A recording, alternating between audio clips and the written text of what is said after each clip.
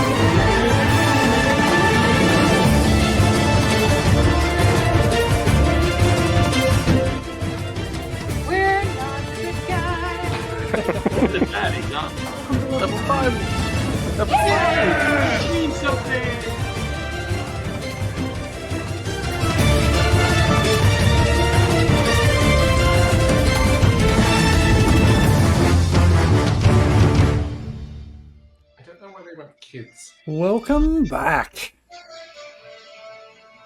What's the sounds? In some Marvel or something somewhere? It's definitely Helldivers. Oh, Helldivers. I've only had one go at that. That's this weekend's project. All right, let's kick into it. So, my bullet point recap from last session before we kick in is that you had all received a scrunched up note written in charcoal having returned to the East Side Inn. That note was just a large X, believing it was from Pops, Angelina Poppers.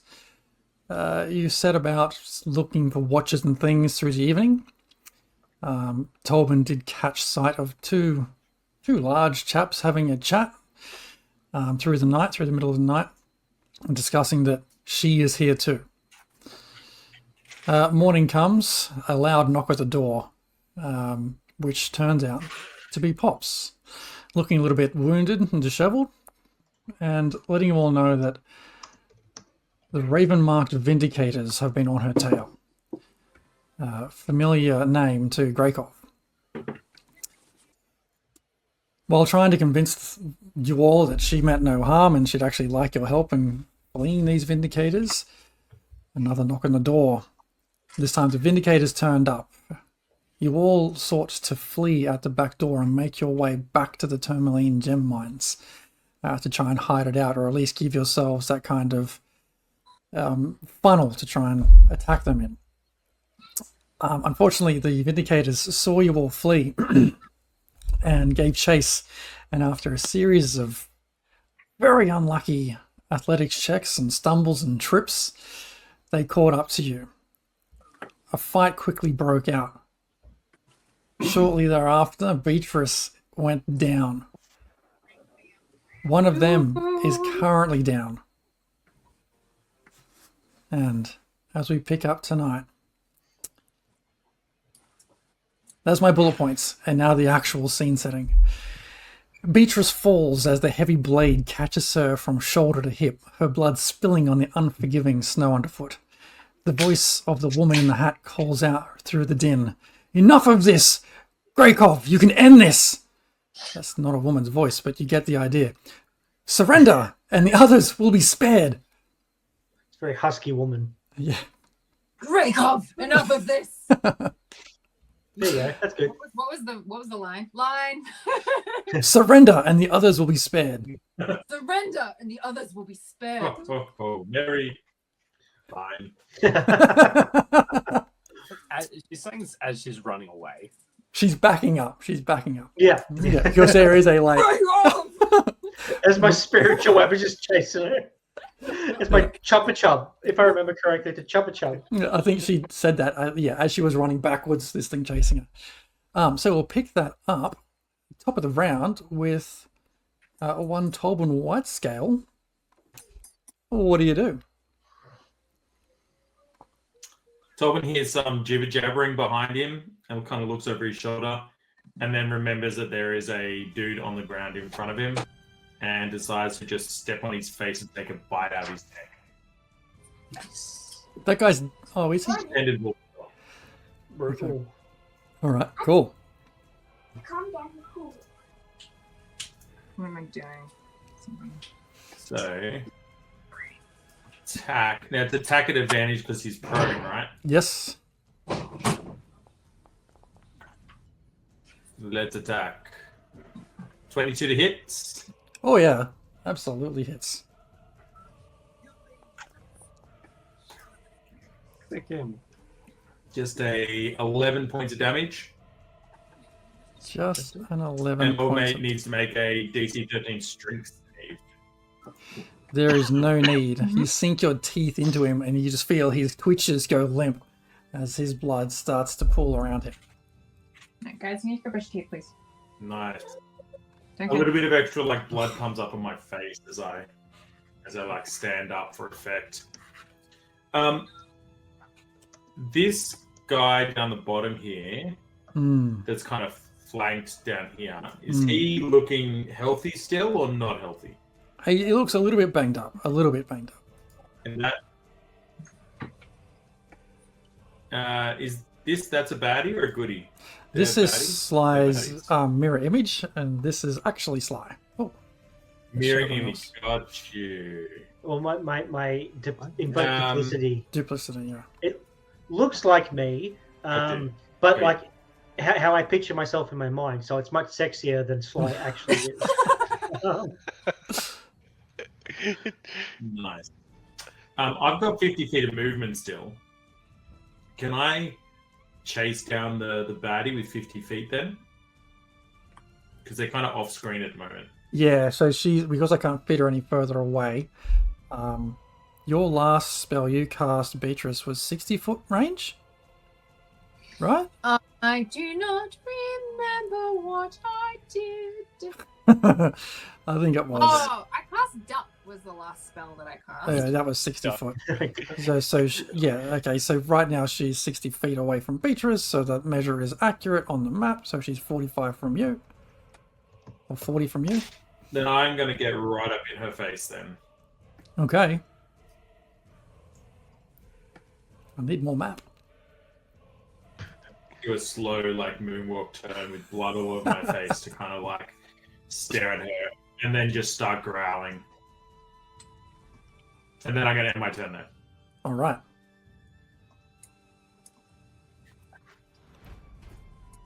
Hops should not be like that.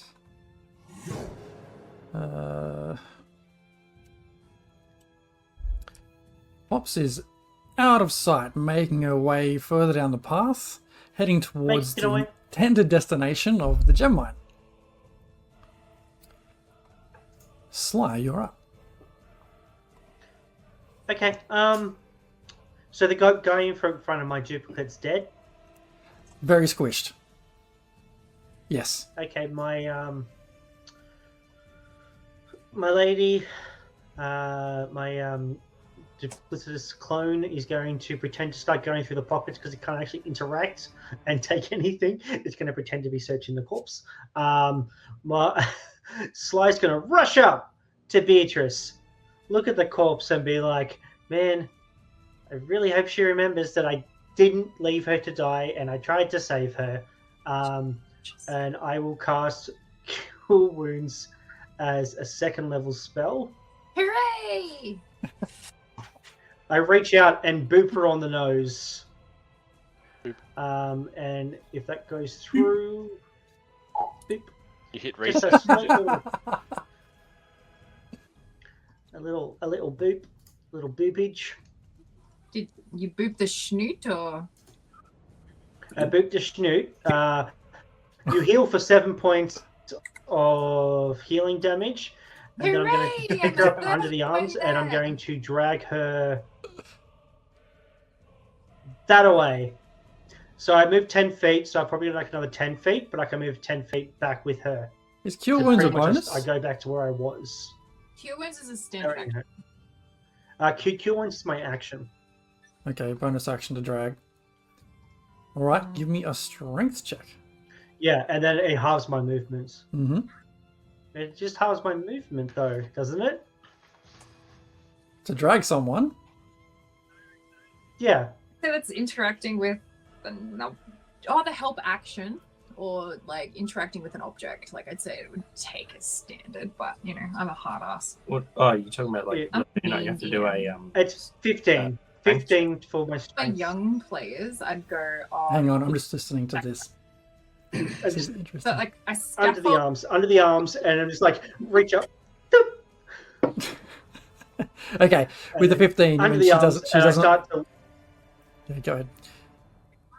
She doesn't weigh a lot. You manage to drag her just enough away. And I shout back to Zane and Jorgen. I'm like, fucking kill that guy! With that, Zane, you're up. Look down into Oh, sorry. Beatrice's bloody and Nice. confused face. Well, following those instructions, I'm No, just no, going to she's take a lazy. big hit with my trusty Warhammer. Am I flanking him currently? Because Yeah. he's back to me. Well, he's got Jorgen on the other side of him, so you get advantage anyway. Okay, cool. Noish. It's a 22 to hit, 22 absolutely hits.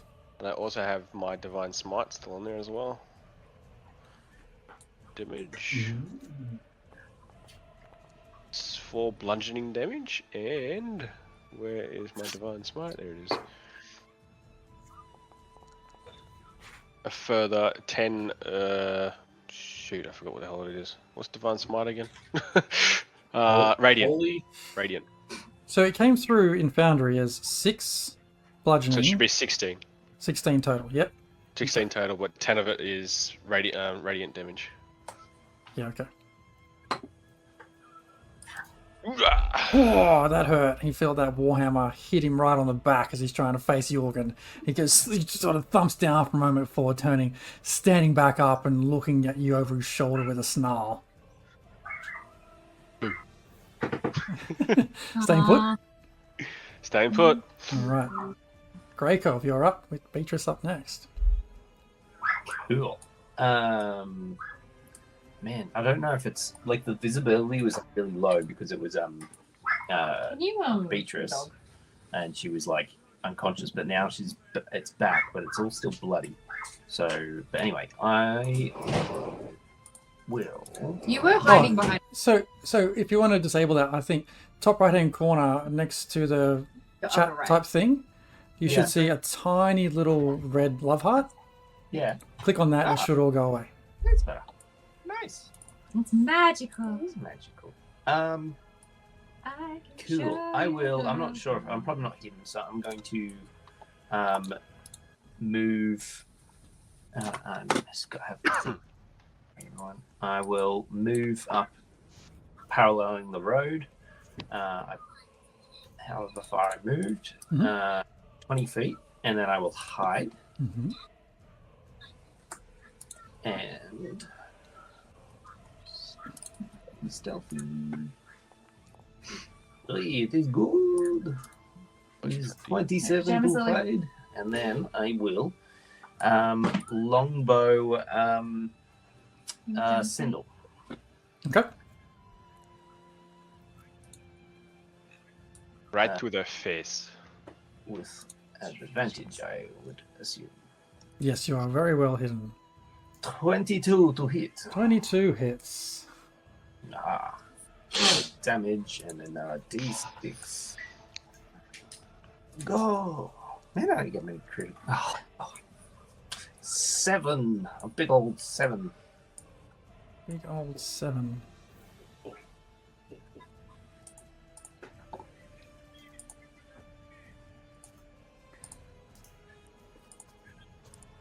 Okay.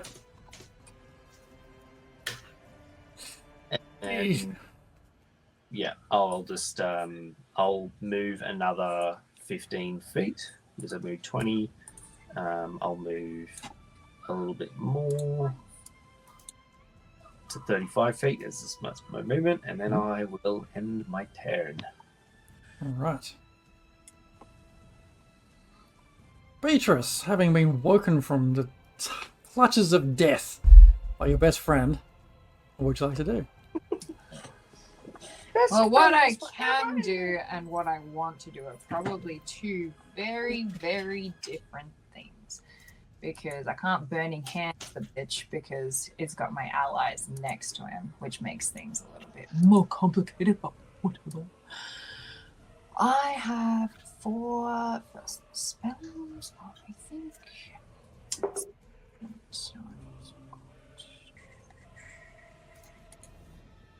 5, 10. How long is this bitch away from me? 65 feet. Definitely within fire range.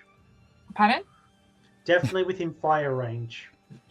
Is she within duck range? She will be within duck range if I move, but like that does 1d10. I'm not next to Goofball again. It's annoying. She's just in a bad spot. You I can know. get up and move. Cool. I'm gonna ice snipe her. Fuck her. Nice. Cool. Alright. I'm going to cast this. I'm gonna move, obviously, but fuck you. And then I'm gonna bloody shit crap. I have had like 4 hours of sleep, so my brain capacity is not good. So I need to move there, so I'm in range, and then attack! Oh wait, it's dexterity 6. Yes, so normal. Die, bitch. 20 versus AC. Oh yeah, that'll meet it. I mean, that'll beat it. Cool. All right. So on the hit, you take 1d10 piercing damage, and then you need to do a dexterity save, and then that's the. Oh, that was not good. That was a lot of dice. Yeah, I know, but it didn't. It wasn't very high. So 1d10 was 2 piercing. Yeah, it was 2. That was gay. That was not good. Cool. And the dex save is 21. Why did you roll a d10? It says it takes 2d6 damage. I'm so confused by this. It's like from the initial ice knife. The ice knife is 1d10, Right. and then it explodes. And if they succeed, they take all of the d6 damage, and if they fail, they take half the d6 damage. Aha. So it's 2 plus 3. 3. You take 5.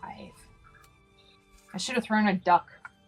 I mean, she's got this, like, your ice knife hits her shoulder and just grazes enough. It's an arm she needs to fire her arrow. She's not looking well at the moment.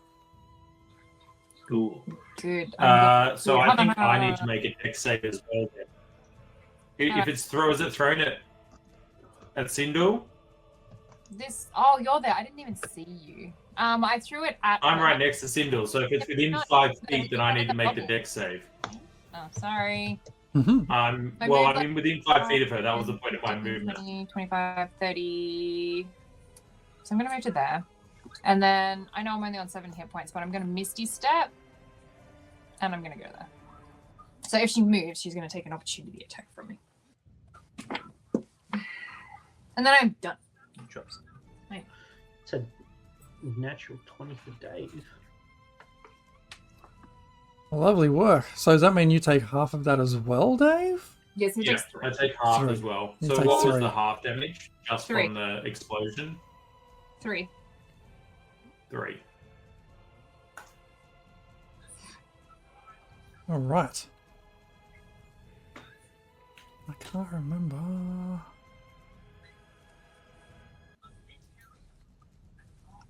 Right. Ice knife. Okay. It is the character between both Jorgen and Zane's turn at the moment. Having just taken a warhammer to the back, this guy rises up, looks over his shoulder at you, Zane, and brings his big-looking meat cleaver down at you. Ew. Gross. Uh, Miss! Didn't say anything. Bracket. It's as I mean, I'm just reading something again, but I don't know if I said it last week or not. But as he stands up, he's like just screams, fueled with rage. Yes, we know he's raging. That's the one. Okay, let's see. That is a. Kick him in the balls, and then he's no longer raging. He's a squealing. That is a 25 to hit. Yeah, that is. Jesus. What even would protect me from that?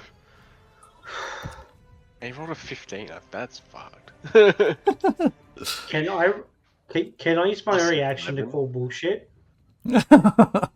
I'm just reading off the start block, man. Brings it down on you for 25 slashing damage. Yeah, I'm out. I'm unconscious again. Fuck. That's us. As you hit the ground, he just holds his meat cleaver and just, you can see, if you could see it, we white knuckling on the handle of this thing. He just roars at you, just screams at you.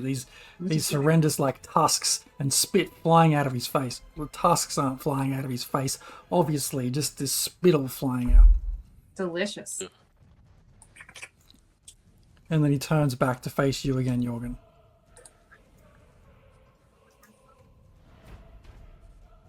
What? How come Beatrice is right up next to Sindel now? Misty step. I Misty took the step. rest of my movement and then Misty step. Ah. Because if she was going to flee, like, she could try and stab me, and, I'll deal with that. But if she tries to flee, I'm going to shank her. Please don't get stabbed just after I brought you back to life. You know my real Exactly mom. what she's gonna do. Or do. It gets to a certain point as a healer of the party where if someone puts themselves intentionally in danger, there's not a lot less more I can do for them. Yes, because I have burning hands. Besides maybe counselling. Here's what I want to do. And I need some help from fellow DMs. Because I'm going to say, can I do this? No. Shit. Given she's got a massive bow and arrow, and Beatrice just popped up right next to her, I want her to get her bow and just basically put it around Beatrice's neck and pull her in. You can try and grapple. Yes. Grapple, Yeah. grapple check. Wouldn't Yeah, give any yeah. kind of advantage. Like the description would be flavor text. It wouldn't mechanically give. Yeah. Yes. Yeah, that's what I figured. So a grapple is what? A grapple is a standard. Strength. And it's a Strength? strength. Yeah, and strength. Contested. So it's strength versus strength. And Oh, I'm not very strong. Or neither is this person. I home roll it with strength or Dex. like dex. I don't think that's a homebrew. That's an actual thing. Yeah, because if you're a dexy character, you want to use that. And you can use your dex to evade, like you do with your armor class. It's cool. Do I have any reactions? Oh my god. Reflection. That's alright, you just have to beat a 6. You can do it. Hit by an attack or I fail a saving throw. So this is kind of like not really either. Well, it's kind of an attack. I'm being attacked. Yeah, it's a melee cool. attack. Special melee attack. Cool. So I'm gonna use arcane deflection. Oh wait. What was that? You can cast it until the end of your next turn. Oh, but I really want a burning hands.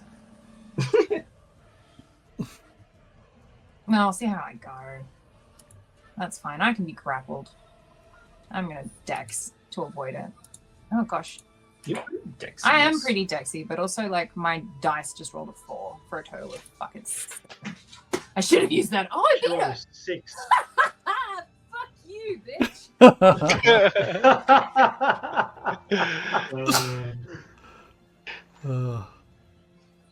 I was looking for a blessing or something from the audience to use, but I think I can't. It's too many things in there. Okay. All right. So she tries to get this bow around your neck, and you just like smack it out of the way with your elbow. Manage to stay free. Well, that's her action. Yep. I would say something, but She's just she's seeing you right next to her, looking at this fucking lollipop in front of her and this wolf. She is just, now that she can't get a hold of you, she's going to try and book it out of there. Probably. It's not a lollipop, it's a chopper chop. She Just is wanted gonna to try. Sorry. Chopper Specifics. chop. Specifically, a cream and strawberry chopper chop. Nice. All right. She's attempting to run. She's So attempting you to get an flee. opportunity attack, I think, and then I get an opportunity attack. Addition. Does the Chopper Chop get an opportunity attack? I not have any good weapons equipped. I mean, my brain says 16 yes, hit but my heart does. says no. Jez, does 16 hit? 16 just hits, mate. Yes. She's going to need to make a DC strength saving throw, 13, and if she doesn't make it, she doesn't escape. She falls prone. You say strength save? Strength save, DC 13. Yeah. Oh, And 6 this is again. the time where she makes the fail. Oh, even worse. She does with a 2. She falls over. I So don't. now she's on the ground. Beatrice rolls with advantage. Oh yay! I get to roll again. That's Roll again because she's on the ground. yeah. But has she moved out of your range? No, because she got Nice. grappled. So she went to move and book it. Therefore, she hasn't left your space. Yeah, she's still there. She tried to move. What's this 22 here, Dave? Is that your... Is that like That's a misroll. That's a misroll. Oh, okay. Damage is that like is 3 10. or 4 22s in a row? Yeah, it's been a few. All right, hang on. Whoa. Too many dice rolls. What the hell's going on? I've got daggers, and bites and Okay. bites. So she's fallen prone and taken 10 points of damage from the bite. Okay. And then there's a dagger in there as well. This is my plan. Get in contact so she can't escape, and then Okay. make her fall prone. So as she turns to go, you just, like, she feels this massive bite right in her Achilles, right in the back of her calf. She Yeah. screams out in pain and falls to one knee. Just as Beatrice brings down this dagger right on top of her, like in the squishy part of her back there, screams out before collapsing on the ground, unmoving. You did it. But is she dead or just half dead? Because like She's let me say this. She's very unhappy that her heart has stopped. okay, well, like because sometimes it's more powerful and you need to get that saving throw. So I'm just like, do I have to extra kill her? Or is she dead? She's dead. The symptoms are incompatible with life. Okay. Is Jorgen. the- Oh, sorry. Go. I was just going to say, is that the last baddie? There's still No. one up. There's still There's one up. still one up. Okay. There's the guy that packs a fucking wallop if he gets you.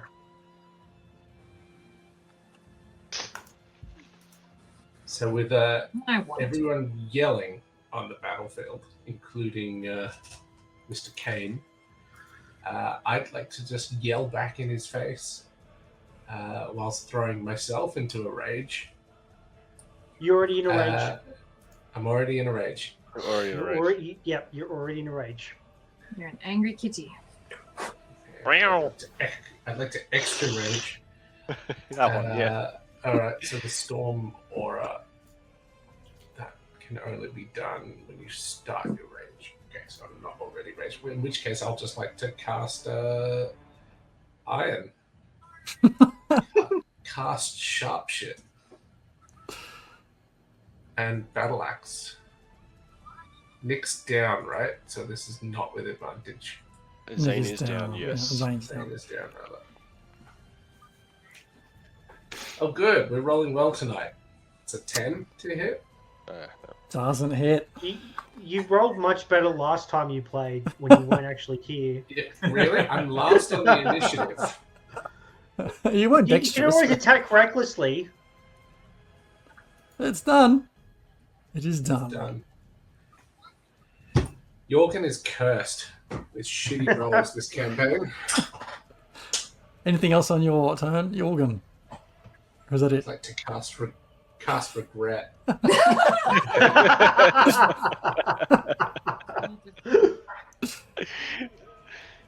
Okay. Tolban, you're up. As I take this big bite and I just rip out the back of the Achilles, hear the scream, see the limp body on the ground. 2 for 2. I have a look over and I see old mate that's over here. He's not looking. Because he's just taking, like, he's just beating people, right? Like, he's hurting them badly, yeah? Yeah, you could say that. He okay, took Beatrice cool. down, he took Zane down. I'm 2 for 2 at the moment, so I'm just gonna come get in his face and take a bite out of his face, like right in the jaw. Oh, brutal. Where's some 22s to hit? 22. There it does is, hit. 22 to hit. Another 22. There's installed the 22 to hit module. All right. So damage-wise, it's 10 points of damage. Mm-hmm.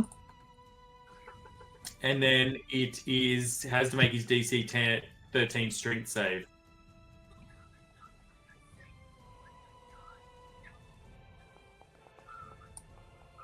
Hang on. Ooh, yeah, it gets there. What kind of damage is the bite? The bite is... It doesn't say there. It doesn't matter. It wasn't psychic damage, right? It's not psychic damage. Okay, great. You mean you go to bite him? Roar in his face. You roar in his face. You go to bite him, but you find his half-orc skin just a bit tougher than you're expecting. Like, this shouldn't be this hard. Oh, he's got a spell on. Interesting. He's probably raging. Okie dokie. Probably like box skin or something. I've got a different idea then. I'll end my turn there. Sly. I look at Zane, and I'm like, I look at the dude, and I was like, could probably get him. So I come around this side and stand over Zane's prone corpse with my duplicate. And with advantage, I'm going to cast Inflict Wounds Mm-hmm. on this fucker. If it...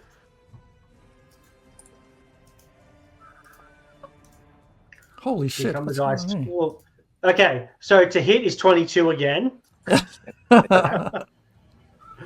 And Nice. he takes 22 points of necrotic damage. here? Okay. So, well, the 22 hits. And you say he takes 22 points of necrotic? Sorry, 16 points of necrotic damage. 16 points of necrotic. Okay. Damn. It hurts him. It hurts him. He Mother sits there and bitch! goes, it's like you've done something to him and you can feel his part of his life force leave him, but he's gritted his orc teeth, staring your duplicate right in your eyes. Well, looking over his shoulder at you. He still stands. Okay. What's this guy got? And then, It's not rage. yeah. Oh no, it depends what type of rage. If he's got like the bear totem rage, he takes half damage to all damage except psychic. Anyway, my physical form runs over and grabs Zane and begins to drag Zane 10 feet back. Okay. Alright, that's fine.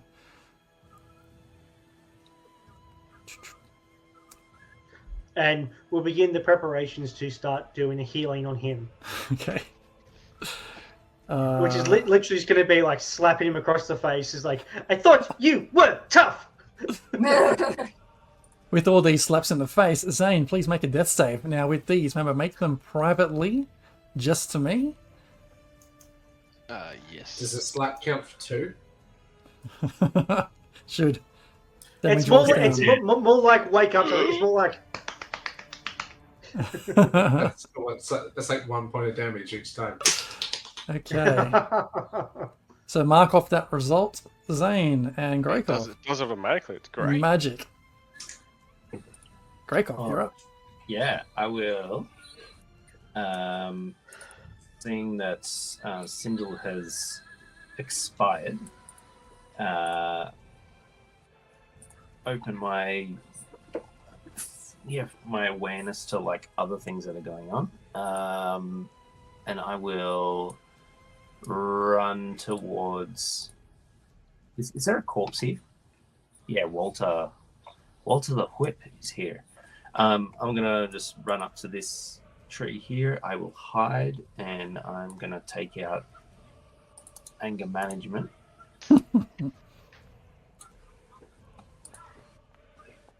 It is metal. Oh, hell yes. Oh, I wish that was my attack.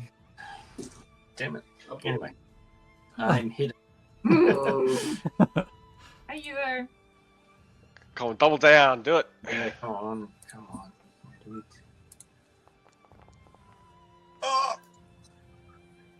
It's like the 22 I had again? to roll. Wait, I just had to roll this way. 22 again. Which is our lucky number, apparently. Come on, we're all good. 8 is not bad. It is a 12. 12 damage. Okay. 12 poking damage.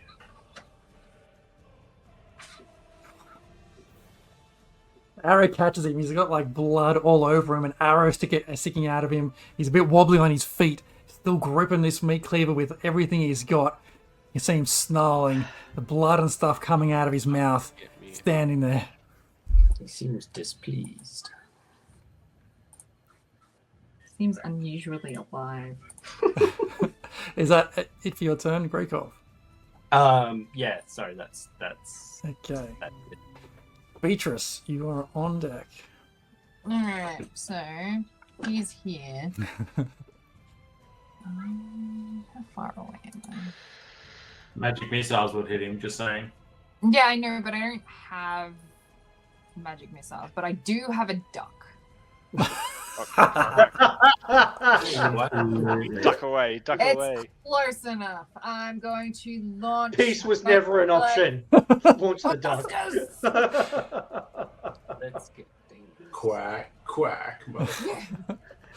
Everyone in the back, you see this quack, quack, quack, quack, quack, quack, quack, quack, quack.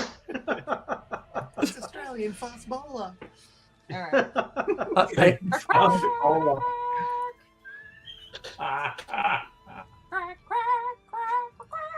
Don't foul this up. Getting that for a duck is fast bowler. a high quality. Hang on. What is there? There's no attack roll, is there? It's just a save or damage. No, it's just like you said, the ducks would kind of just like They're homing missiles. seeking missile, right? Yeah, so they'll yeah, eventually find the target if you set them on them. Yeah. So that's 8 duck damage. Let me see if he can make that dex save. There's no information on the deck save. No, he cannot. He cannot. Tell me. Because like he gets exploded with It duck. doesn't get stuck on him, but the duck does explode into him. Beatrice, This duck protruding from his chest. how do you want to do this? Yeah! Death Like- by duck. This guy has taken like an insane amount of damage, right? Damage. So I'm gonna say that this duck like manages to like he's panting. This half-orc's panting very, very heavily because of the damage and the effort and the exertion and the heavy hits he's both dealt and taken. And there's just this one moment where he has his mouth like open quite wide because he's really, really just struggling for air because of how wounded he is. And the duck, launches itself directly into his mouth and starts, like beak first, starts suffocating him. And then all of a sudden this duck explodes inside his mouth. And I want to say, like, it's so good that feathers like come out his ears. And I'm just envisaging this tiny little yellow duck, like brand new baby, tennis ball size.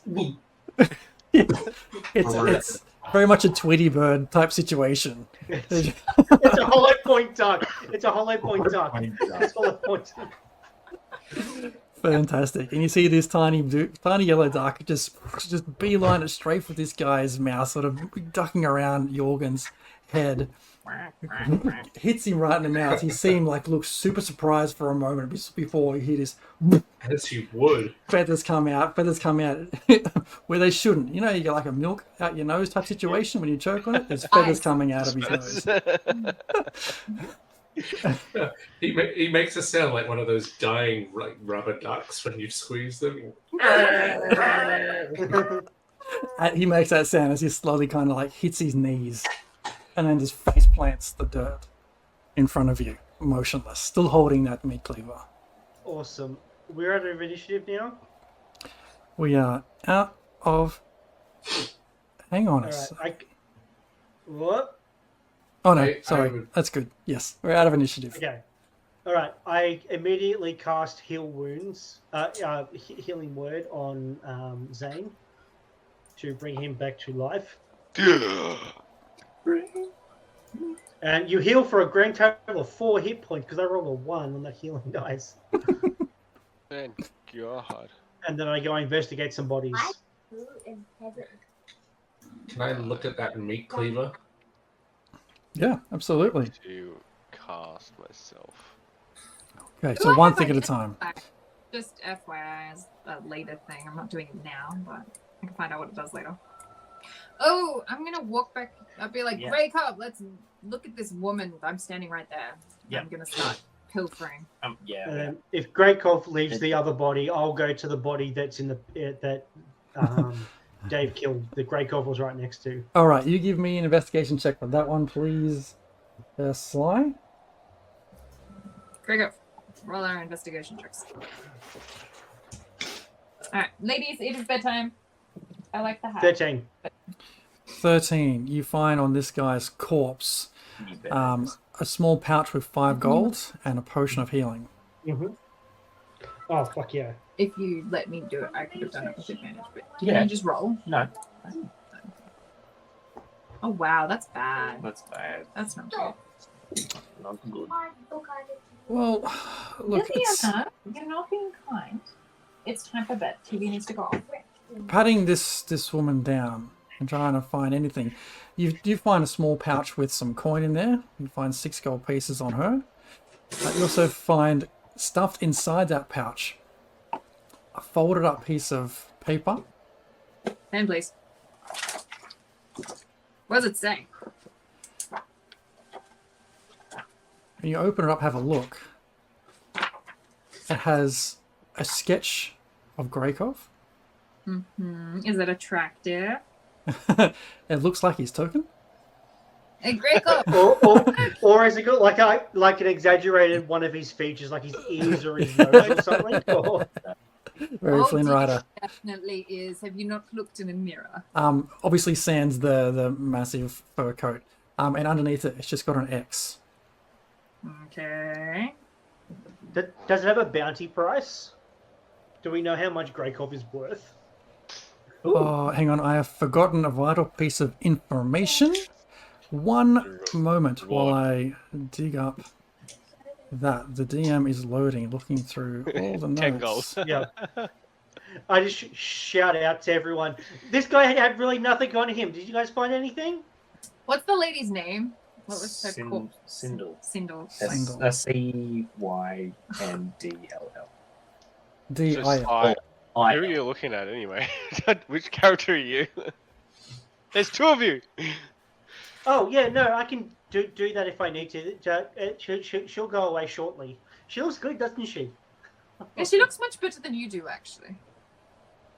Oh, that hurt me right Actually- in my feelings. As you open it up, you see like the sketch of Greykov. You see the X, and then you just underneath that is written House Roche. Aww. What? What? Not me. Roche. I'm gonna not draw attention to the sketch, and I'm gonna put it in my pocket. Is it a sketch of you? No, sketch of you. There's his house Roche on it though. Yeah. Do I hate Yeah. What's you your hide it from me? How's the perception? What thick Well, it I'm is, I actively agree. investigating with you. I'm helping. Can So you're gonna have to just. You can I more deeply All right, I'm gonna try and inspect? rip it off. So Yes. You Looks may like more a- deeply inspect the blade. Now this orc fella in front of me. And Does the, he still and have the a dude. head?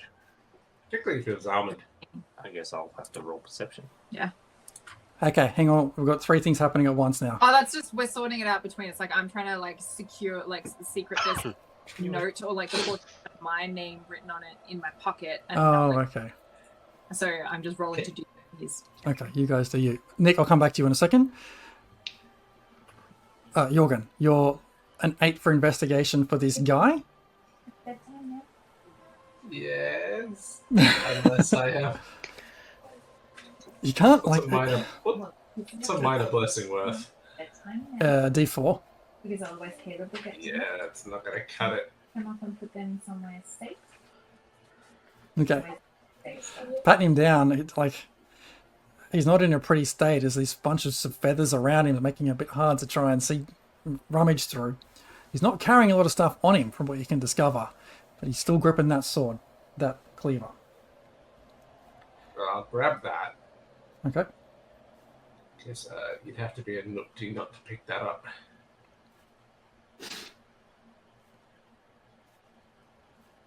Okay. I'll share with you what the stats are for that thing in a moment. On break. OP is my guess. It's tempting to give it to old mate Zane, given it delivered quite a wallop. Yeah, it sure did. I'd like to know what it is. He's most acquainted with it. Hey Zane, how much did this thing hurt? A Yeah, lot. worth grabbing. Yeah. When you pick it up, Jorgen, it feels like really comfortable in your hand. Like it's got a very good balance to it for a rough-looking it's meat cleaver. Cursed for sure. But It is so cursed. it just feels nice in your hand. Like, yeah, you could make do some use with that. Find some use. I Do some look at research on Zane. that. I look at the cleaver. I look at Zane. I look at the cleaver. I make a wisdom save. What? I start advancing towards Zane. What? No.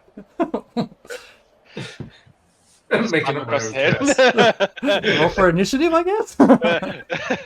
What's going on? Oh. Joking. Oh, okay. It's pretty- In the aftermath... Oh, sorry, go ahead. So this guy still has a head, yeah? This guy still has a head, yes, but it's just got Yeah, great. feathers Now in he it. doesn't. I'm going to put my Warhammer straight in his face as fast as he can. I want nothing left. Amazing. Sly walks over and just gets spurted in the face with blood. Just like, It's like, it's as the Warhammer goes in, the blood splatters out, followed by this plume of feathers out of this guy's mouth, and just sort of stick to Sly's face a little bit, and bit like whoever's nearby has a few feathers stuck to them with this creature's blood. Yeah, you alright, Zane? Do you need some more healing? Beatrice, do you need some more healing? better now. I'm bleeding from my ear. Yes. Okay, okay. I'll healing word both Zane and Beatrice with my last 2 spell slots. Get them Hey! a bit nicer.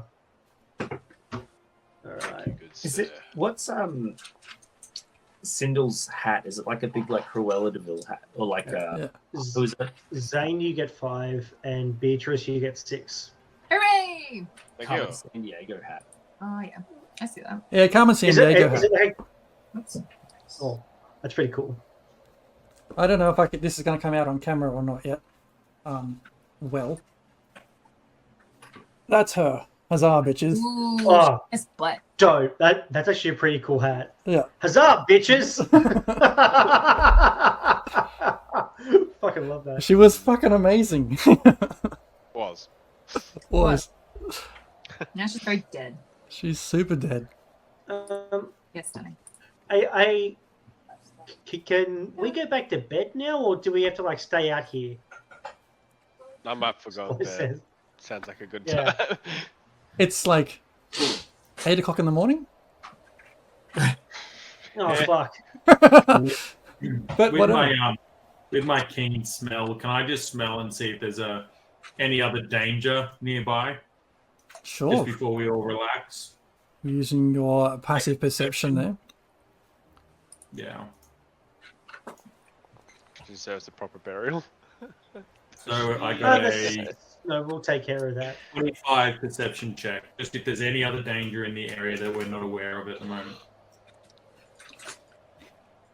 I just need to check something. What if there's danger, or If there's danger. 20 bandits. I just see everyone's giggling and laughing. There's no more danger immediately visible, but Yeah. I'm just sus. Just sus that something's up. Just sus.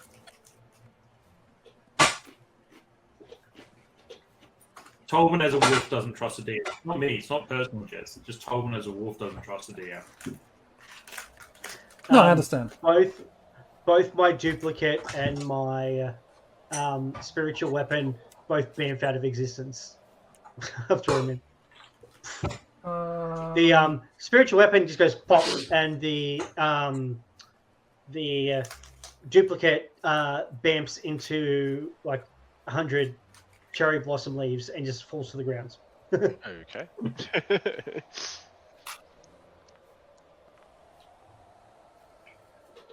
Oops. Question mark. Why did I roll D2? Bum, bum, bum. You do catch a scent which seems unfamiliar in this area. It's hard to pick it up through the mess of like people you've never really met before, but having now been to each of these three, there is a smell you catch which isn't one of theirs. Okay. How do I communicate that? You do like the lassie point thing, like the dog point thing. You raise your leg and point in the direction. Ruh-roh. Do I have a direction of the smell, or is it just on the air? It's The on the 25. air. It's on the air. It's hard to pick a Alright. direction. Which way is the wind coming? Give me that direction. I get this. There's what, 4 people around me? 5? I just kind of growl like a low growl because there's like Beatrice and Breakov and Jorgen and Zane and Sly all around me. And so I do like a low growl and kind of get their attention to break their jolliness for a second. And I just do like a bit of a walk towards the bushes and a walk around, kind of like, let's not mess around. Just trying to give off the vibe of things aren't safe. It's not a fun moment. But I won't go. You better get Pop and Sly, yeah. Sly will just shout out into the night air. Listen, you've seen what happened to your friends. If you try anything, it's going to be the same for you. Now you can come out and surrender, or just fuck off and never come back. other one will do. Your mate's Either will do. head exploded in ducks. Highly recommend Greykov and the other one. Not worth your trouble. Call it a business expense and squash it. There is no reply. All right. I'm just going to get between the 2 that have run away, Pops and Tarly, and whatever's out there, and just wait. Okay. Well, Pops and Tarly wouldn't be on the like in visibility anymore. They'd be like they're on their way to the gem mine, so they're probably another couple of Probably minutes catch up up. the Well, street. I'll use my like 100 feet of movement and dash to go find them Okay. and bring them back. Okay. Doesn't take you too long to catch up to them, another 30 seconds or so before you find them. Ooh, has Tarly seen you in wolf form before? Probably not. No, she I give would her have. like On the road. kind eyes. No, The I eyes. give her kind eyes. pretty sure. I wag my tail a lot at her. Didn't you wild shaping for the gnolls? Yeah. So she would have. That's Okay. when she saw him. All right, cool. I'll pay it. So you run up, and Tali and Pops are there. Tali's straggling behind a bit because Pops is just way fitter and more experienced at doing this kind of thing. Not So you running catch back. up to her Right, first, that's just being outside. You catch up to Tali, and she turns and sees you there, recognizes you. She gives a start for a moment before she recognizes you. Sees you covered in a little bit of blood splatter, a couple of feathers stuck in your fur. She looks at you. She's like, Tobin, is that you? Arr? Where are they, lassie?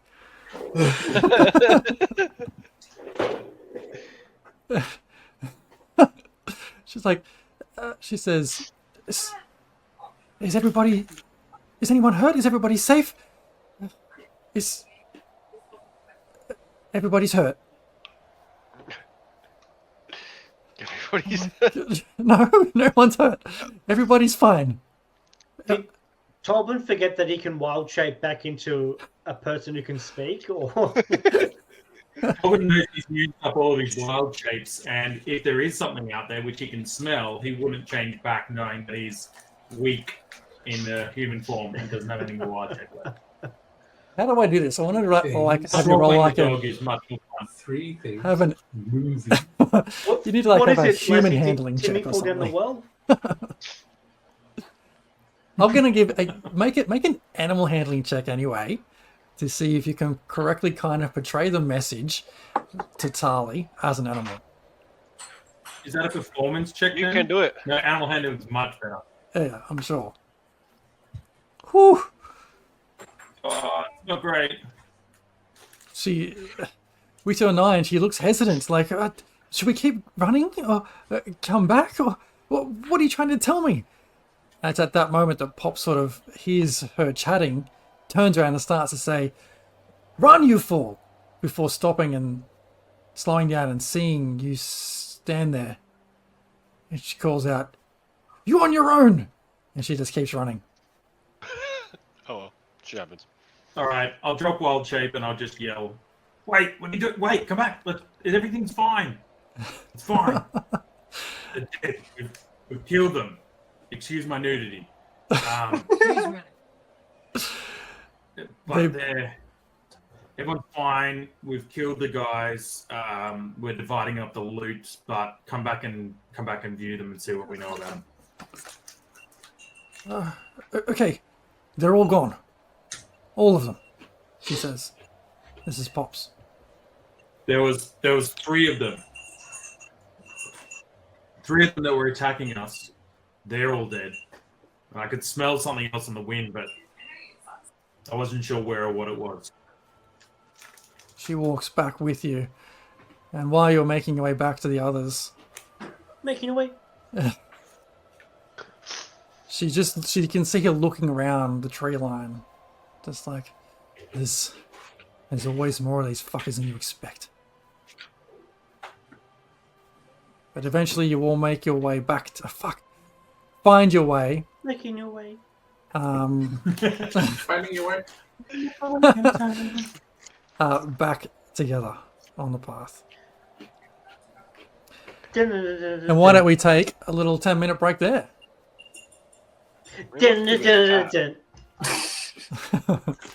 We'll be back in 10, folks, with part 2 of tonight's episode. See you soon. See ya.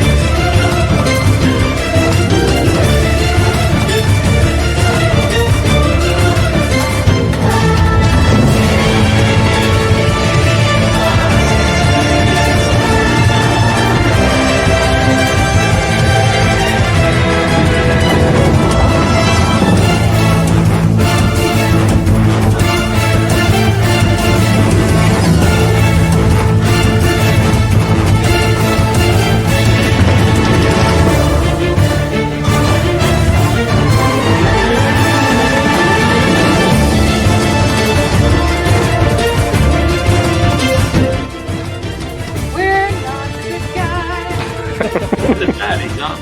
Level 5! Level 5! Mean something.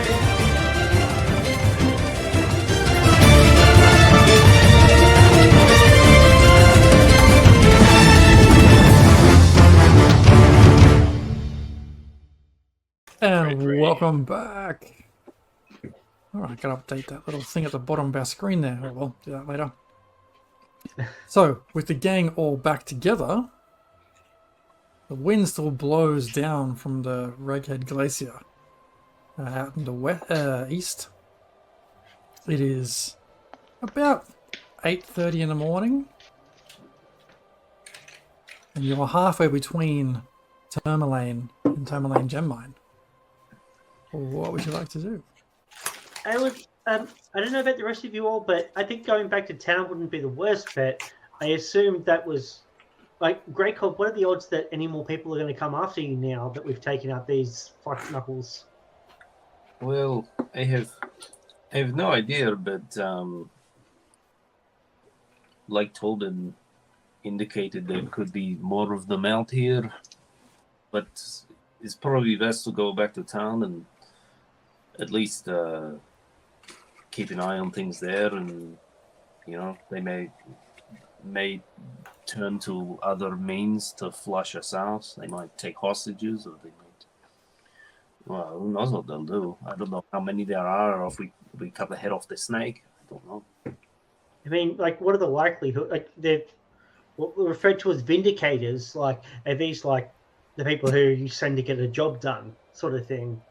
And then if they don't do it, they just leave us alone, and they won't try shit in town during the day. No, there will be more. Well, You know about these people too, Beatrice. Well, if you say to vindicate is to right a past wrong, you would think that that would be some kind of firm people are hiring.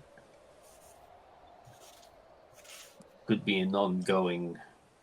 I think it will be ongoing Operation. until there's a message sent that you're not to be trifled with. I mean, Well, we could always take the big guy's head, and then I look over at the now smushed in head, and I'm like, well, maybe not his head. No, I think potentially. What kind of is Pops with us? Mhm. So Pops, I don't know you. You don't know me really, but we have a common. I'm sly. I wasn't talking. Introduce- Make friends.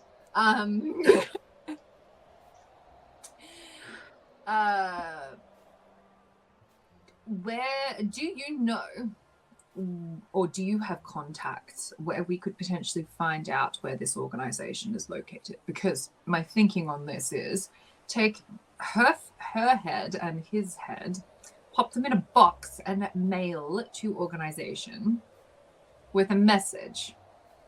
It is as much a message as any, but I do not know if this is the only quest that they were on.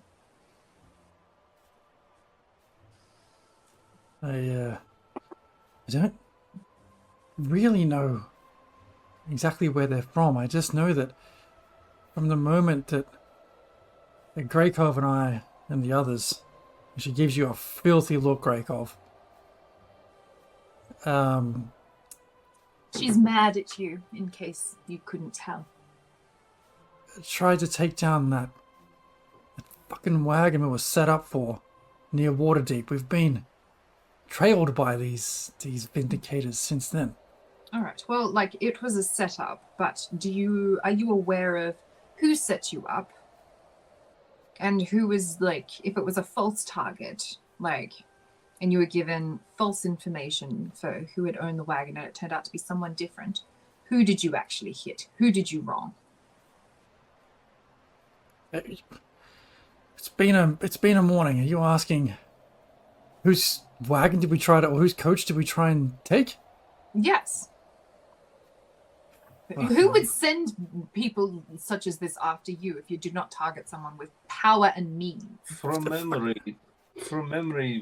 you know, the leader of our gang, they didn't they didn't really tell us the specifics of the robberies we pulled. Well, you guys need to find out. Yeah. Like, honestly, that's poor thinking on your guys' behalves. No wonder you made it this far. It's hard to get information from people in the line of work that Greykov and I were into. I know, but one needs to take some personal responsibility for one's vested stakes and interests, no? Indeed, but often sticking one's nose where one's nose is not warranted ends up with one with a stake through the face.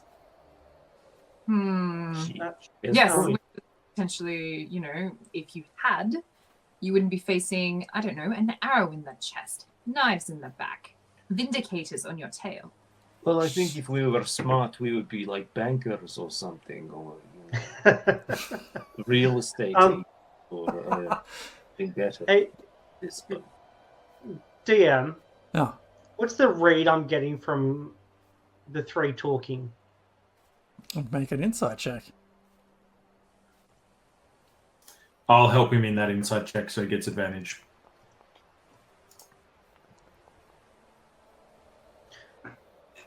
Hey, it's not a 22. 18. No, No, it's not. It's an 18. You get the sense that these three are trying to talk in riddles. Like, there's something in the subtext they're trying to talk about. Well, I'm also Right. angry that they're so stupid, and it's very frustrating. Yeah, If well, there's- Beatrice, not everyone's going to be as smart as you are, being a wizard and everything like that. You know, you can't blame people for their past misdeeds and things like that. I can But with the criminals, absolutely. It doesn't matter. We've all done things in our past we're probably not super proud of. It's part of life. We move on and we grow as people and make sure not to make those same mistakes twice. Okay, Now, but, you know, when they're let's lay all the... on their trail, Yeah, so let's lay all the cards on the table. Let's be straight with one another. So this shit doesn't happen again. What the fuck happens? How are you all involved? Tell us everything you know. So we can fucking move on and deal with this when we need to. Because I, for one, don't want to see anyone here die. Pops, maybe, but I just met you. So I don't know you. I'm Fuck you. Exactly. Well, so like if I died, you probably wouldn't care that much. If you died, I wouldn't care that much. But I know these people. I've done one adventure with them. I don't want to see them die. I would like to get all cards out on the table. 2 days, okay? I mean, We've yeah. forged something in that time. I mean, like if I mentioned like a day or two ago and I came across you, I might not have decided to, you know, heal you from death. But we're beyond that now. Let's put down these pillars of trust amongst one another. Put down these pillars of trust between one another. Get everything out on the table and stop bullshitting so that we can actually deal with this. Because I don't want to go back to town and risk the people of the town being targeted. I don't want to sit fucking out here in this blistering cold being a target, especially if this one here can send something else out here, and from what I know from my experience with these fuckers, there's always more of them around, no matter how many you try and take out. Okay, so lay everything on the line. All the cards on the table, per se. We don't have an actual table because we're in the middle of fucking nowhere. We could go back somewhere with the table though. Can we do this on the way back? How long is the walk? Like 15 half minutes? hour? 15 minutes? That's not... That's not enough. I mean, like, if we go back there and we get hit straight away... Then we What? only have someone to blame. What did you guys get involved in? What aren't you telling one another? I don't know. Maybe the clues are out there for what exactly we got ourselves wrapped up in, because I personally don't know who it was, but it was someone who was quite vengeful and wealthy. Are you the last two alive? I didn't even know that this one was alive. until a few Nice. days ago. Is your What boss was it? still alive? Our boss, Looking up notes. Daisy. And what exactly were you hired to take from this wagon? Chests. Valuables. Just see what was inside. No. And the people that you attacked in this wagon, did they have a crest or anything like that, denoting a family or an organization or anything like that?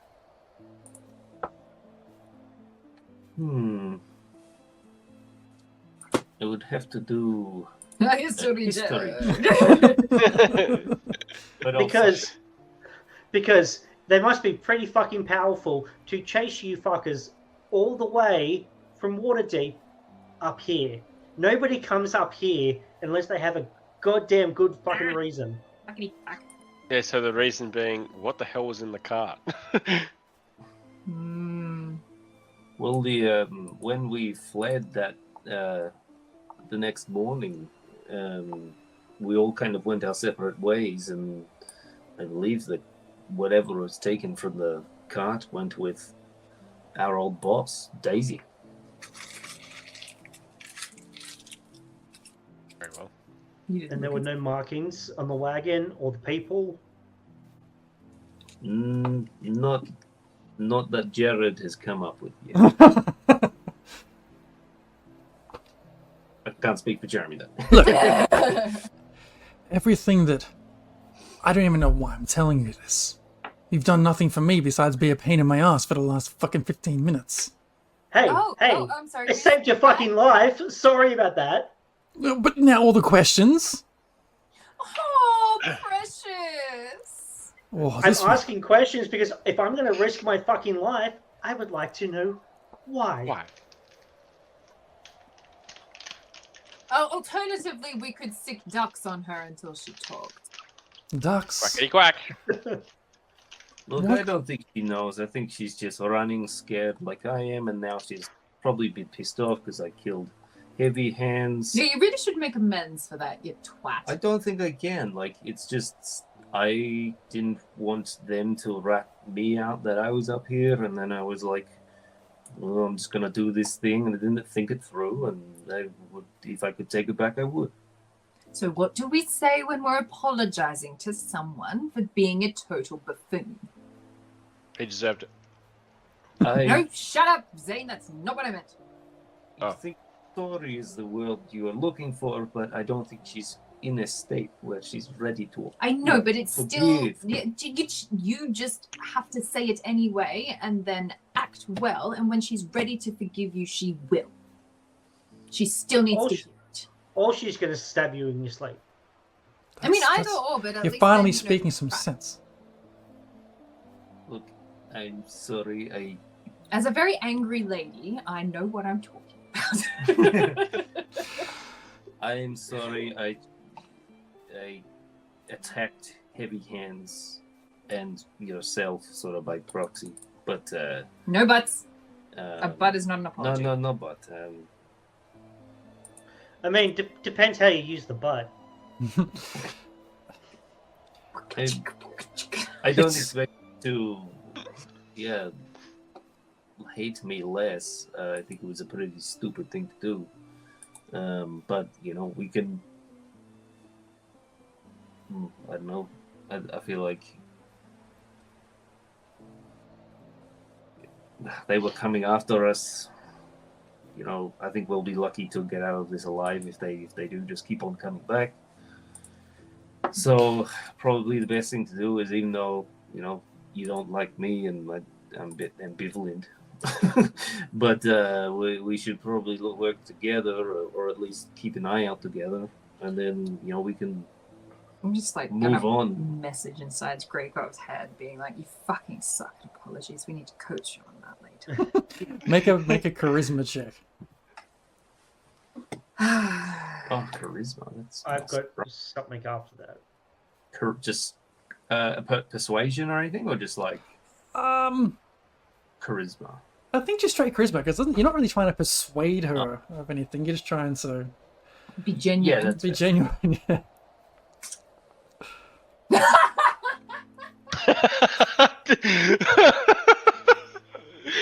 Oh, this is the best one for that one. Love it. Well done. She looks at you as you're trying to fumble your way through an apology, and say all the words you want, Greykov, as best you can say them. Means nothing. Heavy Hands did nothing to you. Nothing. He was naught but a friend to you the whole time we were working together. He helped you, and you slaughtered him. That is not how I remembered it. I just remember waking up and everyone was gone and looking after themselves. You felt abandoned. I was abandoned, yes. We have all made mistakes. We have all misconstrued other people's feelings or actions towards them or other people. Like myself, just recently. Targeted this, like. Yeah, but it happens. Sly being sly. I'm sure Greykov acted in what he thought was his best interest at the time, and I'm sure his regrets are genuine, even though he doesn't seem it. But then again, talking to Greykov, it's like sometimes I don't actually know what the fuck his feelings are because, anyway. But end of the day, you're being hunted. Greykov's being hunted. If you stick with us for a bit, maybe that gets the heat off you for a while. Now, did anyone find anything on the dead bodies that could give us any clues? Any pieces of paper, any bounty posters, or anything like that? Well, I didn't search, but I'm happy All I to look found now. was some. The guy that Tolbin killed up near my duplicit clone thing. Second you. Yeah, all I found Yeah, on them was One's enough. We a don't need killing. two of you. There's this piece I mean, the two of me is so that the main me cannot be up in the thick of things. The other one is so I can go and do some cool magic shit. 320. Would be handy. Tobin sees B holding a bit of paper. Is like, what have you got? Have you got any find anything or? Yeah, I was saying that like Sly was busy lecturing people. I tuned out because there was a lot of lecturing. Yes, there was this piece of paper on what's her face, kind of like, I don't know, like what you would expect to give someone who's an assassin who's after someone, with a portrait. Indeed. Yes, so it's not too bad. Is the knows whole it. picture there? Hmm? Is the whole piece of parchment there? Is Beatrice holding the whole bit of paper, or was it whole when she got it out of? No. Is the whole piece of paper there? So I got like, it crumpled as I shoved it in my pocket after I showed Greykov. Gotcha. And as I was shoving it in my pocket, I'd sleight of handed, which was all of that dice rolling that we were doing before. Yeah, I didn't see that, so I wasn't sure. You were like heaps far away anyway. Ripped like some of it off and it's crumpled and it's like, you know, it looks torn and rough around the edges now. So you wouldn't necessarily, I assume, be able to tell that it had been defaced. I ripped some off. That's out of character though. So all we So see there's is some the other picture. note there. I want to say one thing about like my apology. When you don't expect to be forgiven or don't believe that you should be forgiven yourself, it's a bit hard to summon an apology that you mean. So I kind of feel like that is Because you haven't forgiven yourself. that is the position I'm in. Makes a lot of sense. Yeah. So take it as a pending apology once I kind of figure out what I'm doing with my brain. but yeah, there was a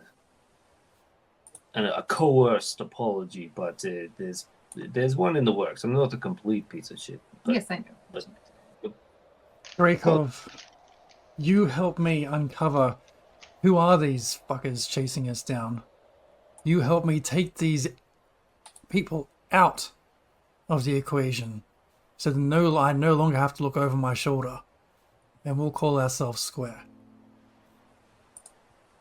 That's pending forgiveness. But yeah, that's what that sounds like. Hey, someone believes that I could actually, like, do a thing and help them. Well, I that's don't yet to not be think seen. you can't do things. I do believe you are capable. I also think you're a complete bumbling twat. You can be two things. You can be complex. But yes, all of us humanoids have great capacity for change. I mean, look at any of us. 10 years ago, are we the same person? I'm an elf. I age very slowly. 100 years ago, then. How old are you? You look fantastic. Thank you. I'm an elf too, but I'm like actually like mid-20s, and you know, the aging process kind of stops and slows down. Like, So you don't have the city miles. No, so I'm really young and stupid. Oh yeah, no, Like, that genuinely shows. young and Yeah, stupid. that shows. Yeah, you roleplay that well. Well done. Yeah. I just Not thought you were. hard. I just thought you were an idiot. All right, why don't we head back to town carefully when we get back into town? We'll get our money and stuff and start really looking in. I mean, we probably should have tried to take one of these people alive so we could ask a couple of questions. But from what Tobin was saying, there's more of them out there somewhere. So I'm sure they'll come to us before we have to go to them. But we should definitely try to take one of them alive in the next encounter so we can get a bit more information. And we also have to get all the money we can get out of that kobold head we left out the front of. Oh yeah, we left it out front. Whoops. It's on ice, but you know, It shows everything. feel it. Is that what that thing was? That's not a kobold head I saw at the front of that inn. It was far from it. I've never seen what a kobold is before, so when we went into the mines, everything that we encountered could have been a kobold. Oh, that's what the mayor sold it to us as. So that's what it is. Speaking of the mayor, shouldn't he be coming back from the mines by now? Oh yeah. I don't know. Did he? He went there He the went night before. Yeah, the day before, and then we went to have a long rest. And He's probably back at his house now.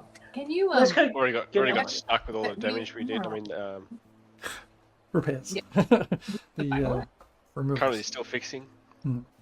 Can we, on our walk back, can I survival see if I can try to find some tracks for the speaker? Yeah, just to see, like, you know, if there's tracks there and back at a place that's not trampled by battle. Yeah. I'll Sure. make a bit of an area and see if I can assign tracks to people and see if there's any extra tracks of people about and just. Okay. just So you make your way, start to head back to town. 70.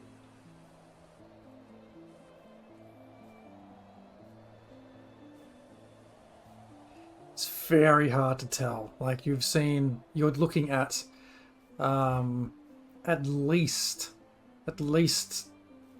how many of you are there? 6, 7, 8, at least 11 sets of footprints.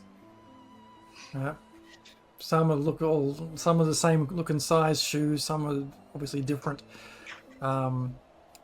It's very hard to tell whose is, like, pick out one particular shoe or foot that you can match to the speaker.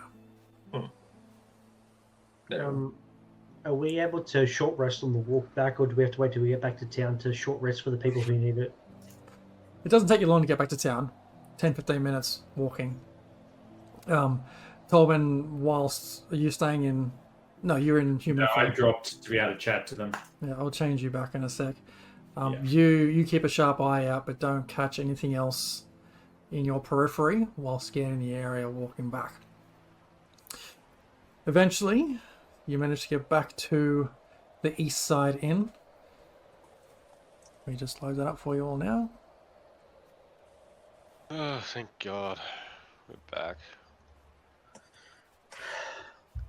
Hopefully, Marta is okay. And Tali, you've been very quiet. Oh, look, I walked into the kitchen. Hang on, let me just get everyone on the map first. I'll keep chatting. Who's missing? Me. I don't know. No, I'm not on the map. Here you are. I wasn't actually on the. I wasn't on the tab, Oh, so okay. I couldn't see if I was in there. Just Tali. Pops, would you like some pocket bacon? Product. Um, Result of not I'm pretty hungry. Haven't eaten for a day or so. So yeah, anything you've got would be great, actually. Pocket bacon. I just like reach in, just like dump the pocket bacon. Just like there's like Everyone, have at it. a crispy, almost body temperature bacon that had been frozen at one point. She looks at it, a little bit disgusted at first, but then catches the smell of it and just starts ripping into it like jerky. Yeah, excellent. Now, all right. So we weren't attacked. Is Marta there? Marta's here somewhere. I don't have a token for her, but yes, she's here. Yeah, I said, when we get in after dump the pocket bacon, I go check everywhere to see if she's okay. Like, Yeah, Marta comes out and she's like, "Oh, is everything okay? You're all covered in blood and feathers." oh, it's okay. It's not my blood. And not my feathers.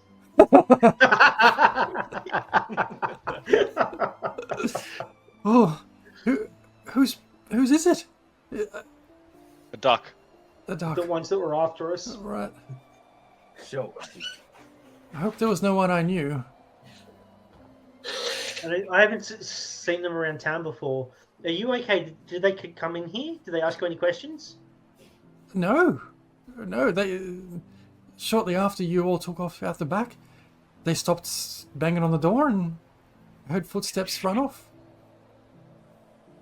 Okay.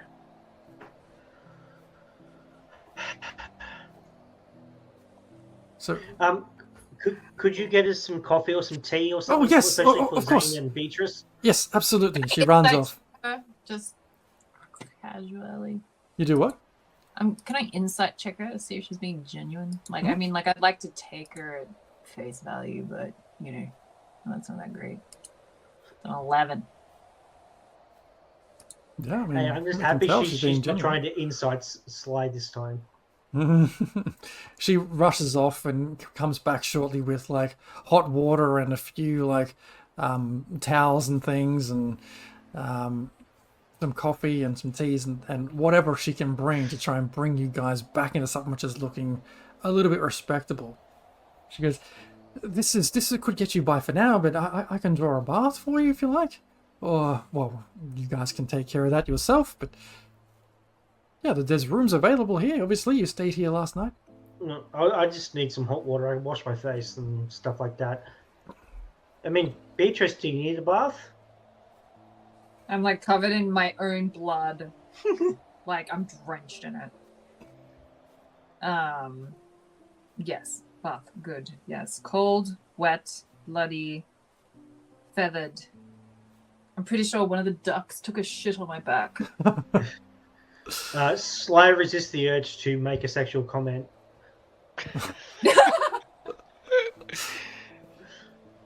Like, what could possibly be sexual about that? And then my memory goes back and retrieves things about people like poop on each other. So I got No.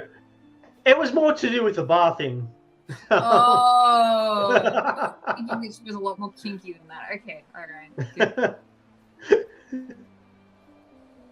So Marta comes back, and while you're all got to getting yourselves cleaned up, She kind of looks at each of you and asks, so what now? Will you be spending some time with us in Tourmaline?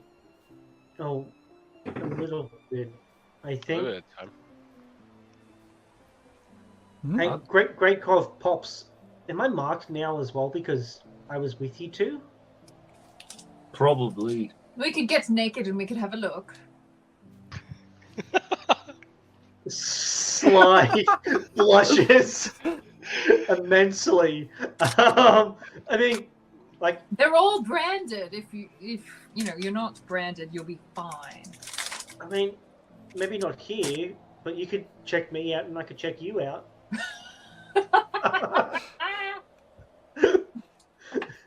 She says like her face has gone bright red. There's at that moment, a knock at the door. Oh, for God's sake, can people just That's stop right, knocking on that's the door? That's right. I got this. I pull out my crossbow and I walk over to the door. Who is it? Speaker, Master. Oh, thank God. Money. I mean, why is this door locked? You hear him trying to rattle it around a bit. Well, This is it's not normally 7:30 locked. in the morning. It's 7:30 in the morning, so the tavern's not open, obviously. It's not what? You're very confused. Let me in. You're very confused. I open the door. Oh, thank you. He steps in, and before he goes too far into the place, he looks at you all and takes a second look out the front. Looks at you all again. Is like, can we not leave that disgusting thing out the front, please? It's really not good look for the town. Oh, look, we tried to move it. That's why we're covered in all this blood. and feathers. Did you? What kind of I mean, kobold it is will- this? I mean, You tell us. and it will deter any kobolds from coming into the town. I imagine it will, but I don't want to deter people coming into a martyr's fine establishment here. That is true. Maybe we should put it outside your office, and then you wouldn't get peasantry calling on you at all hours. I mean, you can remove it yourself. Otherwise, we're happy to charge like a nominal fee to remove it from the town. How about we? I have some funds for you. What's say? From the mines, and then move it from the town. Next, it's going to be move it from the whole 10 towns. Well, look, I just think that something that size is going to, if left here, quite close to the Lonely Woods, that it might invite some bears or some, dare I say it, some moose down. When we really don't want that from what we hear. Okay. First off, I'm not a nature person, but I'm pretty sure mooses don't eat flesh. So you're good in that respect.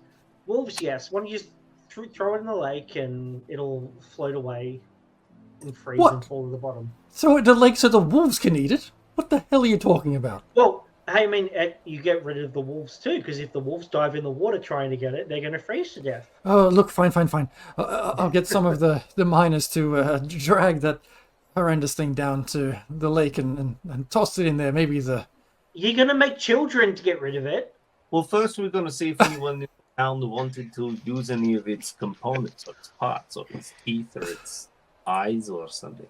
Well, that And sexual sounds glands. quite maybe? disgusting. But I suppose if you take it down to the market square, you might find some interested people. Some people are into that shit. I like, guess. Bull testicles make you strong, sort of thing. Have many in your mouth, then. she's a firecracker, this one. So, I think she was paying attention. She's got a nose in her wizard book.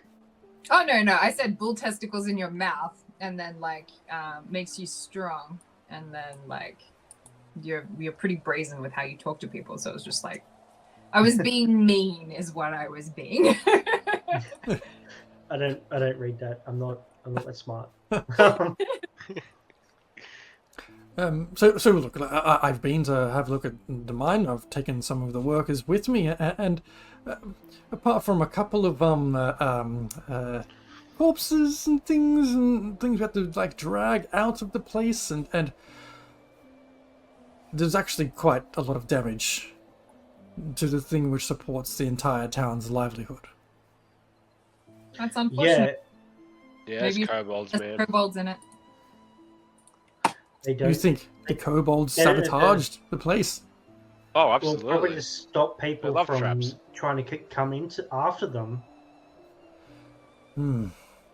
I suppose it'll take my team some time to repair the damage and clear the debris and repair the walkways around the void, but I suppose it's the better outcome than having the place full of kobolds, especially ones like this one out the front. Yes, we can't have kobolds like that creeping around. can we? Maybe if you put in a maintenance request to get rid of the void, because that is where I think a lot of the problem is. Yes, this is Big void. true. Yes, we've Maybe tried to make fill a it. big net. We've tried to fill it with Oh. any kind of debris we get, and refuge from the mine goes into the void. And Well, why don't you just cover it with like a lid or something like that? Because if you're chucking shit down there, that's going to disturb whatever's down there. it does. You're right. That's kind of half the problem, I guess. We should not chuck things down the void.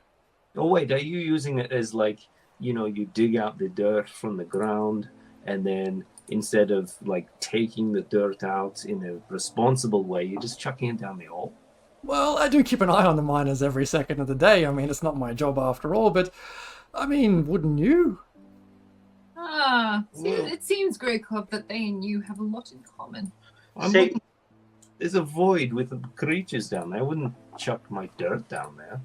Well, we figured that we could fill the void up. I suppose it makes sense. You fill it up, you block it up, then they go away. you are aware of what the Underdark is, right? It's dark and it's under and it's generally pretty bad. It's got a bad reputation. And It's not a friendly place. it runs the entirety of Faerun.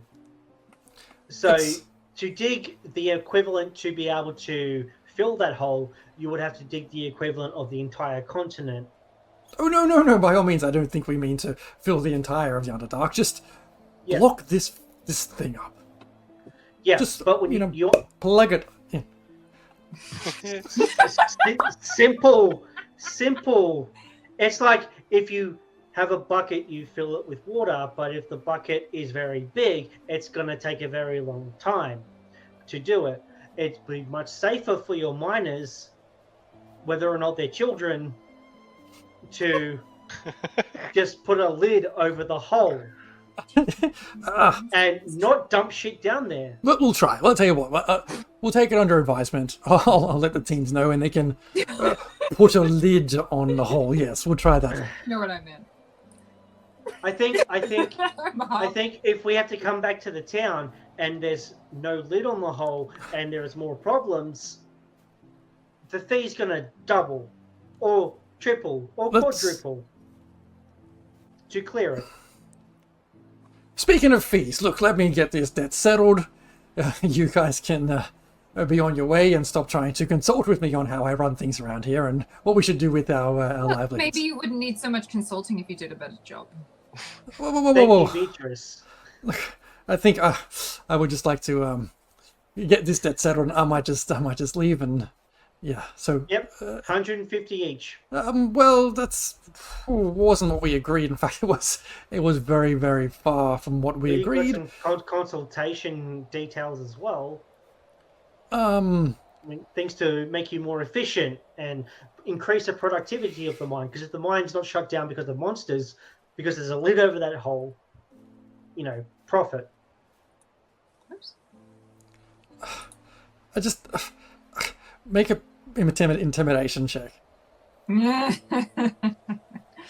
I guide myself?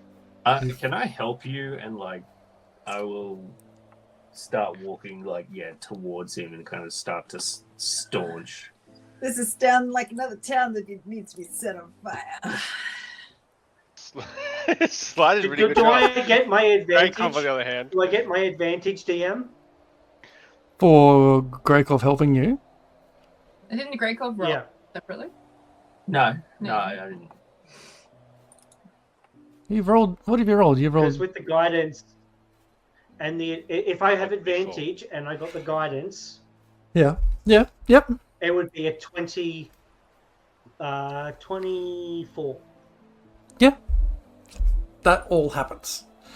And the outcome of that is that he says, look, I can only give you what we have available in the town, and it's not a lot, right? I can't go spending all the town's funds. I'll be out of a job.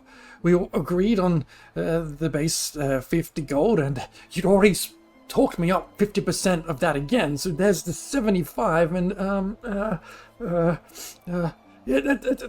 take this, and he pulls off a ring from his finger. Just take it. Take the ring. It should be Look at it. more than enough to cover, well, what it covers. You look at it, it's a fairly nice golden ring. Is It's it magic at all? Very well. I won't know until I have a chance to ask Beatrice. So, okay, DM, I'm not being a dick, but I can't honestly remember. Was that 75 gold pieces each, or was No. that split? All Okay, total. Cool. Okay. Yeah, total. Okay. yeah, so when you go from 75 total to 150 each, it's like, oh, whoa. That's the jump and off.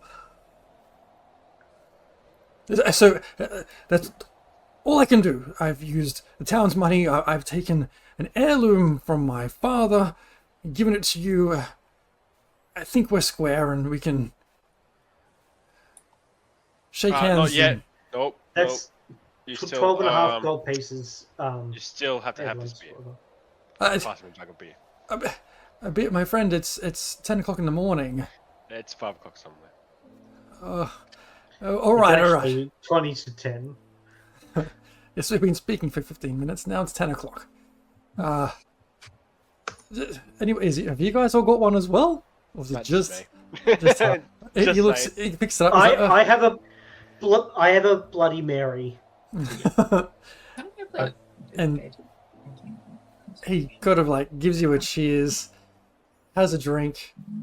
You think he's going to stop for a moment, but then he gets a taste for it, and you can see his eyes sort of like scanning, darting between each one of you as he drinks like half of this mug of beer straight up, puts it down, and is like, ooh, well, let's much. So we're good. Yes, thank you very much for taking care of our little issue and clearing out those kobolds. You did take care of every one of those kobolds. Yes, they do like to come back. So I hear it. Yes, and Right. again, as consultants on the issue that you had, put a lid over the hole, and you shouldn't have more drastic problems than a couple of kobolds. Look, You might have big Yeah. kobolds like the flying one that we encountered, or the one with the tentacles that we encountered. yeah. You know, I think, look, honestly, the creature at the front, that's not a kobold. That came from the void. I just don't want you to think that that was an actual kobold. There is more problem there than kobolds. You have this void, and it has all the horrors in it. And I would expect another bunch of adventurers to come through the town, and then you'll be like, oh, adventurer, we need your help because we forgot to close up the void because we're stupid. It's funny. It does happen fairly frequently. In fact, it probably happens much more frequently than we would like. It happens a couple of times a year. Every time you're chipping at the rock, you're pretty much ringing a dinner bell. A ring-a-ding-ding, so Ding, they say. Yeah, that's ding. right. Ding. Yeah, I so a would've- lid. Just that mines gems all the time to have more than 75 gold pieces to pay someone to, take care of a problem like this. That is a valid insight, actually. That's quite astute. Well, okay, so look, I've got business to attend to, so thank you very much for your time, and I'll just see myself out. Inside check. Also, if your miners decide to unionize, don't stop them. Aw. I feel like I know that Jeremy looked very suspicious, and so like there's Okay, so thank I you. would like to do an insight check on that as well. All right. I bet you go and suss out what's Can going we on. already insight check him? That's pretty good. Yeah, I know, but like that's specifically like I'm going to immediately 70. and abruptly change the topic of conversation. He just wants out of the room. Come on, let's just put it that way.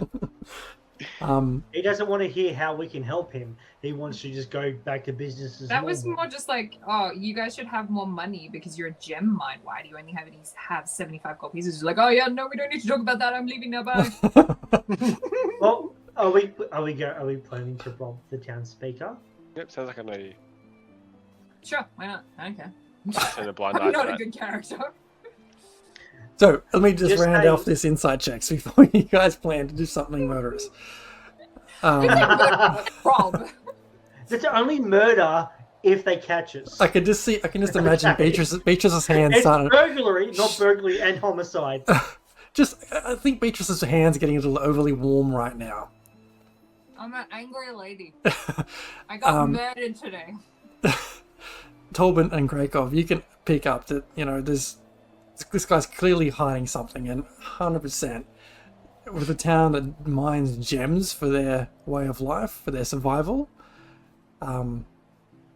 There's more of a somewhere than this guy's letting on. Stingy, knew it. Anyway, he's well, bye, and he heads out the door.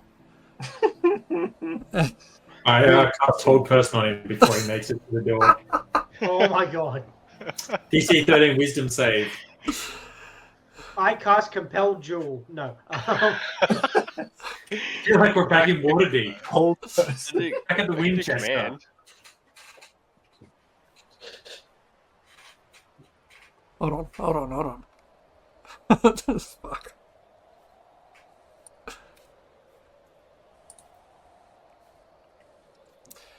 DC 13 Wisdom save. Yeah.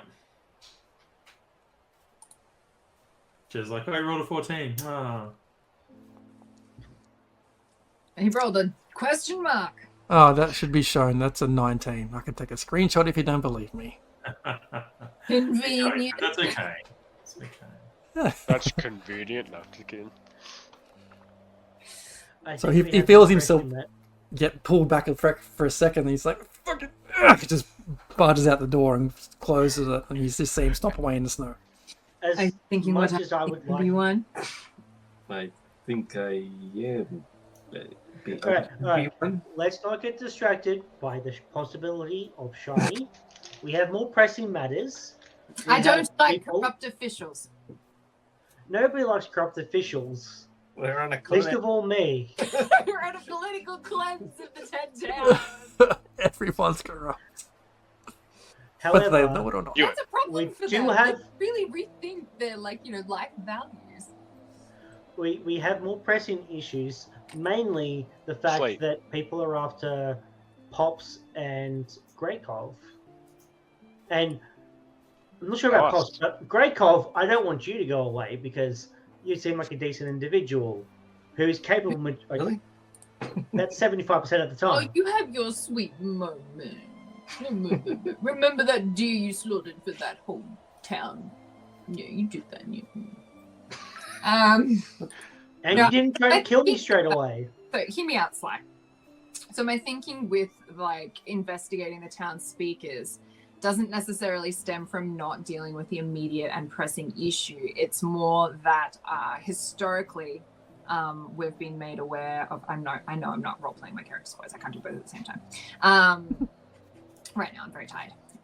It's more that historically we have accumulated information which suggests that there is widespread corruption within the city officials, and that's kind of a problem as it relates to Oral the Frostmaiden, because there are some of the speakers that are aligned with their nefarious motives. So rooting through the speakers' abodes and finding information, while it is fun to cripple those who, terrible and corrupt, it's more about finding deeper meaning pertaining to the main quest line of where are the weak points in this organization that can be targeted.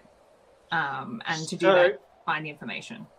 What you're saying is we need to launch a campaign and ensure democracy is preserved amongst the 10 towns. You can Spread spin some liberty, as it were. rebellion, forced fuck, I don't know. I just want to rifle through their shit. Well, I'm not against going against a corrupt official, but I want to make sure that we don't spread ourselves too thin, because I don't want to go after him and then another shit show happens, because then we've got, whenever we move to whatever the next town is, we've got more flack after us. We need to ensure that we do this properly and not from all understandings what happened in Targos, burn the fucking place down.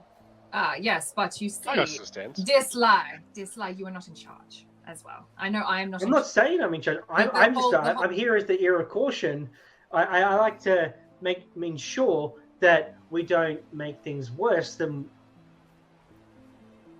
We wanted to make sure that this place is left better than we found than you found it. Is that what we're about? I don't know what we're about anymore. I mean, if you want to undermine this person and install a new leader who is a friend of ours, who will do essentially what we want them to do, we can 100% do that. I mean, it's worked so well for America. I mean, like other places. Hey, we did that at the last town we were at. It worked fine. But doesn't that make us the corrupt ones?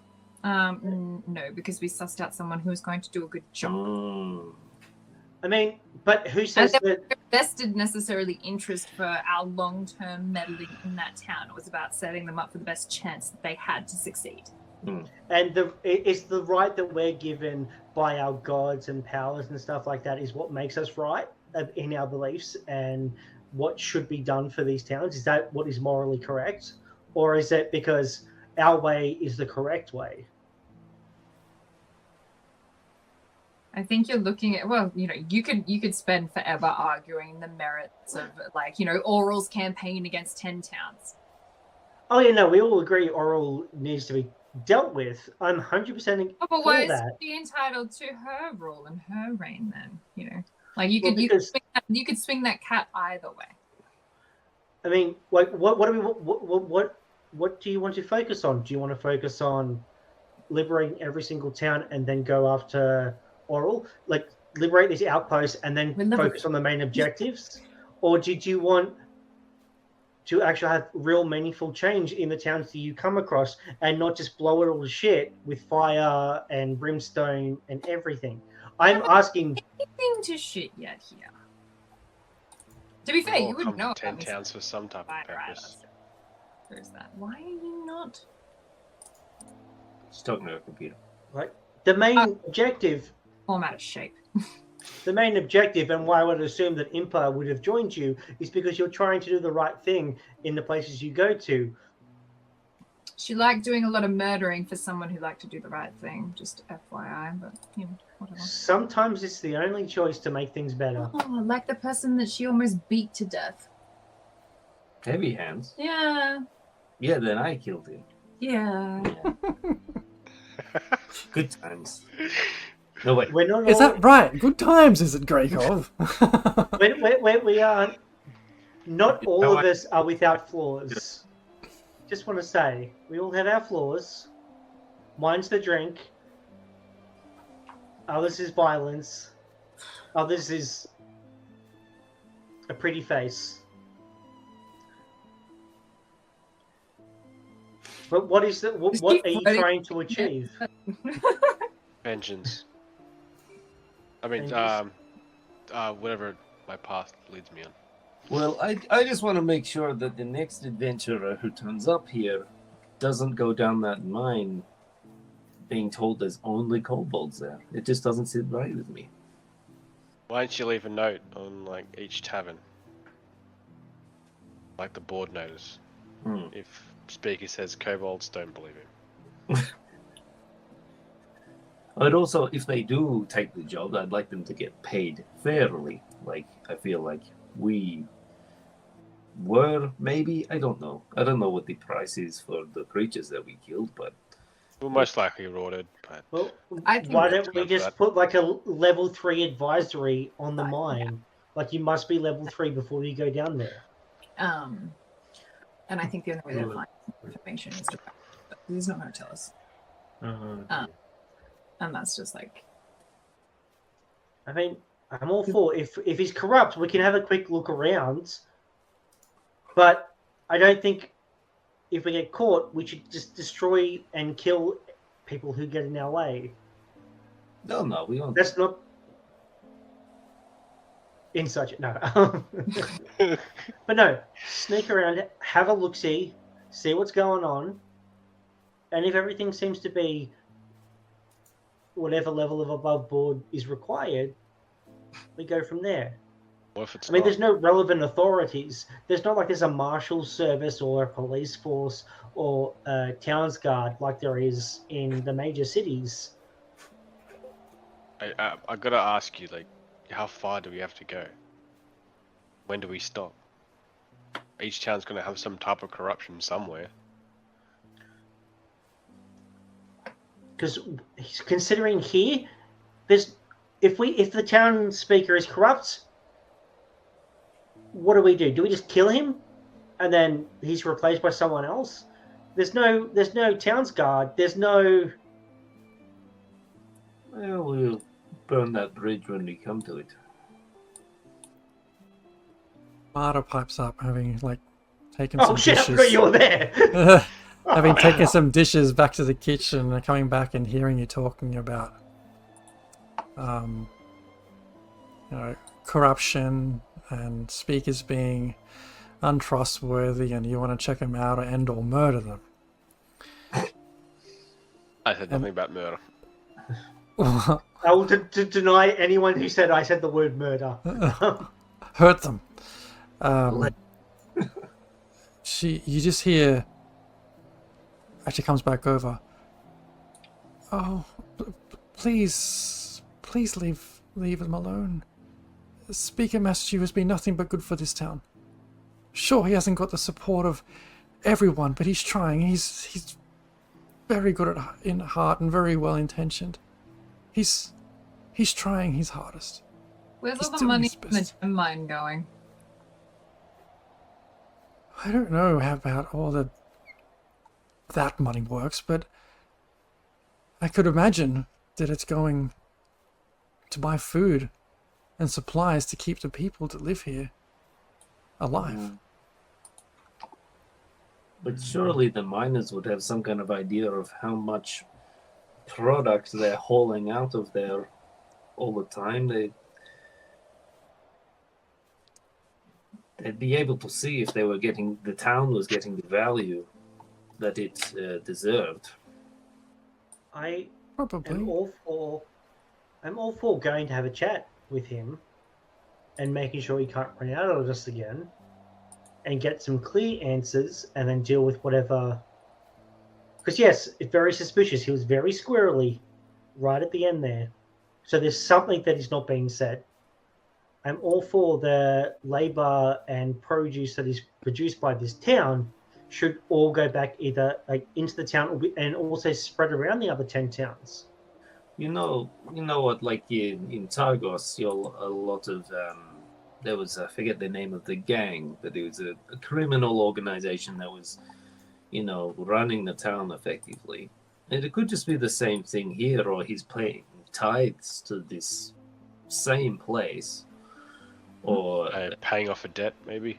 What was the name of the town of the gang? I don't remember, but the old Impa knew about them. Wait, was it the Zentarum? I think so. Well, first you have my curiosity, now you have my attention. If the Zentarum are involved, we should definitely make sure that, even if they're not, we should make sure that they're not. They were in Targos. In Targos. In Targos, that was the reason that, or part of the reason Maxwell was aligned with them.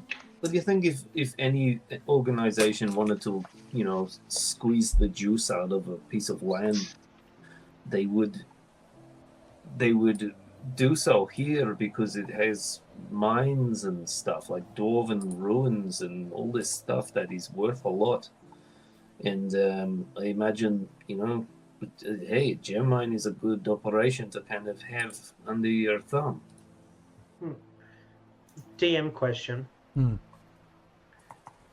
Being who Sly is, and knowing what she would know from her organizational connections, would it be a leap in logic to have it connect the dots that Zentarum has something to do with the Vindicators, and by eliminating whatever foothold they may have in this area may protect Pop and Greykov? You can make me an intelligence check. I'm so good at those. It will definitely guide myself. I suspect sarcasm. The Centarum are probably the kind of people who would hire people like this Sindel lady to mark people and hunt them down. With your 22, you can't establish any connection between Zentarum and the Ravenmark Vindicators, given your experience so far. Okay. I mean, if you guys want to go and investigate, ask the speaker some questions, make sure he's not paying any tithes to the Zentarum, and if he is, then we can go deal with them to ensure that all the money that's produced by that mine is going back into the town. I'm 100% for that. I just want to be clear. We have to be careful how we approach this. I really do not want to kill the speaker or anything like that. I don't want to kill him either or hurt anyone here necessarily, but I guess what I think is surely happening here is that there's corruption in and about the towns and external, gangs or whatever could be involved, or it could be all this here within 10 towns, but everyone's cold, everyone's hungry, everyone's sacrifices, everyone is weak, and only the strong will, dominate in that landscape, and that's what this place is. It's survival. All right, maybe we should go and have a friendly chat with the speaker. We'll do good cop, all of us, and no one bad cop. Could we try a rest first? No, you're not the boss of me. Zane's cooked. Just wants to go to sleep in the corner. I mean, we could go have a chat with him in the afternoon. He's probably, because if we go after him now, he probably will run. He seemed pretty cagey. You feel a tap on your shoulder, Sly, from Marta. Marta just like, please don't do him any harm. Don't kill him. I don't plan to. I heard you say it, Sly. I'm right here. Hey, you know me. I know you've only been a couple of days, but I've only ever killed anyone in self-defense. I don't plan to kill him. She just looks at each of you, especially you, Krakow, and Beatrice, who were talking about killing him. And I don't think I said no, specific. mostly you, Krakow. I think he's a victim. I think he's a victim as much as anyone here. Anyway, From what I understand, these people just want to make things better. Am I wrong? fix the Bremen? I'm not here to fix Bremen. Me neither, actually. I love the place. Happens to be in my way.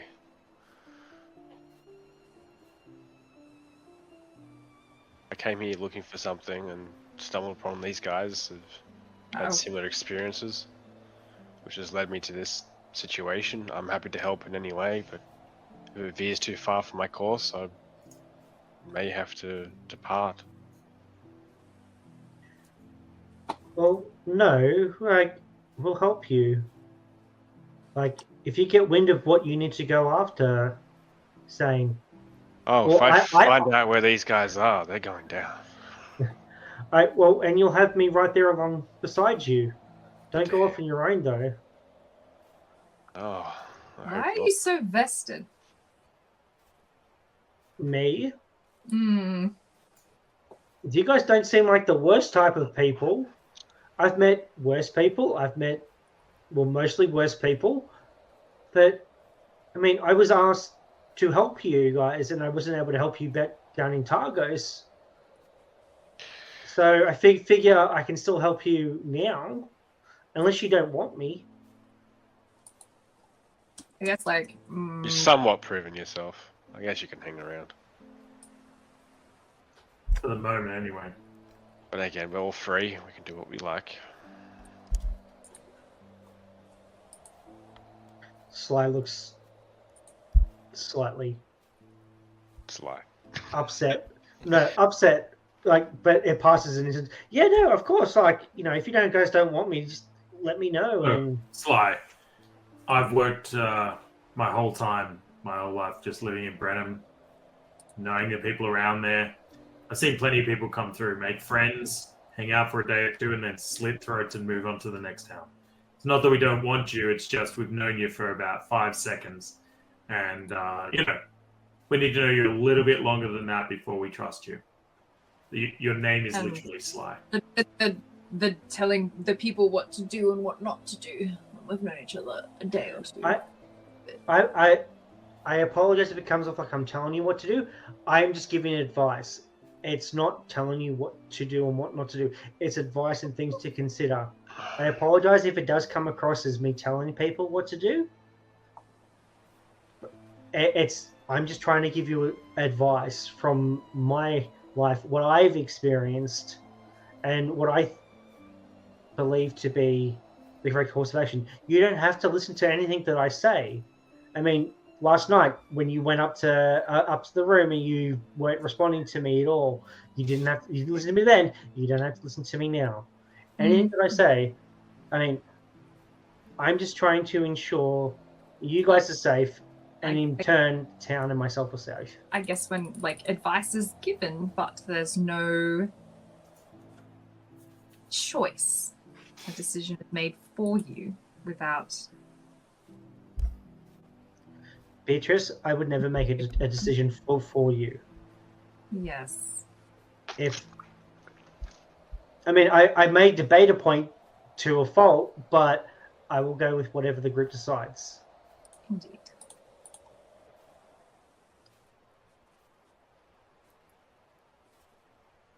I mean, I know I'm not the leader of this group. I just joined this band of crazy I don't people. think we even have a leader. I mean, it's like a managed democracy all up in here.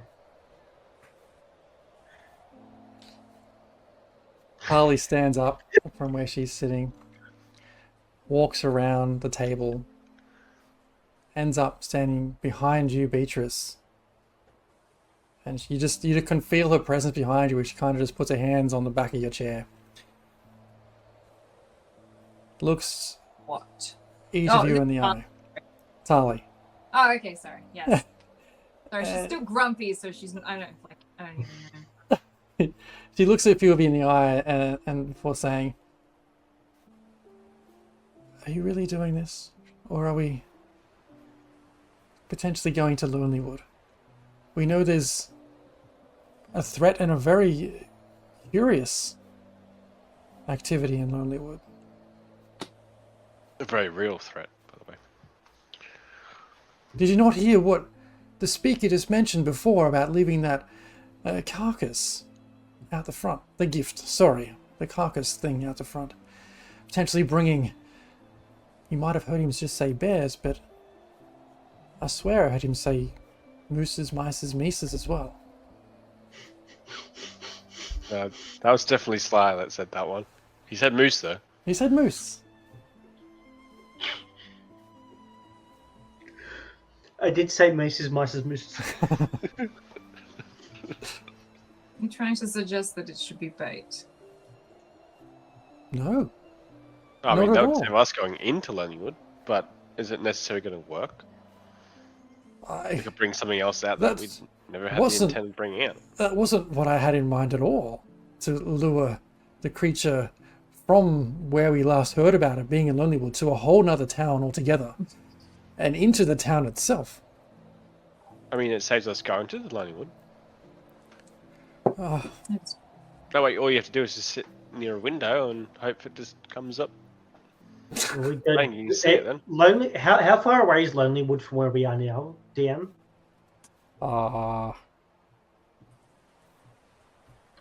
Yeah, would know it to be about a couple of hours walk.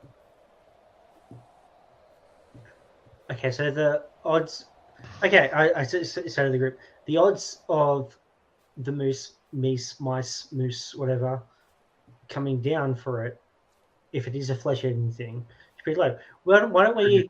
Would you prefer to go on an adventure and track down this moose that supposedly can talk and have a chat, and then we come back, give us some time to get to know each other a bit better before we tackle what could be the dismantling of the government here in town.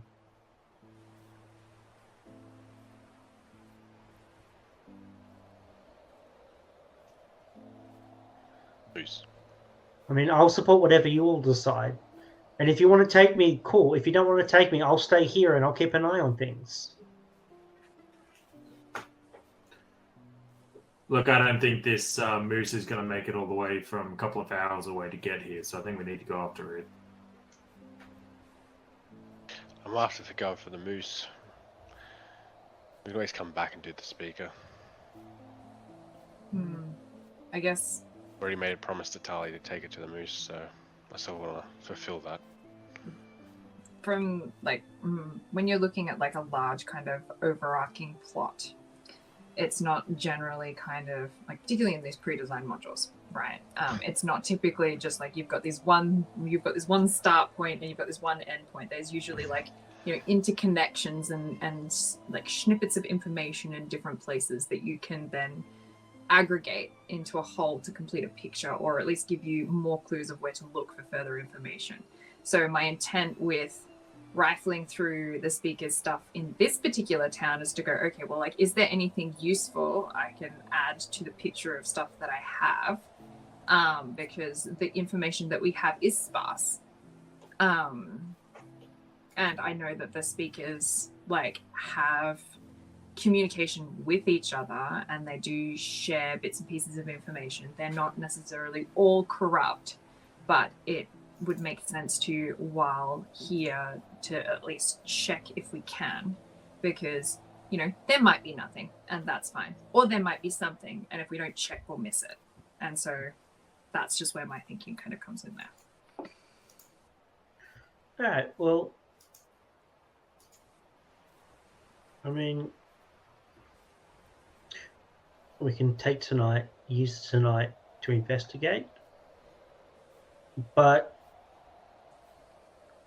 please, can we ensure we don't, if discovered, attack anyone or attack to stun sort of thing, so slip away.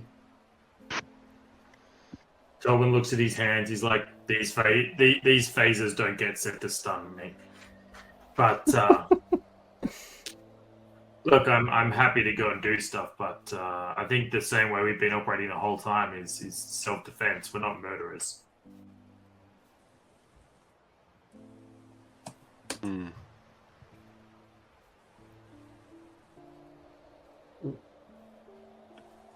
if you guys leave town, did you want me to come with you, or would you prefer that I stay? Well, I think you come along. There's a choice you can make. Look, you've killed stuff with us so far. You haven't killed any of us, so I'm happy for you to come along, mate.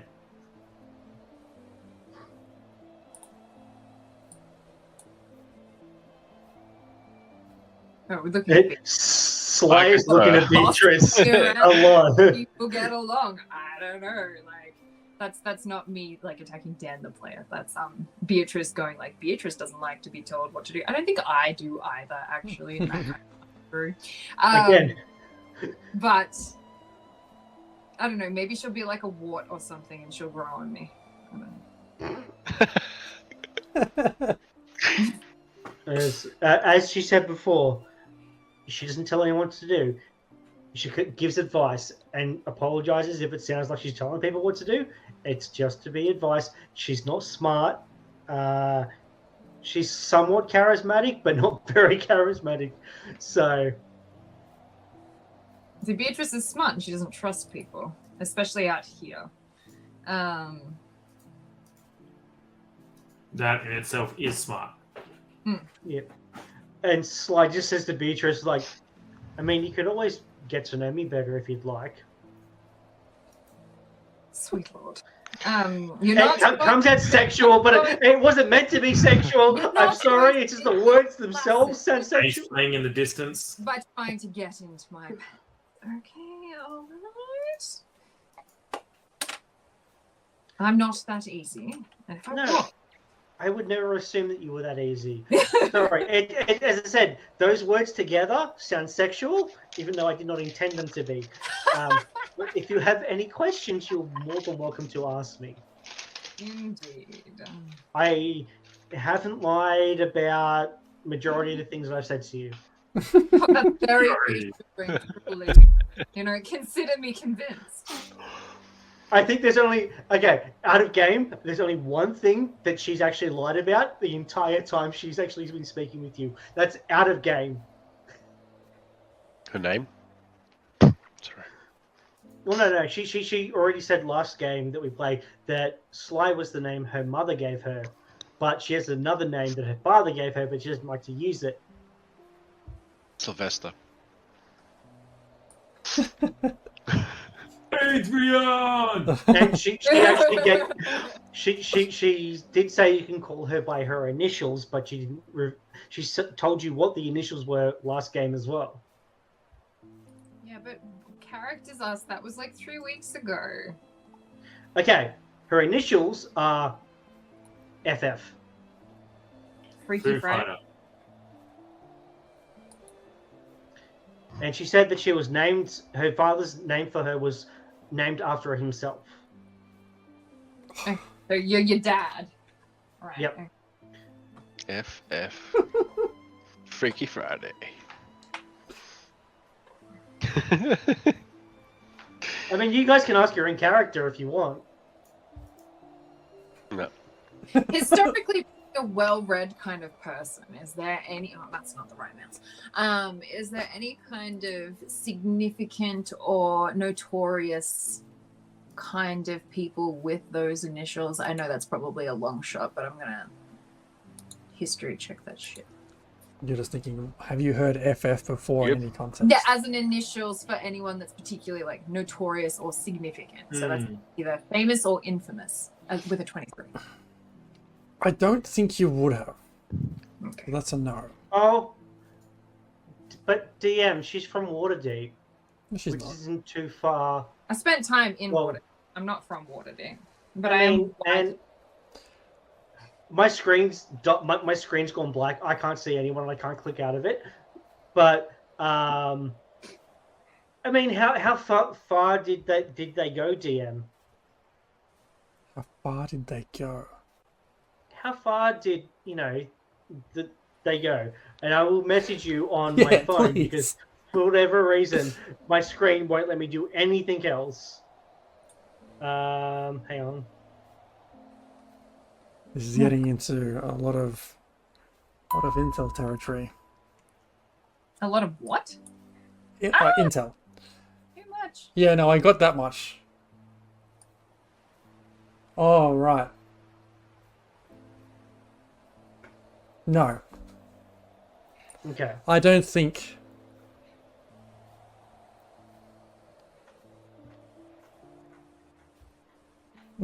No. No, I don't think you would have heard the initials FF. I don't even remember where my character I put her from, actually. Where the fuck am I from?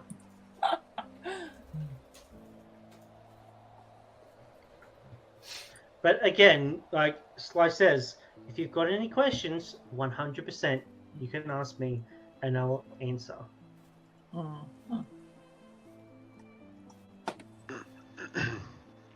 Yes. Answer. Okay, fine. I will not bullshit you. Oh, spicy talk. Oh my gosh. Oh Colvin's ears and that high active perception, active insight pop up. Because I can 100% tell you I was not a moisture farmer. I don't even know what that is. It actually sounds kind of... It does sound very Kinky. sexual given like the previous talk that we've been having. Yeah. But whatever you want to know, you I can... would have taken you for a clam what the farmer. fuck's up with that? Clam diver, did you say? Ugh. You guys, seriously. Well, someone's got to get those muffs.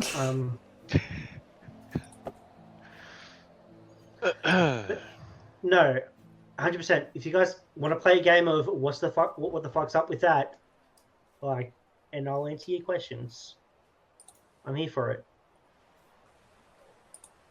No questions from me. I don't have any right now, but that's because I'm very, very... I died today and came back to life. Why do Which makes we? you think we should definitely hit the hay? We should hit the hay. Go visit the speaker's house tomorrow.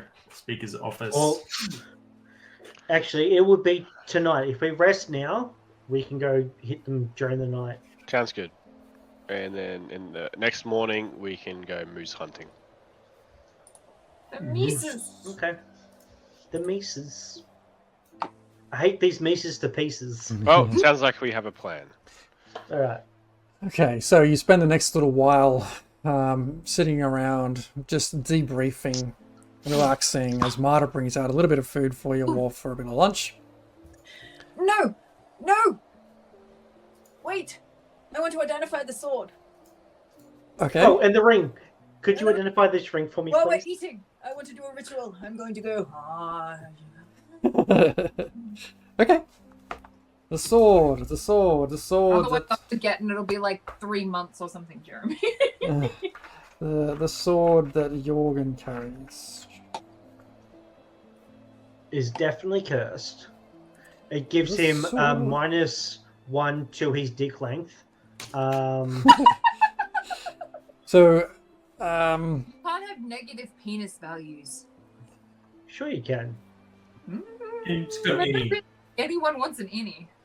No, it's not what Just they like want, people in real life. Curse, they picked it up. so when you're sort of handling this blade, Beatrice, Mm. this cleaver, Mm. you Also feel the name of Jorgen's penis. you feel instantly a bit like stronger with it, and you can feel the weight and the power it has.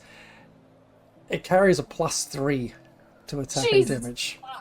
Okay. It deals 2d12 slashing, Yeah. and on a hit, the target must make a DC 15 Wiz save, or be frightened of the great axe and its wielder for a minute.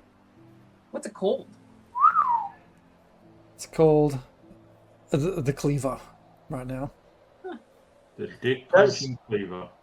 Does it? Is it cursed though? I wouldn't be able to tell with an identify spell anyway. Identify spells don't tell you curses. That's right. 2 more levels, and I can, if it is, I can break it if we need to. I mean, as much as I'd like to know. I wouldn't know. Yeah. So. I produced the ring as well. Like, Beatrice, if you wouldn't mind, is it just valuable or is it? And I slide over the ring. There we are. Having a close look at this ring, it looks like a fairly plain, almost like a wedding band type ring of plain gold, worth about 50 gold pieces. Yeah, no magic here. Just family heirloom, sentimental value. Thank you. Well, I can sell it if we need it to. 50 gold. That's what it'll be worth. Excellent. Thank you. All right, let's Why don't you just sell it back to the speaker? That'd be funny. If it comes to it, rate on top, like a premium. yeah, interest. Yeah, no, it's worth 50. Sell it 150. Marta brings you out some meals to have for lunch. Before I think you all would find your way back up to your rooms, underground in this instance, for a bit of rest and recovery midday. I do have a question, DM. I totally forgot. What is the sacrifice that this town gives up? Warmth. Oh, so like Bremen. Like Bremen. Okay. So this is not like a human sacrifice. I will definitely take a bath. I'll rush in after as soon as it's announced that it's ready. I'll run in before Beatrice does. As she's like at the door, I'm like, no, my turn first. And I run in. As you're all heading underground and things to your rooms, Pops comes up to you, Greykov, and just very welcome back, and just very quietly, almost under her breath, so no one else can hear it, he says, "Are you sure you can trust these people?"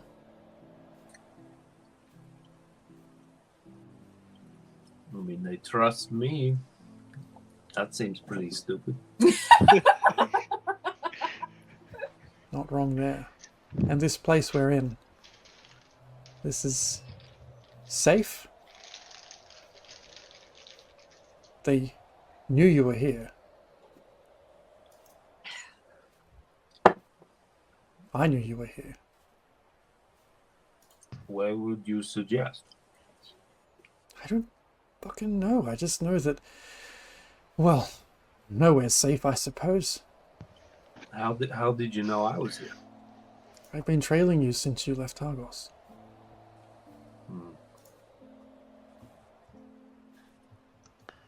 Well, I suppose we'll roll the dice. See where tomorrow or this evening takes us. And with that, we'll end our session as you all get your long rest, and we'll pick it up again when we play next. Where it will be about, what, 8 p.m? Next week? 6 p.m. Are we doing next week? Let me have a look. 18th. Let's have a look at the schedule. I hope so. Presently, the 18th is a green check. We are on for the 18th. Should we... Hey, DM. So we're not streaming on the 25th because it's Anzac Day here in Australia. However, that week marks 4 years of us streaming. Do you reckon we should do a giveaway for 4 years of streaming on the 18th? Oh, giveaway next week. I reckon that could be on the cards. Let's do it, yeah? Let's hear from some people. What would be an awesome giveaway to do? We've still got Dan will some... come to your house, right? Huh? Do one of Dan will come to your house and do one of those like topless maid services. That's a giveaway I think people would be down for. They really wouldn't, especially now. Like I've put on so much weight after getting married. Yeah, but you've got the Mo's, so it all evens out. It's fine. So stay tuned, folks. We'll have some details of giveaway in Discord, and touch wood, all going well and time permitting, on socials and things as well. Could be something fun. Could be something cool. Could be something different. Or something cool and fun. Cool and fun. Something very much on the topic of the game we're playing, or That's the kind of thing we're doing. It'll be fun. It'll be cool. It'll be next week. It'll be giveaway because Dan has impromptu asked for a giveaway. So let's do it. Why not? In my brain. So I'm torn between wanting to share and not wanting to share. So you know, like the thing that we were talking about in Slack earlier with the carrot. Yeah. No, we are not offering that as a giveaway. No. Similar premise, but like. Are you talking about selling the carrots or selling the service? Frozen water. Water. Because it's cool. Oh god. Okay, Oh yeah, god. That yeah. went to a place. Okay, frozen bath water. That's what we're going to sell. Frozen, big giveaway. Jared's frozen bath water. Jared's frozen bath water. And Nick's carrots. What the fuck? Carrots. I think I said that at the last conversation. And a couple of strong together good berries, yeah? Yeah, absolutely. Yeah, but they start big and they get smaller. And chronic stress. Alright folks, stay tuned. We'll see you all next week with a cool giveaway. Literally. See ya. And yeah, see where the adventure takes us. Bye. Welcome.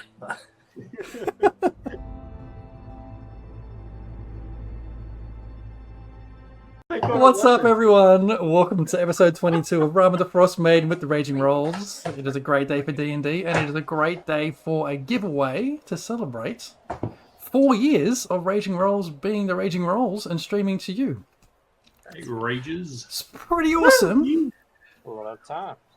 Pretty awesome We to all be have racing with you COVID folks. to thank for that. We do. Yes.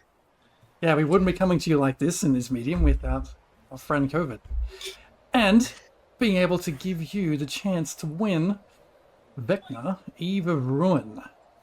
If you haven't heard about this before, it is an adventure for levels 10 to 20 that lets you traverse the multiverse in a romp to stomp Vecna. Travel to things like the Shadowfell, Eberron? Yes. Yep. Dragonlance, Avernus, and more as your party races against time to stop Vecna. Encounter loads of D&D's most formidable villains, including Strahd, Lord Soth, Akarak, and more. Strahd's a doodle. I don't like that guy. He really is a doodle. Hey, I'm- Jez, Especially how cat runs it. Yes. That's brutal. a Bremen's Fist eligible to play that? What level are we now? 3? Dude, 10. Because you are so stingy with the levels. I'm not stingy with the levels. we're To be fair, what have we bad at done? doing things. We went fishing. A long game. Dan keeps re-rolling Come characters. We've got to wait for Dan's characters to catch up. Hang on. Come back. Let me Come start. back for our 5th anniversary stream when we're actually eligible to play this thing. Let me start. Let's start the giveaway. So the way this is going to work, we're going to start the giveaway now. Enter exclamation giveaway to enter the raffle. It is open to followers of Raging Rolls, and if you are one of our fantastic subscribers, you will get an extra bonus entry into that draw. We will then draw the winner of this raffle at the conclusion of our stream tonight. To be clear, Oh, hell yeah. drawing the winner means that you win the prize and Greykov will draw a picture of you. That is the prize. Yeah. And because this is currently pre-order only, we will be get in contact with you, and we will get some details and basically put in a pre-order for you on your behalf. So you will get yourself a copy of a digital copy of Vecna, Eve of Ruin, as well as the physical copy issued and delivered to your door the moment it becomes available. Big deal. With the amount of shipping delays and issues with getting books into local game stores, that's not a bad thing. So you might get your hands on this red hot item much sooner than others. We shall see. Dan's just using it to collect your personal home addresses and sit outside your bedroom window. Nah, it's dick nipples. I have no life. I just Complimentary dick go nipples. complimentary details to all entrants to the giveaway. Now, you guys were asking, having a cry actually about, we're only level 3, why are we only level 3? And it's been 21 sessions. Well, let's just not have a look. I'm looking at my calendar of events here, and Look at all the shit you didn't do. so you guys started this adventure on the 13th of the Fading, the month called the Fading, right? It is currently the 22nd. So it's been a red hot 9 days. So much has happened. Continue. I'm up to my 3rd character, so once it gets to 12 days, I'll be on my 4th character. 3 characters in 9 days. Day of Oh, Christmas. speaking of characters, I killed Penny's character today. Oh, how no. dare You you! got mummy rot and failed the Constitution save. She was at -4, failed the con save, and you can't heal anything. Ouch. So she died. That- She took the dust. That's alright. I killed Alright. my, That's a life For a lesson. year and a half. killed my now wife's Look, I've first been ever derpy. D&D character. It's yeah, not fun. That's how I'm sure relationships she are still loves forged. you. Exactly. Clanton's on his 3rd or 4th wife. Give it a double Oh my god, devastating. All right, well, let's get into it, shall we? Our episode 22, Dan's 3rd character. Let's roll some intros and play some fucking D&D.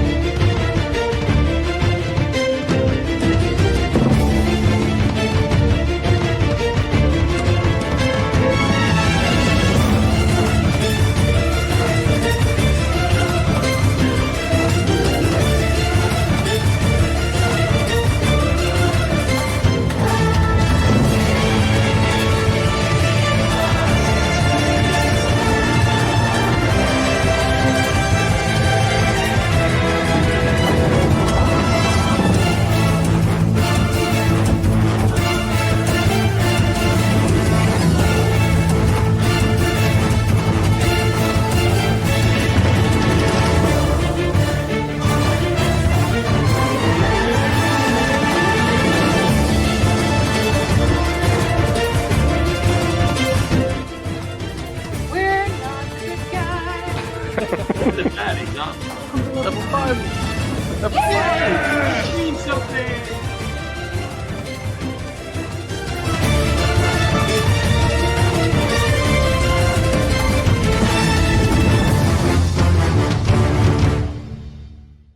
Cleric's really fun. My first character in this stream series was a cleric, and he was a very fun character to play. But these ones, You need to are play a more- bard. You don't want me to play a bard. If I play a bard, it's gonna end up very inappropriate for children. It's already To say that I'm inappropriate. not. It's already there. Oh man. All right. We dive in. So, a quick recap because it's been 2 weeks. In recent times, you guys have arrived in Tourmaline, met with speaker Oris Mastew, and taken up his quests to go and rid the gem mine of nasty kobolds. Diving into the gem mine, you found a bunch of kobolds and more. Cleared out all the critters, found a few cheeky gems that you kept for yourselves, and then essentially in an attempt to get more gems out of the walls, pretty much caused an earthquake and the place is in ruins. But you did manage to get out just in time. Not my problem. Oh, there was also that psionic mind flayer thing. That's probably cursed. Psionic? Oh yeah, you did find a psi crystal in the gem mines, which is now in the possession of Sly. Returning back to Only use it for good. the East Side Inn in Tourmaline. That night, you were kind of spotted whilst watching some creepy dudes sort of watching you. First thing in the morning, you're greeted by Pops, who is Greykov's past enemy, I suppose, of recent times. Yeah, colleague and enemy. Looking for aid. She warned you of this group called the Ravenmark Vindicators who were hot on your heels. You all managed to, or decided to take off in a very Harry Potter style escapade where you had glimpses of each other. but through a series of very, very poor saves, tripped on just about every branch and rock he could find, and a fight broke out. You managed to take down these pursuers, found a nice big wide brim hat. Brakov found some notage, and returning to Tourmaline Inn again with Pops and Tali in tow. You were then greeted by Speaker Master, who wanted to talk to you about your job in completing clearing out the gem mine and the kobolds, pay you your sum of money. You negotiated him up beyond what he was ready to pay. At which point you tried to squeeze more out of him, but he wasn't willing to budge. He quickly left the inn and headed back to his residence. At that point, you all had a bit of a conversation about, what do we want to do next? Do we want to chase down this Lonely Wood White Moose thread? Or is there more to this speaker than meets the eye? You decided eventually to have a long rest through the middle of the day, as bright as dark days are in Icewind Dale. And you now find yourselves being woken at 8:30 p.m. Knocks on the door in the East Side Inn. You're woken by Marta, who walks around your cabin, your room, sort of knocking on the door, saying, "You asked to be woken at this time? Knock, knock. I'll put a pot of tea on." Who's there? Good coffee. Cool. Making your way. Head downstairs. I have to have a conversation The with pocket Break, bacon. actually, because I don't think I did it last week, and I need to do it before we go on. But it's like a in confidence kind of conversation. Because you were sleeping under my bed again. Oh, cool. Yeah. Okay. So as the knocks kind of come around, I stick my head down under the bed, so he's sort of looking at my face upside down, and I'd be like, "I've decided that there's some disclosures that need to be made. Those people that were after you, those vindicators, they were not just after you, they're after me too." Really? Yes. This is unexpected. Well, I'm not just a pretty face. All people are capable of doing things that others might not necessarily appreciate. It's quite a coincidence. Yes, I'm surprised that they're targeting it's the same people. I don't know whether there's one assassination organization that runs about the place or whether there's more, but Did they have a picture of you? no. Just yours. Or how do they know what you look like? I take out that little scrap of paper that I ripped off last time. And I say, I don't know. Maybe they're just looking for me. Maybe they don't know what I look like, but they know my name. Do you think they will be coming after us again with a renewed pep in their step? Well, these guys, I think, were after you primarily, and I was appointed, if it is convenient to do so, then keep an eye out for this person. So, most assuredly. But I prefer at present. Let me just keep this between you and I. Sure. All right, that was all. Business returned. As Sly walks past their room, they just hear in their head that exact sound. Lovely chime.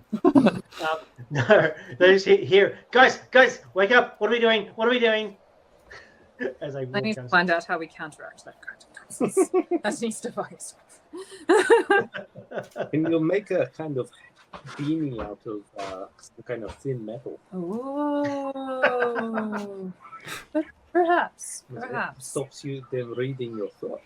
Yes, no, I think that's probably yes, and in a sort of like a conjurers. Yeah. I think it would work best.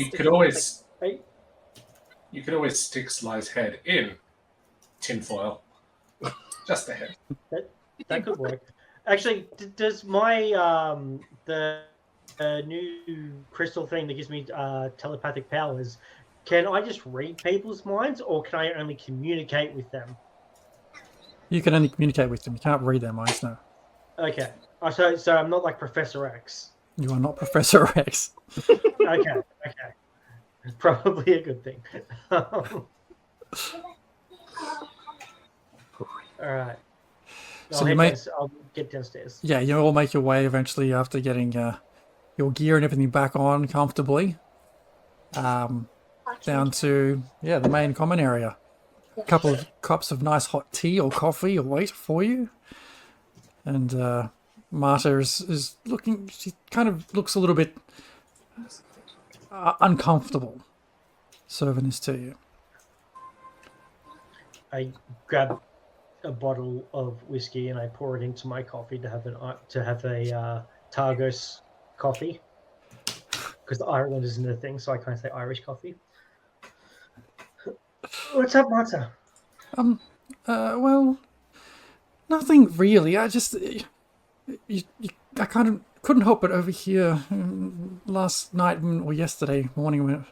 What day is it? This morning, when you were speaking, you said you were going to go in and investigate our town speaker. I hope, but by now you've had a rest and thought better of it, and just leave him alone. We don't need any trouble. No, it's more to make sure that he won't be trouble to the town. Are you being oppressed? No. Did he tell you not to say this? No. He's been nothing but kind to us. What do you know? What do I know about what? Well, you're asking us to not.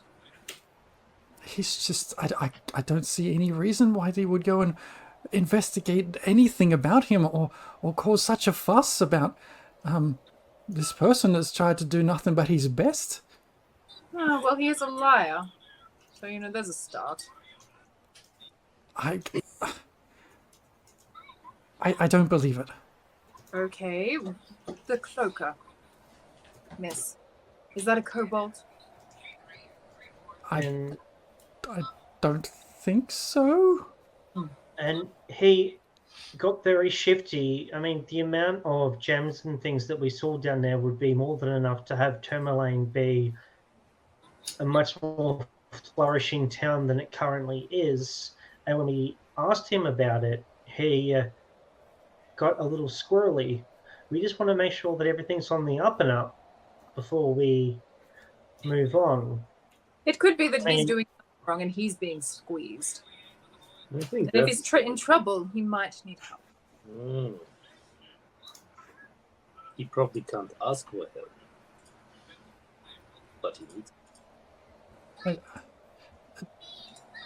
Just be careful. Our towns are fragile enough as it is right now with the never-ending winter. We kind of rely on each other a lot here. Indeed. She backs away and takes herself off to the kitchen to start to prepare her dinner for herself. What do you do? Sorry. We've lost Dan. Is Dan still there? Dan has disappeared off the face of my stream. Okay. Well, it's not Sometimes we like to not just check us. because sometimes the people will drop it. They'll still be there. Yeah. Natural 20 on his stealth roll. It is Or nearly... that one on the connectivity. Could be that. Here he is. Okay. My internet just... Nat 1 on connectivity. Confirmed. So, with Marta back in the kitchen, she's preparing some dinner. What would you like to do? Should we talk to Marta, make sure she's not going to run off and alert anyone to our potential plans?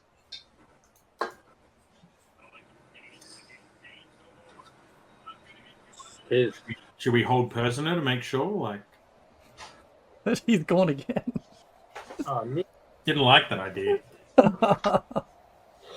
We're having some connectivity issues here, folks. Or one of us are. I think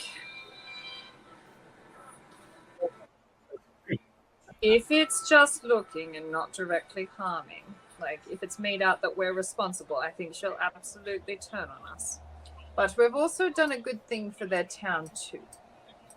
So I think unless we overtly are like trying to slaughter him and his head turns up in a pike, I think we'll be fine. All right. Well, are we gonna go both places, like one after the other, or are we gonna split up and go? One group of us go check out the office, and the other group check out his home. Because one of those carries more risk than the other, potentially. Well,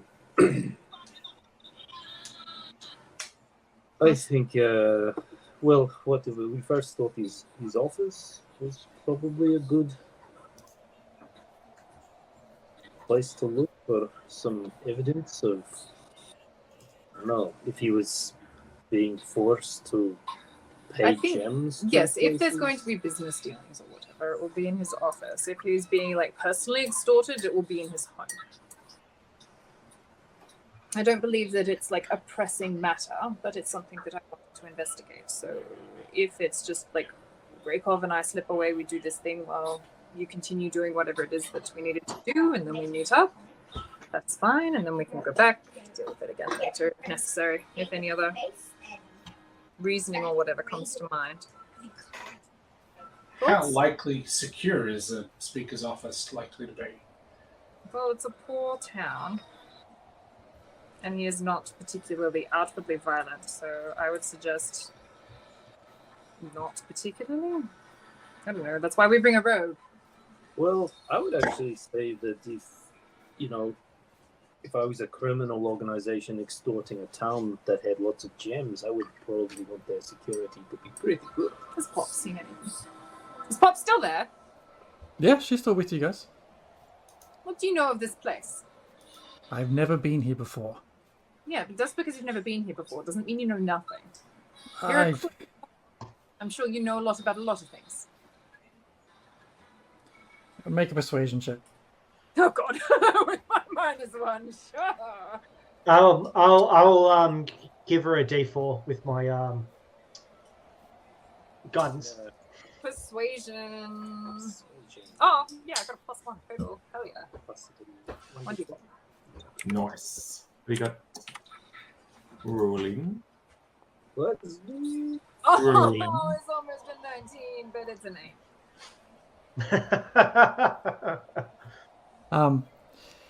She says, look, I know that they just shipbuilders and scrimshanters in this place. As for this mass stew, I mean, it's no secret that he's the adopted son of the previous speaker. Oh, really? A little bit of nepotism always goes down well. Well, You know maybe. what circumstances he came to power? Was he voted in? Did he like inherit? What's the go? Jared, I need a pen. Give. Oh, I've got his Here you go. Here's a pen. It was like Icewind Dale's a pretty tight-knit place. It's pretty small and word travels pretty quickly. But there's so many secrets that haven't been uncovered that have been kept by others. Like townships. I hardly believe that that's the case. Well, you're asking me about the speaker here, and all I can tell you is that he was elected. As far as the news has reached my ear, he was elected into office. Very well. It was a close call. There were some other pretty close runners in that election, but I believe he was voted in. Interesting. Do you know who the main contender was? If not, like, I can ask Nada. Do I know who the main contender was? Yes. Does Pops know? No. I don't know, I don't pay too much attention to all the gossip. Keep your ears to the ground, but only for stuff of interest. That is not of interest to me. Very well. Now, before we go on too much further, speaking that Pop is still here, are you staying? Are you leaving? What is it that you are doing? With you or in this place? Well, with us, obviously. Now that those three have been dealt with, I feel like I'm safer on my own, less of a attention magnet, Well, as you all my seem thought to be. that matter is that the people that are after you are also after Greykov, and you by yourself are not going to be able to fight them off nearly so well. And I do also think you are a woman of particular capabilities who would be useful.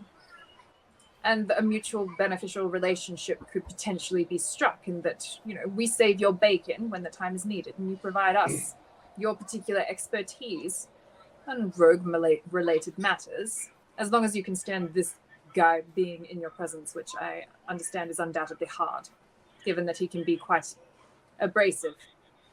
He gives a Greykov a filthy, I still hate you kind of look.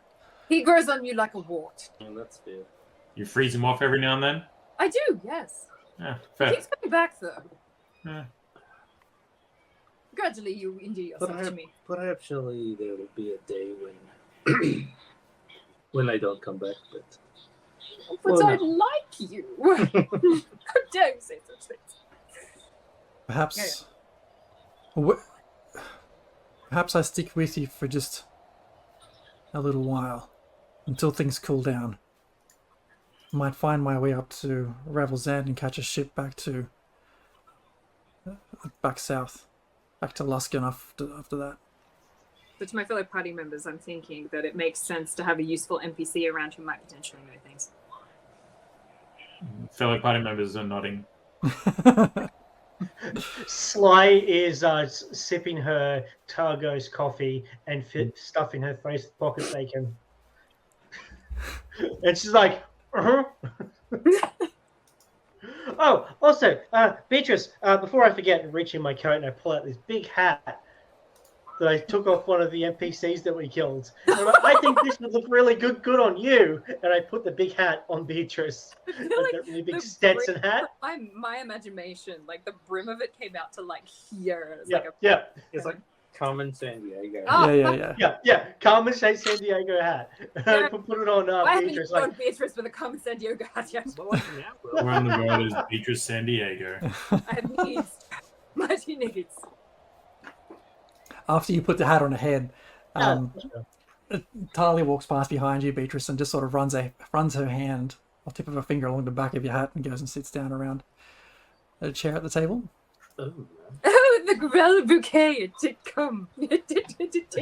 I just sort of like don't smile, but sort of just like slightly flush. She sits there and just looks at you, just says, "Nice hat," and that's all.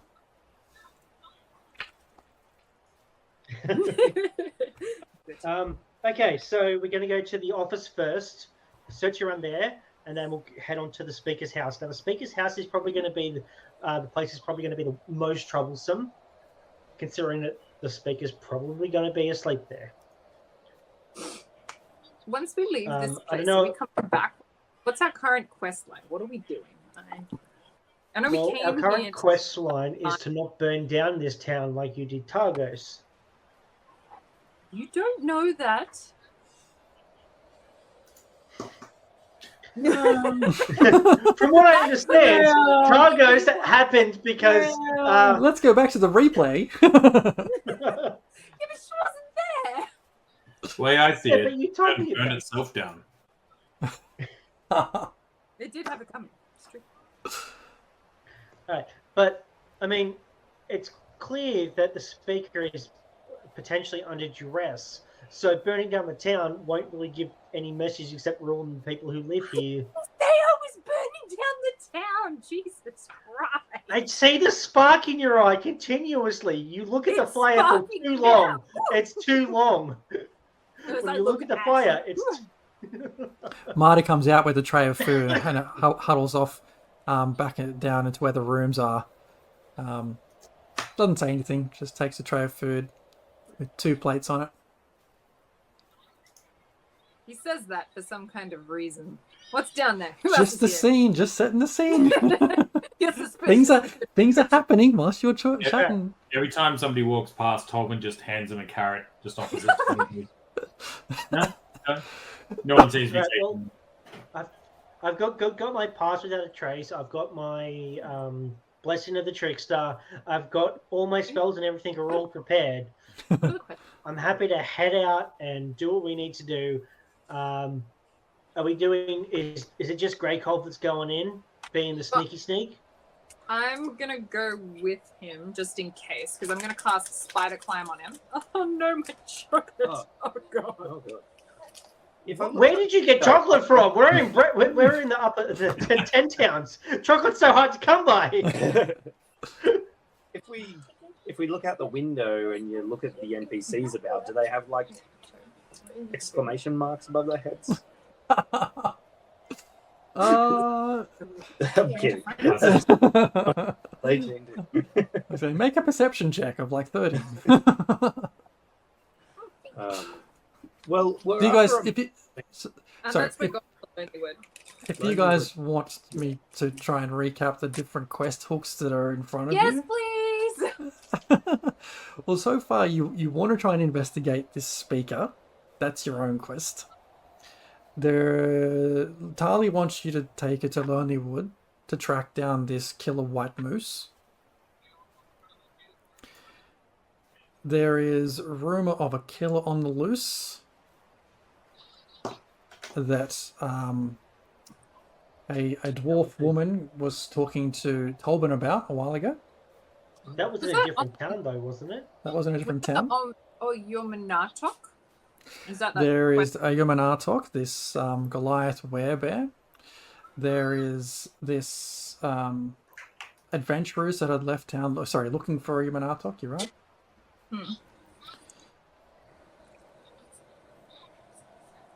And then all the other shit with your backstories you're trying to resolve. Well, I think the moose, the Tali moose thing. Yeah, she does persistently go. Like, we should probably get her to where she's supposed to be going. It'll be sad to see her go, but... She pipes up. Does that mean we're off to Lonely Wood? We're off to see the moosey. Right. Okay, so we go on Moose, and then we're coming back and investigating shit. I don't know. Should we investigate things now and then go for Moose? No, it's 8:30 at night. We went to sleep purposefully so that we could do shit at nighttime. We're going to go and investigate and see if there's any suspicions, and if there's not, we'll move the fuck along. Sound good? Sounds good. Sounds good. All right. Okay, we have a plan. Let's go. Right. Okay, so you're heading. Sorry, you tell me. Are you guys splitting up and going to where? I need to know what my spells should are. To the speaker. Speaker's office. I had changed this. Hey, Beatrice. Yes. Do you have either of the spells? I'm not sure what you call them in your high wizardly Ponzi shit. But do you have like shit. Learned stuff like did you have like either the thing that can enhance one's abilities or things that can make one more subtle as they move about an area? Ponzi shit. It's how it was described to me. More schooled. Well, no, because I can do some of the things that you can't do, and you can do some of the things that I can't do. More schooled. Yes, Let's just say more schooled. So what do I call yours? Peasantry shit? Is that what we're... No. More. I'd say religious doctrine-y shit. So zealotous. No, not zealotry. I'm sorry. I thought we were being offensive intentionally. Oh no. That's just how I could come across. To be honest, I'd have to have a look. A little bit late now. I changed them in my D&D Beyond because I've given you rope trick, spider climb. I've got an alter self.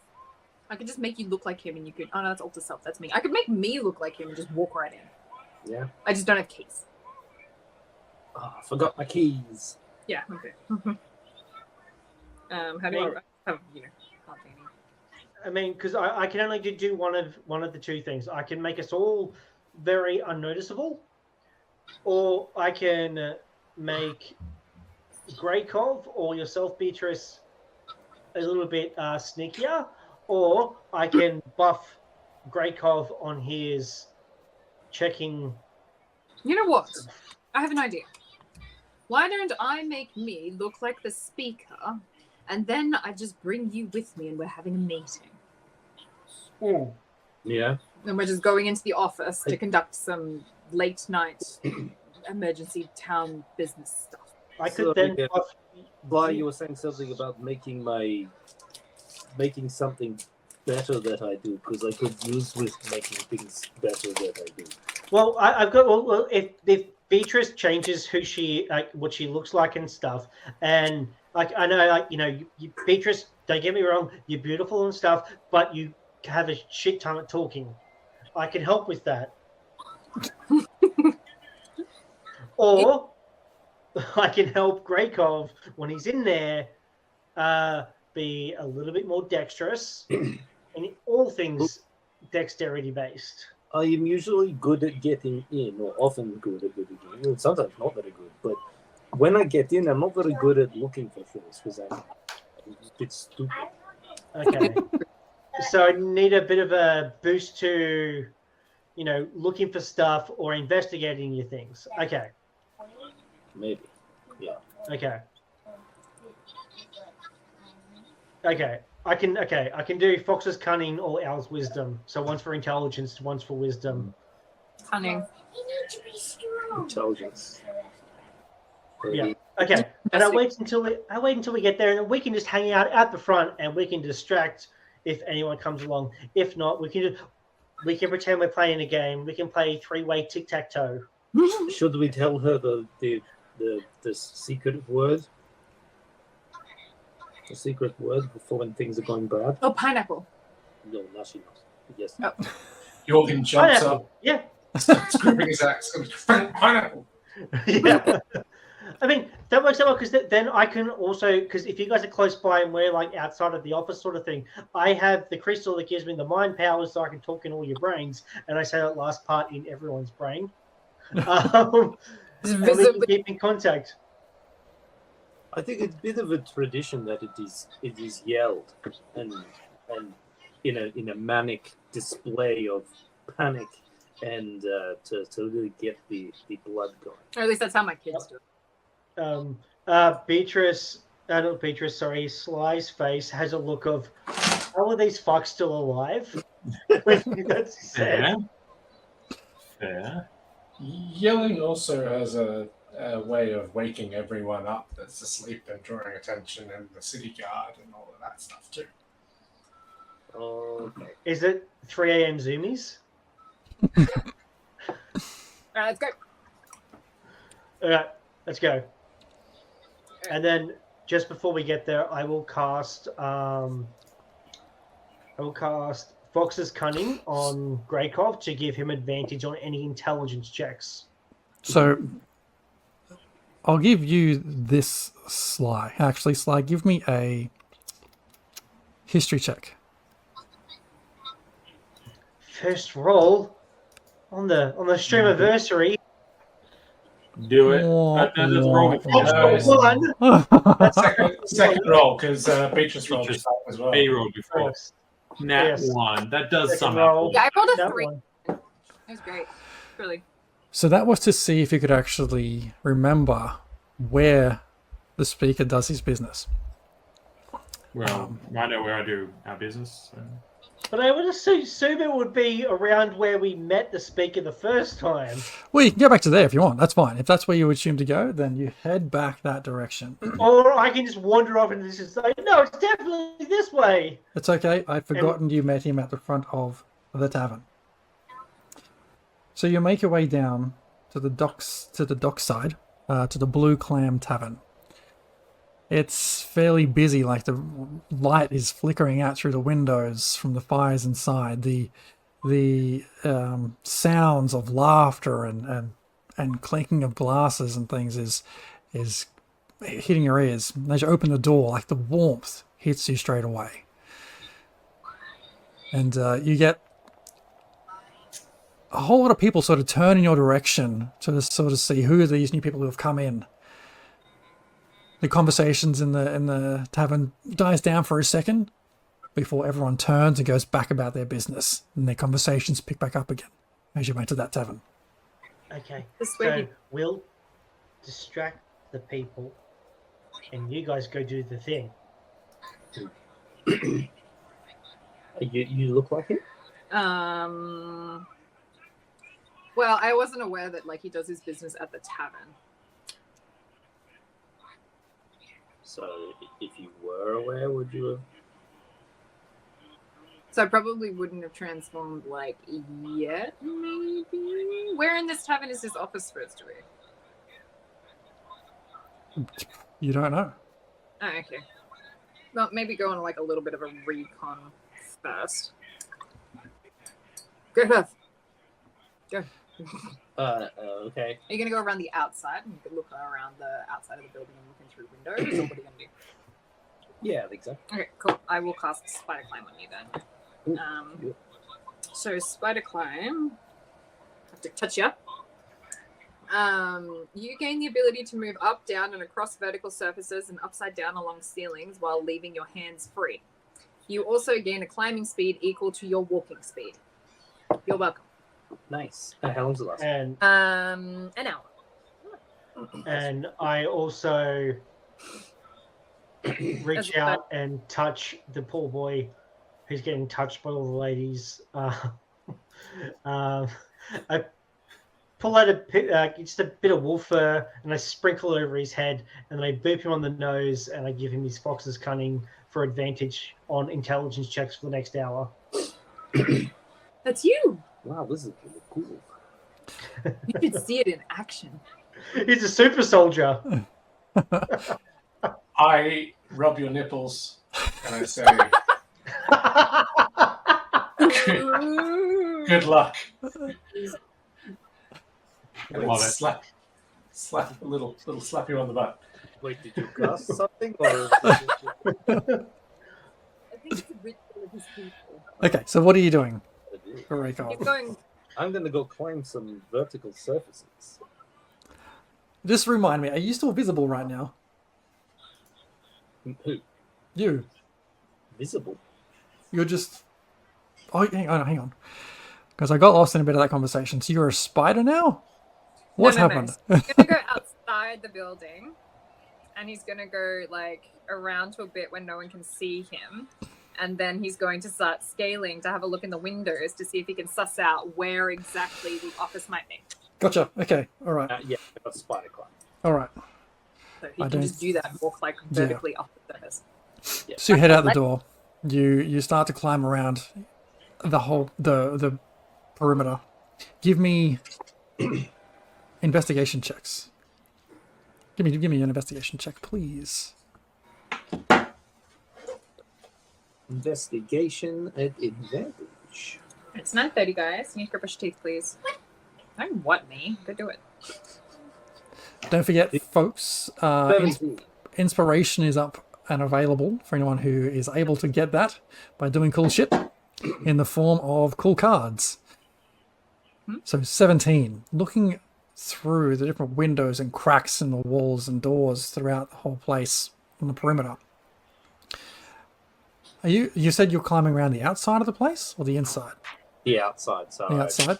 Go outside, just kind of be nonchalant, just waiting for it to be dead quiet, and then I'll just sort of climb still like I'm actually climbing, but not fully like feeling like I can take my hands off straight away. But then I start to be like, oh, I can walk. This is fun. Yeah. So I'll sort of. Is it 2-story kind of thing? No, it's a single-story place. It's only a small place. Oh, okay. So I don't. Oh well, I could go on the roof if I have to. But Yeah.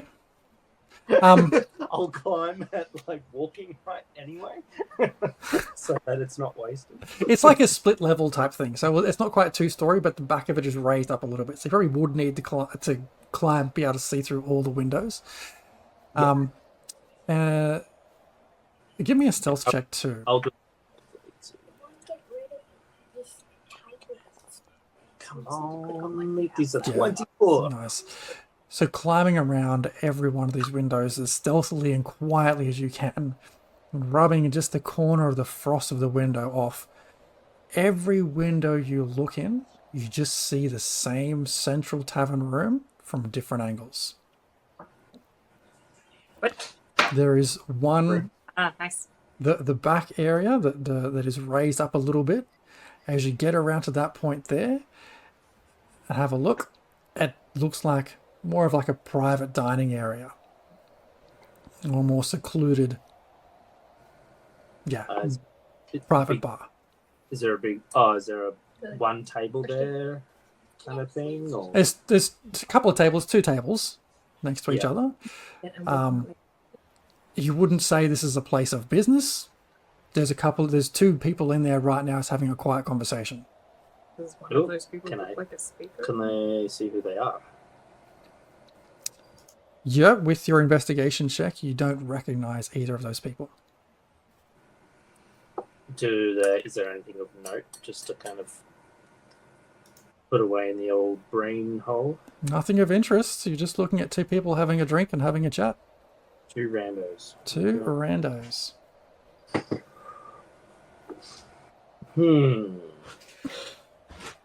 Doesn't look very office.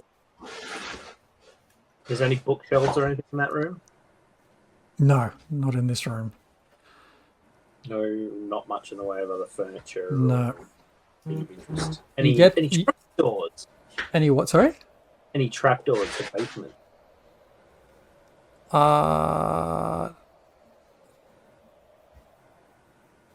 No, there is no trapdoors in this place. Ground has been too hard. You get the distinct impression this is a pretty small place, and it's purely a place for drinking and socialization. Alright. Fly on the nearest buildings and see if it's copy of I think most of it. Well, the town, it's pretty biggish. Lily, you need to go and brush your teeth. I'll just return to the front door and I'll just come back in, I guess, and just tell them, what I saw is just this one building with a room in the back that's like a couple of people talking in it, and it's like a little dining room. It's quiet and no bookshelves or desks or speakers or Is this all of this? Yeah, I just go in and start saying that kind of quietly. I mean, is What it if, worth checking? what if we position one of us as a businessman or something that is looking to have a conversation with the speaker about trade routes or something, and just ask the barkeep, where does the speaker typically do his business? I can disguise myself as someone who isn't me and do that without interfering with what I've already done. Yeah, we're going to need more information here. Okay. I'll offices. Yeah. Okay. I will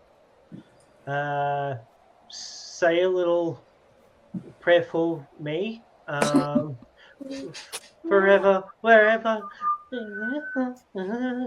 No. I change myself and I turn into red-skinned tiefling with very elegant horns and beautiful like headdress around in a very prim and proper suit with white long hair.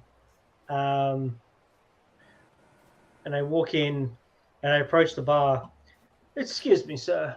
I'm looking to have words with your speaker. Where does he do business? Well, in all sorts of places. Sorry, your name is? My Lorna. My Lorna. Interesting.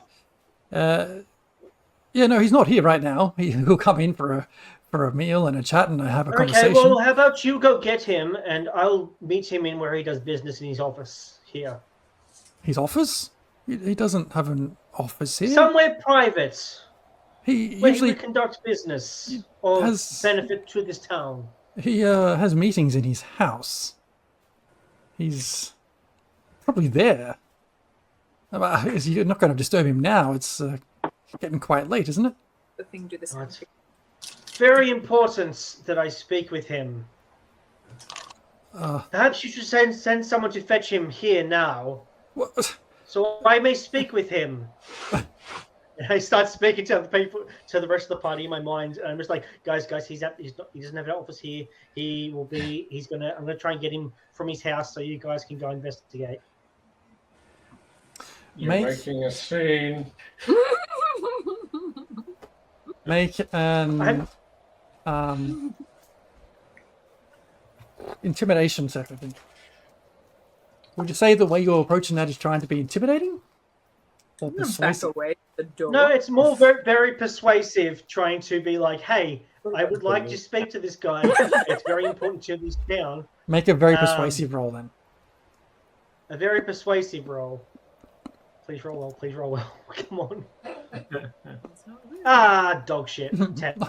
I'm sorry, but I have no idea who you are, and you're new here, and you can probably just wait and see him in the morning. Like, nothing's that urgent. Please, can I get you a drink? Dan is back. No, back. I'm here. There he is. The face that this disguised self pulls is one that is most displeased. Fine, I'll have one drink, and if he's not here, I'll see him in the morning, I suppose.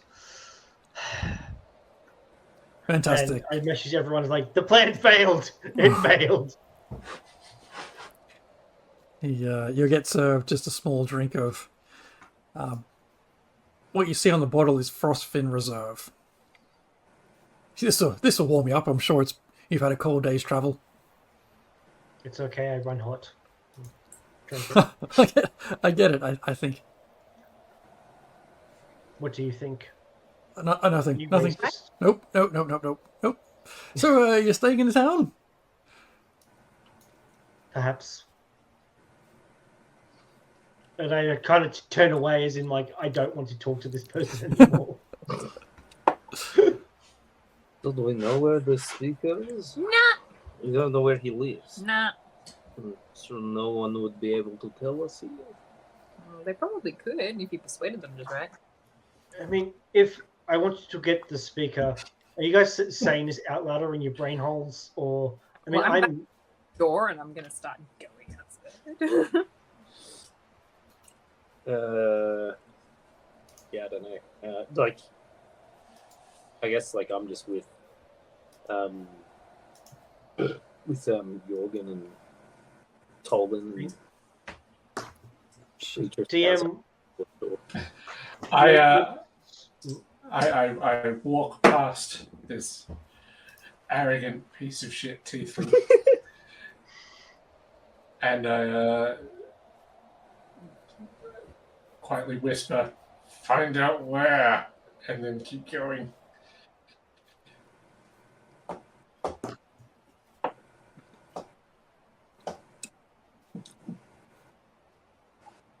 You're whispering to Sly, yeah? As I say, find out where? Yeah. Okay. Yeah. If I Given that he's largely trying to ignore the bartender at this point. I'm hoping that this interaction goes relatively unnoticed, but find So out where. you're whispering to me. Okay. No, but once it I pops, turn back and I slide a gold piece onto the table. For Oh, barkeep. that's more than enough to cover that drink. the skeleton boat. And I hold my finger on it Uh-huh. before he can take it. If one was to try to speak with the speaker before he was... Right, well, if he was before... or intercept him per se... Oh, the suspense is killing me. Fun. Go. Oh, internet dropped out. No, You're there good. it is. You're back. Where would one go to speak to the speaker? He reaches down and puts one finger on the gold piece as well, leans forward to you and says, one would probably go to the speaker's house. You can't miss it. It's right behind the town market.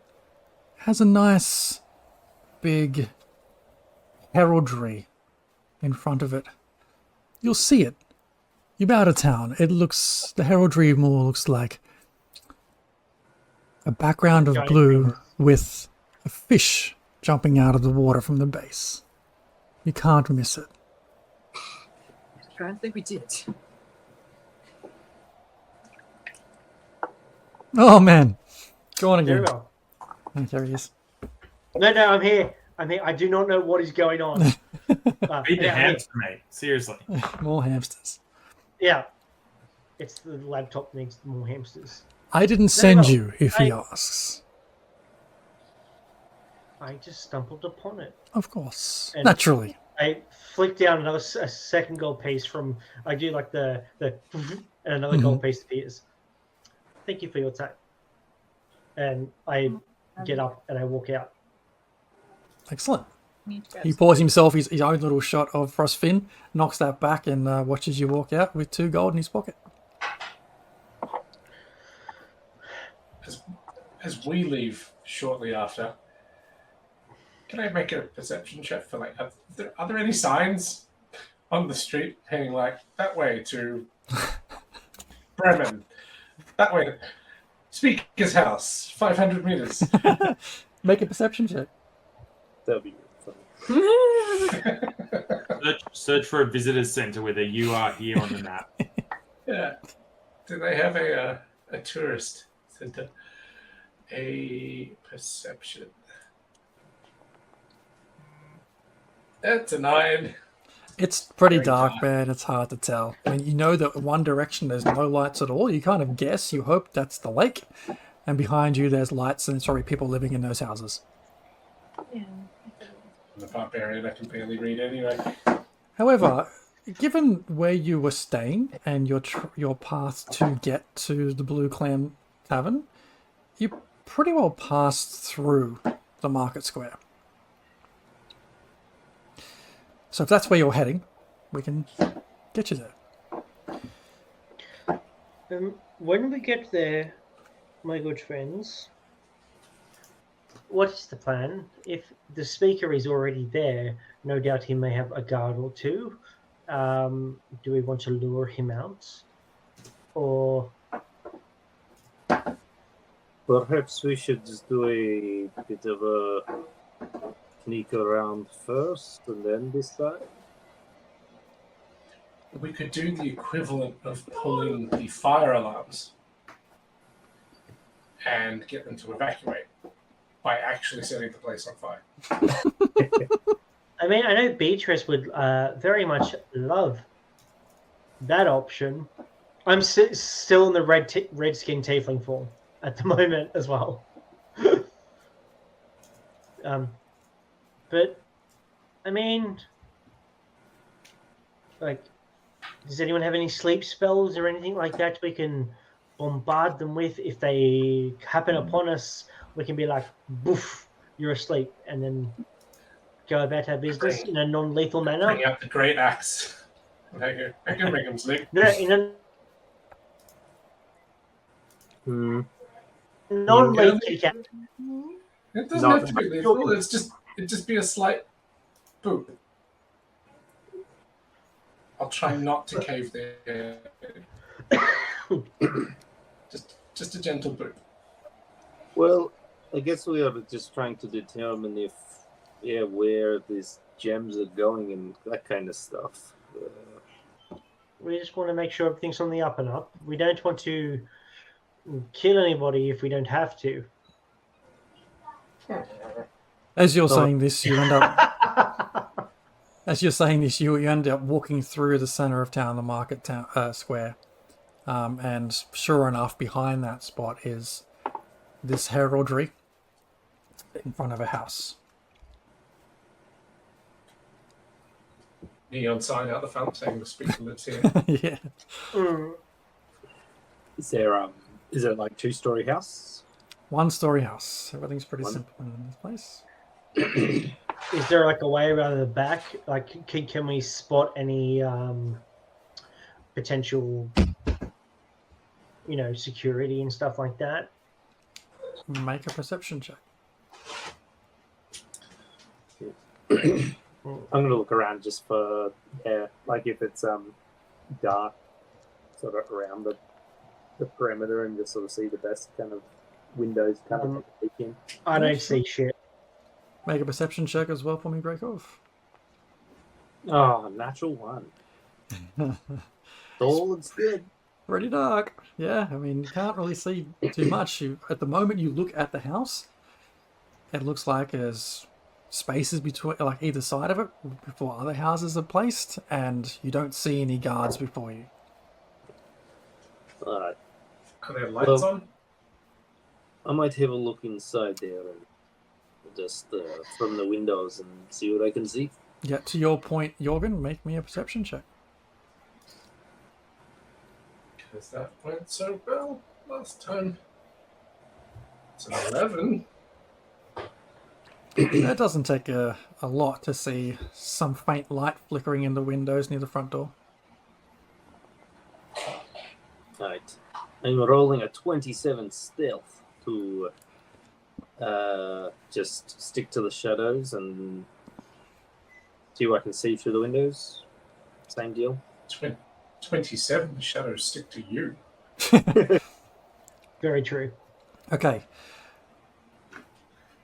Heading down the left-hand side of the house, you peer through a number of different windows. The first two reveal a fairly comfortable-looking, like, sitting room, entry room, with some nice comfortable-looking chairs, and you can see the soft glow of a dying fire in the fireplace there.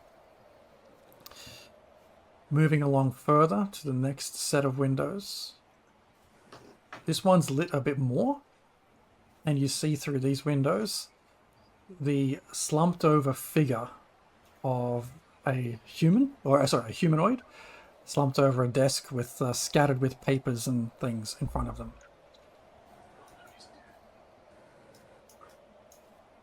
Moving along further, do you want to keep moving further, or do you stop there? No, I'll just keep going around. Okay. Next windows you look in, you see like a twin bedroom that looks like it hasn't been touched for a real long time, and it's hard to see in there because it's very dark. Round further again, and around the corner you can spy a fairly comfortable bedroom with a chest in the corner. Around to the next room, next set of windows, you see a small 2-person dining table, and finally the next set of windows you see entry into a kitchen. And then you're back now on the right-hand side of the house.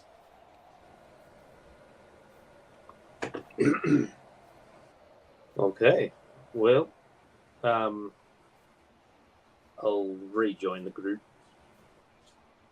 And I'll just say, well, I think the speaker is in his little home office doing bits and pieces, but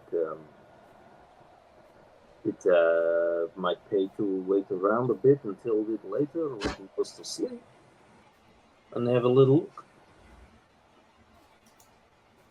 You're on mute, Dan. I'm sorry, did you say that there was a body slumped over something? Oh, it was just this speaker, like, over his desk doing some work. But not dead. No, but that work will kill you eventually. Tolbert, can you go small creatures? I know you've mostly done big dogs, giant spiders. I was a Can you rat do- recently when I ran down the road. Yes, can you rat it up and maybe get inside? And like control some sort of cooking action with like pulling hair and stuff. Potentially, I mean, I could that get would be inside pretty. first. That Give sounds me- like it could be a very award-winning movie. It could be. Could be. Yeah, look, I can get us inside. Give me a second. I mean, maybe something not as noticeable as a rat, though. Well, the problem about- not getting inside is more like that they are awake and it is only like 9 p.m. or whatever it is. Well, I mean, if we can like jimmy one of the locks or something and open it a fraction of the way, and or like one of the windows, and it's blamed on the wind, but then Tolbin something small, not very noticeable. Like I don't know, can you do like a fly or like a bug or some sort? I mean, I can. Do you want me to go inside and then turn back and open a door? Is that the plan, or? Well, I mean, if you're a bug that can window? get underneath like a crevice or something, or like a window or something, without us having to open it, something small, but being able to, scope out the area without How being How long too does large that to be last? noticeable. I mean, Like a fly on the wall, you think? Is that what you think? exactly. Yeah, I could do that. And I'm pretty good at scoping things, so why don't I just give me 1 second, and I just kind of limber up a little bit, and then just as you're kind of seeing me limber up, I just jump up into the air and I just shrink down to the size of a fly. Love it. Oh my god, all those carrots! I pick up all the carrots that he dropped.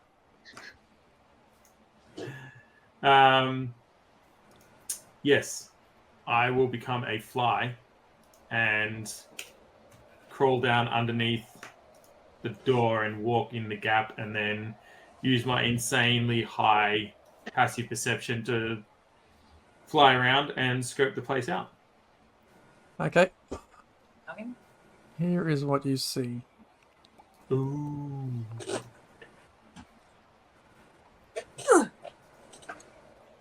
Meanwhile, the Ocean's 11 theme starts playing. How do I just get you on here like this, I think? The Bellagio. So this is unfortunately we've already succeeded in this mission, but we didn't put that together in a pre-recorded video before doing this one. So now we're getting the build up to the actual heist. Can you see that now, Dave? I can see me in a room with red couches. Is that That's correct? the one. That's the room you see. A nice room. Like I said, it's like the fire out the fireplace is slowly dying. A couple of red couches. And I have a book sitting on one of the couches like it's been read earlier. Can I see the name of the book? You can certainly try. The name of the book. The Laundered Gems. Is the 100 maiden great habit of speeches the from tiefling. history. All right, shush and let the DM give me a dodgy name. It's called Iron and Steel. Is that STEAL? Yes, no. STEEL. Iron and Steel. It's actually a love story between two warforged made from separate materials, and how they eventually overcame their family's differences and formed love. Iron is actually spelled small I, big R. He's the Iron. Iron.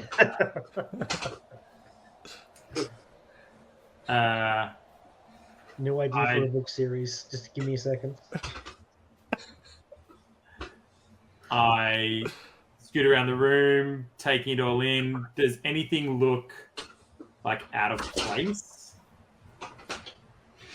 No, with your passive Nothing- perception, looking around, nothing looks like it's been rummaged through. Is that what you mean? Like it's been? Yeah, nothing's tossed? like been rummaged or anything. No. This cup on the. I'm a fly. I have to like land on this cup on the table and walk around the edge for a minute. Yeah, not- it's a bit sticky. It's a bit sticky with some red wine in there. From earlier. Oh no! I spew some germs onto that. There seems to be a couple more doors here. Yes, there are 2 more doors. I'm going to. This room looks legit. High passive perception does not pick anything up. Nothing that's got a place. I'm going to go under the door frame and into this door. All right. Need a rogue. I'm not coming back for a long time. I found the kitchen. Yeah, you see a nice larder. You see the table with some things set out for dinner, was just been recently made earlier. Yeah. I definitely spilled some disgusting germs all over the food. Hope they get the plague. I'm just doing a quick sweep. There's no like bookcases where there's scratches on the floor where, you know, the bookcase opens or anything like that. No pantry door that looks like it's got some sort of fake back in it or anything. Nothing jumps out at you as being suspicious in that regard. No. Okay. Cool. Is this a fireplace over here on the right? It is. Okay, and I assume there's no like arms, like nothing dicey. There's no like human arms hanging up around the place or anything like that. No, nothing like that at all. All right. Cool. You're going to have to Baldur's Gate this thing and go through every single fucking barrel. Is there just like a big sign saying what I'm looking for here? Yeah, I'll land on these cups and plates. Now there's multiple cups and plates out here, is there? One's just for decoration. Only one of them's been used. Okay. Actually, that's not true. That's not true. They've both been used. Okay, I land on both of them and spew some toxins on them. Standard. Anyone who eats from any of the food or like surfaces in this house clearly has to roll some sort of Constitution save. Again, nothing out of place in this room. It's a pretty bare room. This guy lives on basics. Am I like, considering he's a speaker? And he's got access to a mine full of gems. Is the fact that he's got like nothing in his house seem dicey? The fact that he's a speaker and nothing in his house seems he's a political leader, and he's got a mine gem, like a gem mine in his town, and he's got nothing in his house. It doesn't add up. Okay.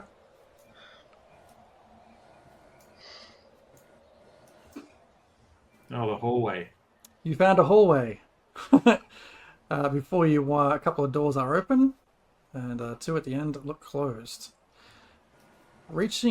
Oh, hang on. As you buzz past that first open doorway, you see a body slumped over on the desk. You recognize it to be Speaker Messenger. All right.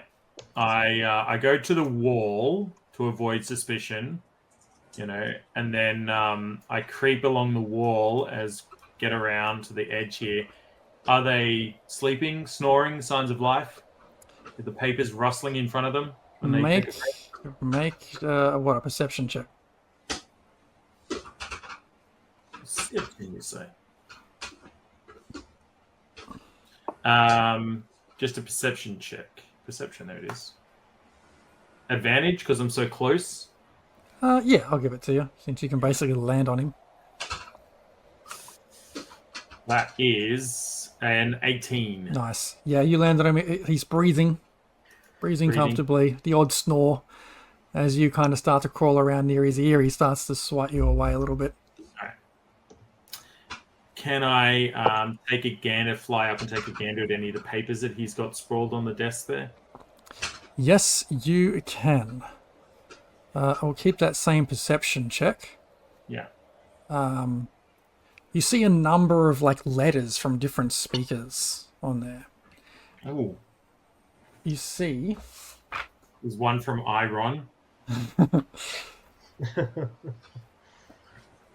Shit, I thought I had this written down.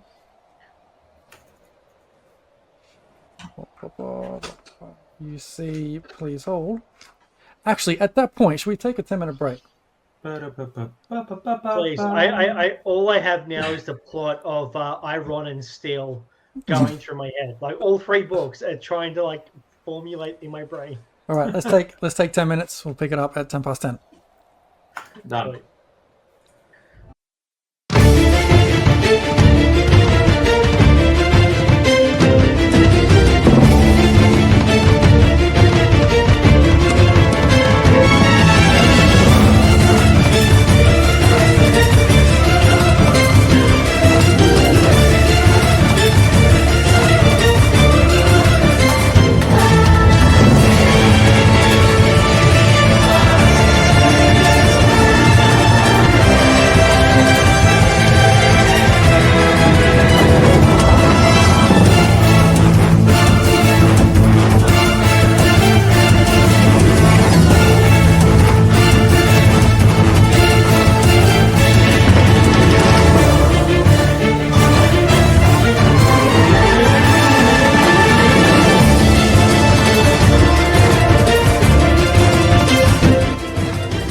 We're not good guys. Look at that, he's up. Level 5! Level 5! Mean something!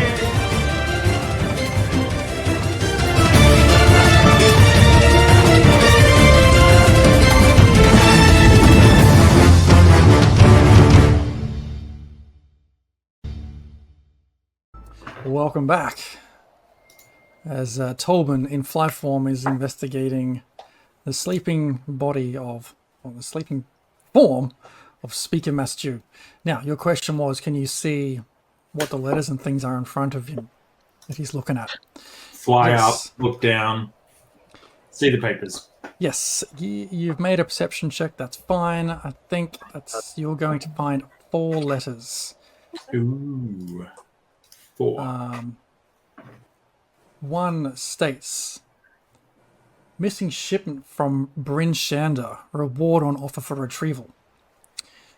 One states, Speaker Crannock from Care Dinner Val has gone missing. Is he ill?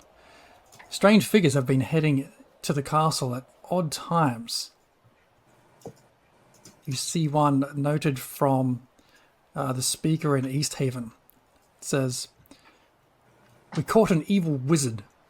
We think Thayan. Caught after killing some adventurers. He is to be burned by the militia. We think what? Thayan. They're the red wizards, I think. Yeah. Faye. Captain of the militia is looking for help with another task that I'm not sure if may or may not be related. And a note from your hometown, Bremen. We've had reports that a pirate ship has become frozen in the ice less than a quarter mile from shore. It's definitely not going anywhere, but I bet it's full of treasure. Mm. I see.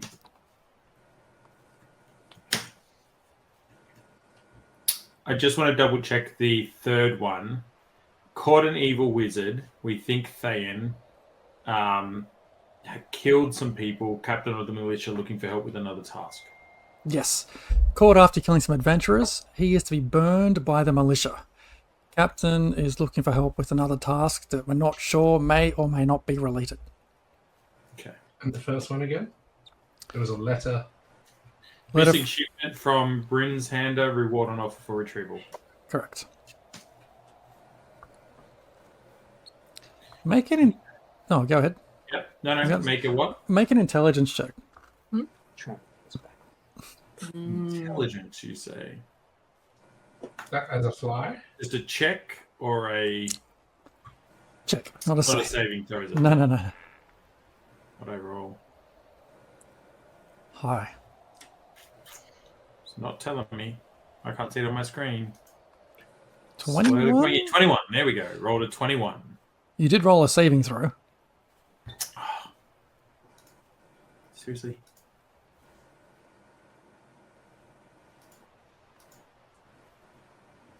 Ability check. In. There we go. Same number, but this time nat 20. After seeing these 4 different letters, it occurs to you that it looks like all of these have some kind of monetary reward on offer. Interesting. Interesting. And these are the ones that are open in front of him. Mm-hmm. That's it. Money reward. Money reward. Interesting. Okay. Okay. Yeah, that he's desperate for. Maybe he's being extorted. Maybe he's just horrible at business administration and he's Might not be. a skilled administrator. Needs to go to TAFE. Yeah. Is this like another desk with more paper on it, or? It's more like a ledger. Okay. Cool.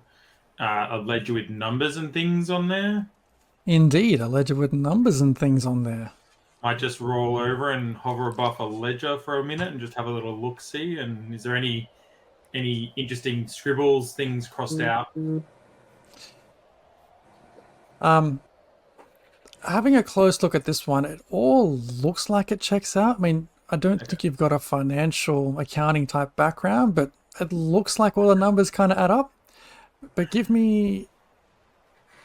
No, with your previous perception check and buzzing around and being able to get behind that ledger, you spot a small slot where a second book is found. Ooh. Oh, I see. Okay. There's this book. I can see like just the book in the slot. I can't see like the title of the book or anything like that. No, it's like a small slot. It's like very hard to even see. You can imagine if you were in your human form, you wouldn't even be able to really get in there to see it. Okay.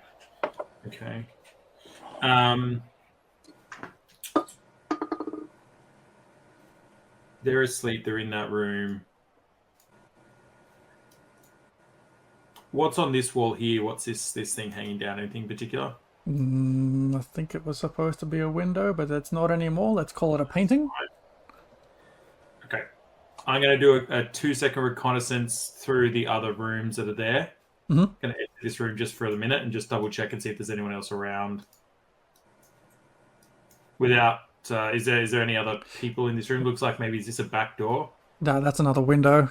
Can you not see up there? Okay. Yeah, no, buzzing around. This one hasn't been touched for a long while. Looks fairly dusty. Cool.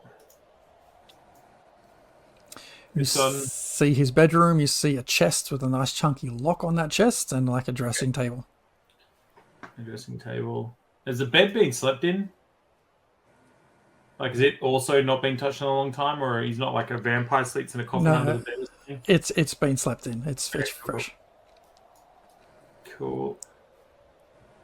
Tolkien would definitely at this point hear in his brain, in his tiny little fly brain, he's like, "Did you find anything? Is there anything in there? What is it? What did you find?" Oh, I can hear things in my brain. Excellent. Can I respond to these things I hear in my brain? I think so. Let me have a quick look. Do you have any fly? Yes. Yep. It's What's two-way. the spell? What spell are you? Telepathy. It's not a spell. It's a magical item that I picked up that I will only ever use for very important things, never anything. Absolutely. Well, does the magical item allow me to speak to you? Yes. Okay. But Yeah, as long as you're within 30 feet. Or was that... Sorry. it will be language dependent though, won't it? Because you are your fly form, you have fly language. Yeah, but I know common. I still have my general senses about me. I just can't speak common. But if he speaks to my brain, I should be able to respond to that. Checks out. Otherwise, if I didn't have my Tolkien brain, I wouldn't know to check for things and read common on the papers. Yeah, it's not like... Yeah, I think polymorph is the one where you kind of take on the attributes of the creature that you turn into. All right, I retell a few of the details. The house is mostly empty. Just the speaker in here at the moment. He's passed out asleep on. They're passed out asleep on the desk in the study. The dramas with money seem to be real. There's all these things for all these letters about rewards for money, and problems that need solving and people are willing to pay, right? That just seems like you're still out for cash. Also, I found what I think might be a second set of books hidden in the study. I don't know, but if you can distract the speaker, wake them up. They're currently asleep. So if you can wake them up and get them outside, I can turn in, grab the second set of books and escape out the window or something. But you have to distract them and get them to the front door for 30 seconds or something. All right. So what the rest of the party see is in this red tiefling with white hair form, the top 3 buttons come undone and kind of get pushed, the suit gets pushed back a little bit, and the hair that was neat and tidy kind of gets tousled up a bit. And what Tobin hears in his head is, "Yeah, no, I gotcha." So just be clear, you can distract the speaker for 30 seconds, a minute, while I get the stuff and get out the back door, right? All I need is all Tobin hears back in his head is, all I need is 10. I don't want the speaker to fall in love with you and ruin their entire life. I just want to steal a book. You don't know what's happening out here. You just hear what I'm saying to you. You don't know what I'm doing. It sounds sus, Sly. Sounds sus. Well, no, that's just because it's coming from me. You all seem to have trust issues. Sly, double check with the rest of the group. There's a second set of books. I'm going to grab them. Do I grab these other letters? We don't actually need the letters, do we? Whatever you think is pertinent. Oh, actually, what about this? If you can get someone to the front door, and we can get someone to the back door. There's a treasure chest. Okay, whoa! Front and back door at the same time. Okay, I'm gonna have to put in some ground rules. Just make sure the safe word is right. There's a so safe word's always pineapple. Who's the best at picking locks? Well, that'd be Greykov, probably. Get Greykov to the back door. I'll open it for them. I'll open the window. But I don't really think of Greykov like that. I don't. Oh no! You mean this house is back? Okay, yeah. Okay. Sorry, I got confused for a second there. I make a mental note next time I will wolf to bite Sly. Yeah, right on the Achilles. Right. Okay. All right. Okay. You check with Greykov if he's down with that. Get to the back window, and I'll open a window for him to come inside so he can get to this chest. It looks like it's got a heavy lock, like it's the sort of thing where you'd hide lots of gems, for instance. Okay. All right. Wait. Are we stealing from the people? Well, we're going to find out what's going on because obviously the gems are going somewhere, but the money's not. And we'll check this second set of books and check the chest. All right. Okay. All right. I relay all of that without the sexual innuendo to the rest of the party. Greykov, the back window, Tolbin's going to open it for you. I'm going to run point at the front and try to draw everyone towards me. And the rest of you guys probably hide around the corner. If things go sideways, non-lethal. You're not my real mom. What? That's what I say to people when they tell me what to do. I'm like, you're not my real mom. You're just my stepladder. No, that would be very weird. All right. Okay. Good. So we have to wake up. We have to wake up the speaker. Can you fly around his ear without being hit? All right. And you're gonna. Is Greykov at the back window yet? And then fall, transform. Is Greykov at the back window?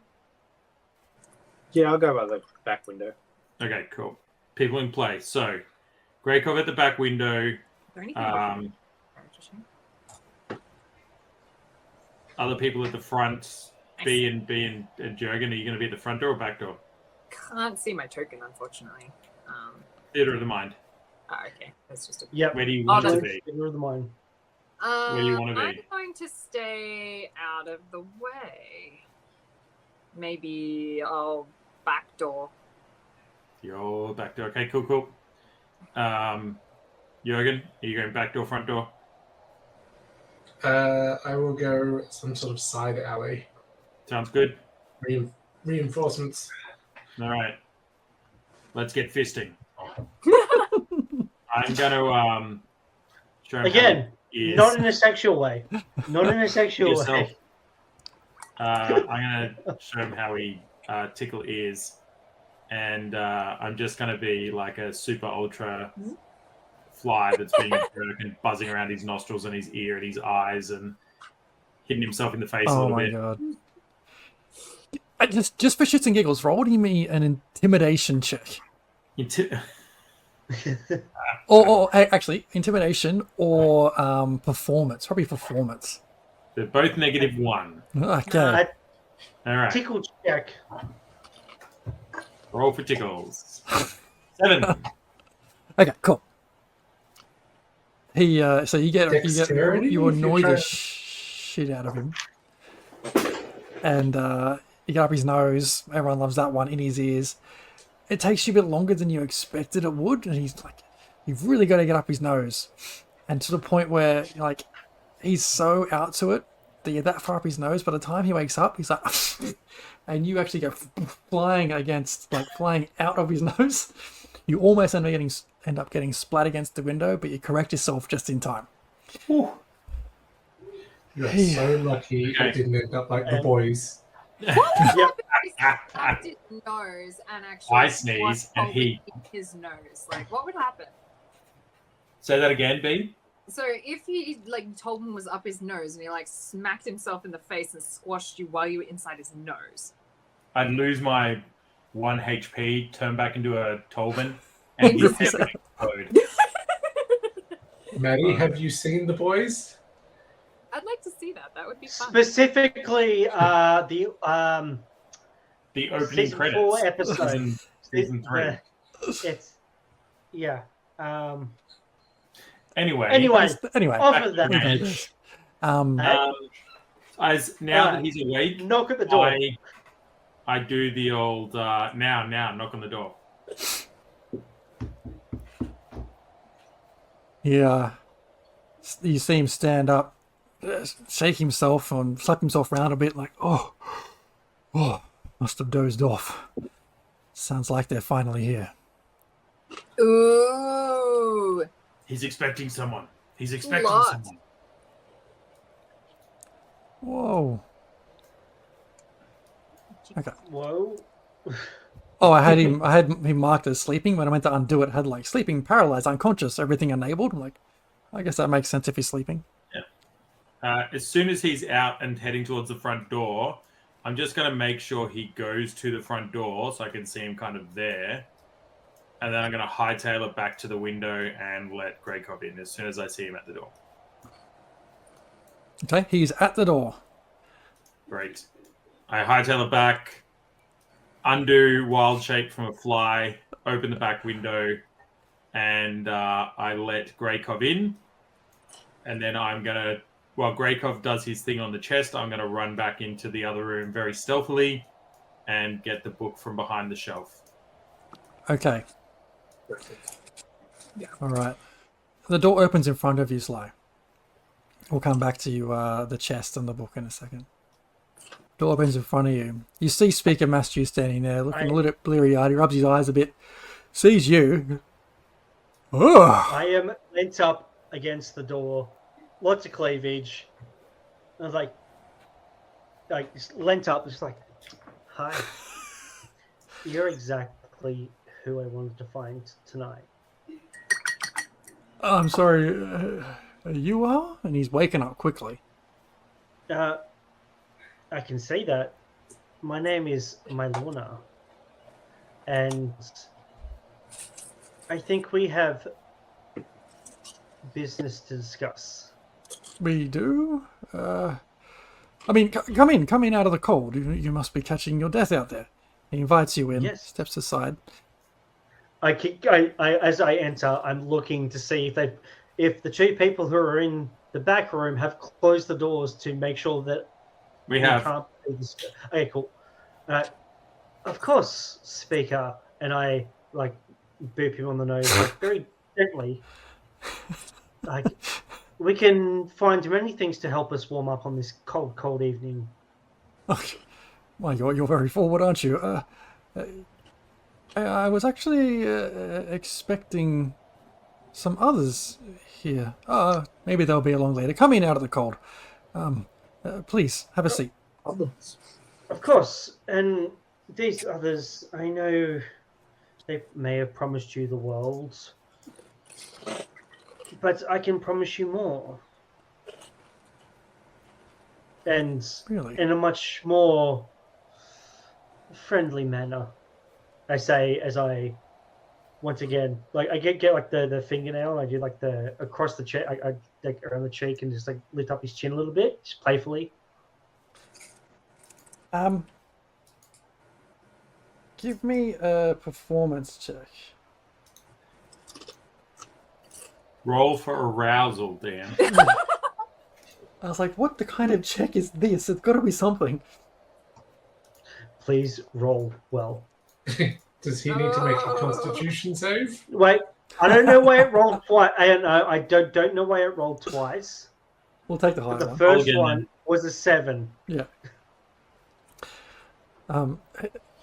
Do you come in and sit on the couch? I assume you come and sit on the couch next to him or something. I sit on the armchair next to him. Not quite on him, but next to him. You can see, everyone can see the map, right? I can. Oh, there we go. No, I Break can. up Yeah. 10. Ish, I can see through windows. Yeah. But that sounds about right. Yep. He, after you kind of do that maneuver and you sit on the couch, he looks at you a little bit like, what is going on? Shuffles over to the other side of the couch and like, please, it's a very old couch. Sit. What brings you to? I don't think I've seen you before. I'm Oris Mastu, and you mentioned. Did you mention your name? It doesn't matter. My Lorna. That's right. Oh, you. What brings you to Tourmaline, my Lorna? I seek partnerships that would be beneficial to me and my mind's interests up here. While this conversation is now pretty intense and happening, and he's pretty fixated, he doesn't even notice that the door that he left open is now closed. Just to be clear, Sly is the older ladies in your area who want to hook up. There's no internet, so Sly goes door to door. I am the phishing scam. I am the phishing scam. Yeah. But, yeah. Okay. Grakov, let's head over to you. As you've just climbed through the window into Speaker Mastu's home. Bedroom. Yep, so I'll go straight over to, the locked chest that may have been mentioned to me. Mm-hmm. You can see it or no? Yeah, you can see it. Yeah, I should be able to see it. Yeah, no, I can see it. Yeah, Myself, though. Yeah, I'll move myself over there, and I will Dukes of Hazzard over the bonnet of the bed, and then should I stealth? I should probably stealth. You should probably stealth. You probably should definitely stealth. Look, 13. Damn Duke boys. Yeah, cool. Yeah, you hear one kind of noise on the bed as you bounce past. Doesn't distract the speaker from his conversation with Sly. But so you're presented with a chest with a fairly significant lock on the front of it. Crack my fingers and roll to crack, -1, you broke your hand. Come on, you please roll better. It's a natural one. It's a fucking natural one. Oh my god. You're going. With your thieves' tools in this lock, it's something you haven't quite encountered before, and you break your thieves' tools in the lock. How big's the chest? It's it's a trunk, so it's about 4 foot wide, maybe 2 foot high. Well, fit out the window. Take it. Can I? Yeah, probably would. Give me a strength check. Oh, another athletics. Or just straight strength. Straight strength. Same thing. Come on, you bastard. It's a 7. Fucking hell. It's pretty heavy, and when you pick up, it actually with the strength. Um, If you think you might want to lift it, wait for me, and I'll come back in a second and help you lift it. can Okay. you? with that, we'll pivot across to you, Tolbin. What would you like to do? I want to get this book out that I'm aware of now that I've seen it. Now you know exactly where it is. You reach out and pull out a small book. It's, I don't know, I've got an example here. Only about the size of the palm of your hand. Yeah. Go ahead. Yeah, quick look at it just to see what sort of importance it might have. You basically see a second ledger full of dates, amounts which look like they're similar to the first book you saw, but then some adjusted amounts next to it. Okay. I'm going to commit a couple pages of the ledger, like a couple line items that are different to memory, just so I've got like one or two examples that I can tell people about, because I won't take the big ledger, I'll just take the little one. Okay. Just while I'm here, are there any names in the ledger that are like extra things or extra dodginess or that stand out? Lots? No, none of the names to you look familiar or stand out. They all look like they are... Well, give me an intelligence check, actually. Send this guy in to try and help you. Intelligence, say. It all looks like it's encoded. Okay. All right, I will grab the book and then head back sneakily to Greykov to make sure that he's all good. Okay, take into that room. Do you need a hand in the other room? Is there anything else we need to get? No, there was a hidden set of books that I've grabbed, a hidden ledger, which might explain where some of this money's gone. But let's go. Have you cracked the lock? We'll have to work on it a bit later. It's a bit tricky, this one. Oh, you don't have like multiple sets of thieves' tools or something? Did you break one or? It's impossible to break. It has some kind of enchantment on it. Did you He's been picking them up as we've been going, but that's been in the background. So, like Skyrim, you just keep picking them up as you go. I've got like a piece of owlbear beak. Can I use that to try and do the lock? You certainly can try. Owlbear beak. Yeah. Yeah. All right. Sure. Yeah. What's the roll to lock pick? Dex with an owlbear sleight beak. of hand. Yeah, sleight of hand with disadvantage, please. It was an improvised. Oh, doesn't matter. Let's doesn't take work. it bit. Let's. What do you want to do? Carry this thing? Yes. All right. So when you tried to pick it up before, Greykov, you noted that one end was much, much heavier than the other. You kind of like, oof, that's what stopped you from picking the whole thing up before. I'll go to the other end. Yeah. Gotta protect your back. So you can both give me a strength check, or one of you can roll with advantage. What are you strong? Would you say, Greykov? No. No. I'm -1 to strong, so I'll take the heavy one. I've got a +1. If you're better than that, you should do an advantage roll. Wait, so do you have advantage because you're on the lighter end? You both have advantage. No. Whoever you're picking it up together, whoever rolls gets advantage. I'm negative. Yeah, I'll do it. All right, so advantage. Let's do it. Just get. It is.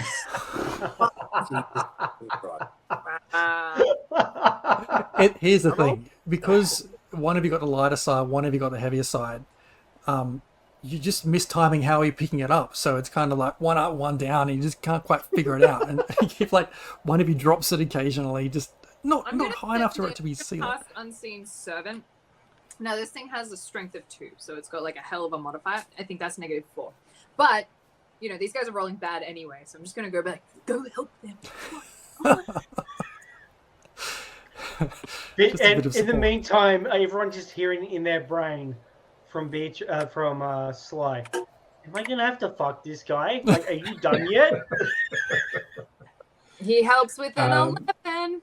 With that, hang on. With that said, It's kind of the prompt I think Jorgen was waiting for. We need more I'll time. wander out the back to see what I can see. What the hell is going on and taking so long? You see, as you walk around the back, you see, I think, probably Beatrice looking through the window, kind of yelling, not yelling, but whispering loudly to this servant, like, fucking go help them. You peek your head through the window, this window up here. Like, it's an invisible servant, so I'm just sort of like, it looks like I'm talking to something that's imaginary. Is the window still open? Yeah, it's this one here.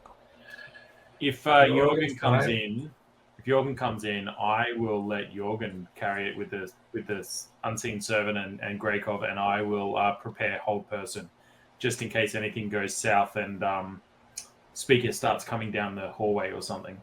Okay. And getting through this window collides with my wall.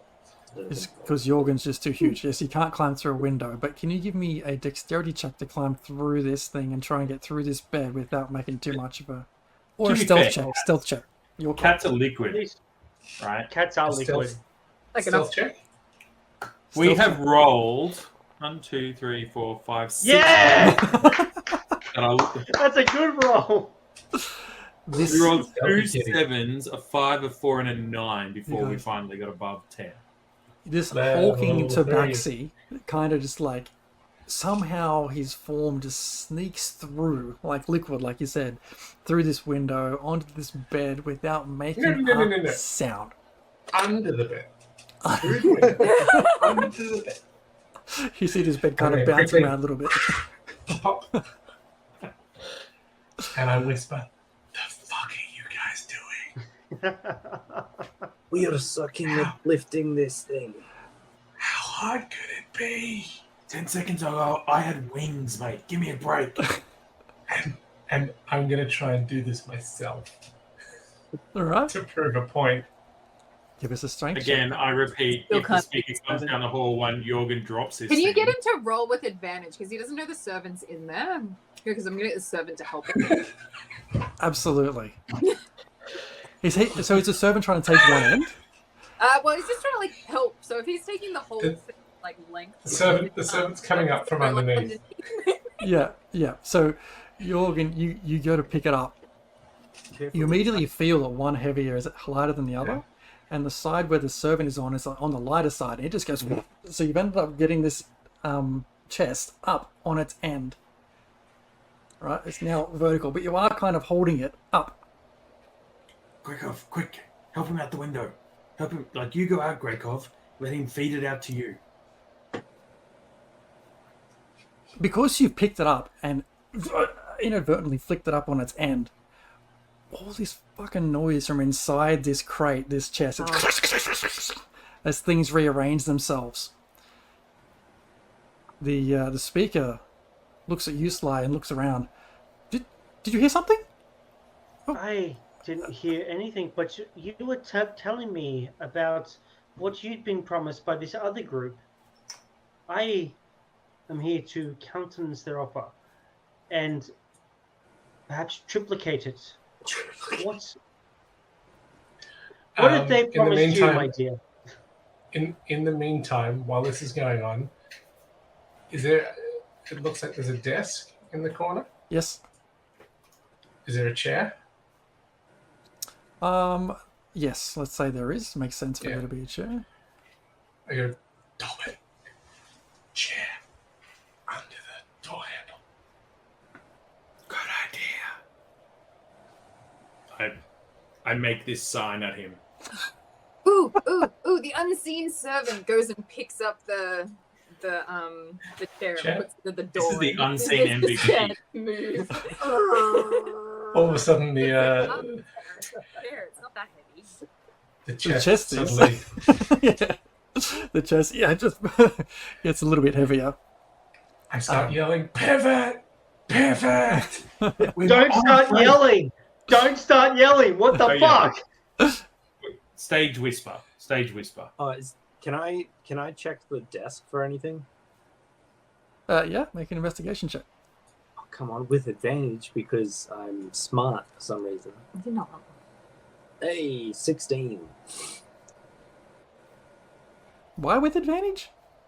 Because Sly. Sly gave me cunning Foxes. fox. Oh, okay. Yeah. Yep. No, he just wanted. Also, So he thought it just. also, first time ever in this entire campaign, I just got a major blessing from GM Adam. Hey! Aw. First time I've ever got in this campaign. Thank you. With your investigation, you find tucked in one of the drawers, like a small pendant type necklace that you can open up and see a photo or a picture, a sketch. It's of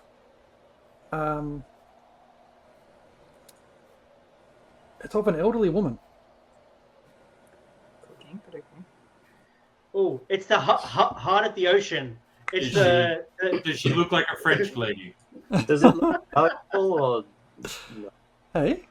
Does it look valuable? Like not the picture, but the. It looks more sentimental than worth anything of significant value. You can certainly try and sell it if you like, but or take it. Yeah, I'll pocket that. No. No. Greykov absolutely would. Yeah, I'd take it.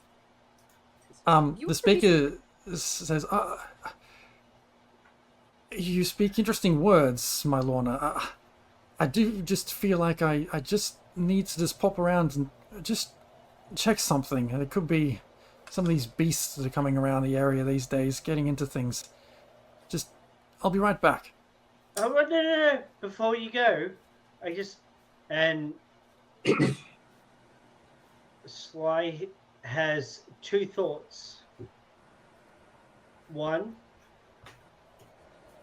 is to distract the speaker.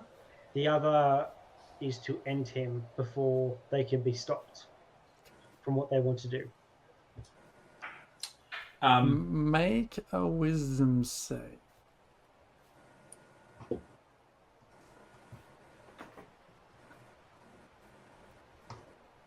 That's interesting because that says a lot more about what your character is about than you probably want to give away.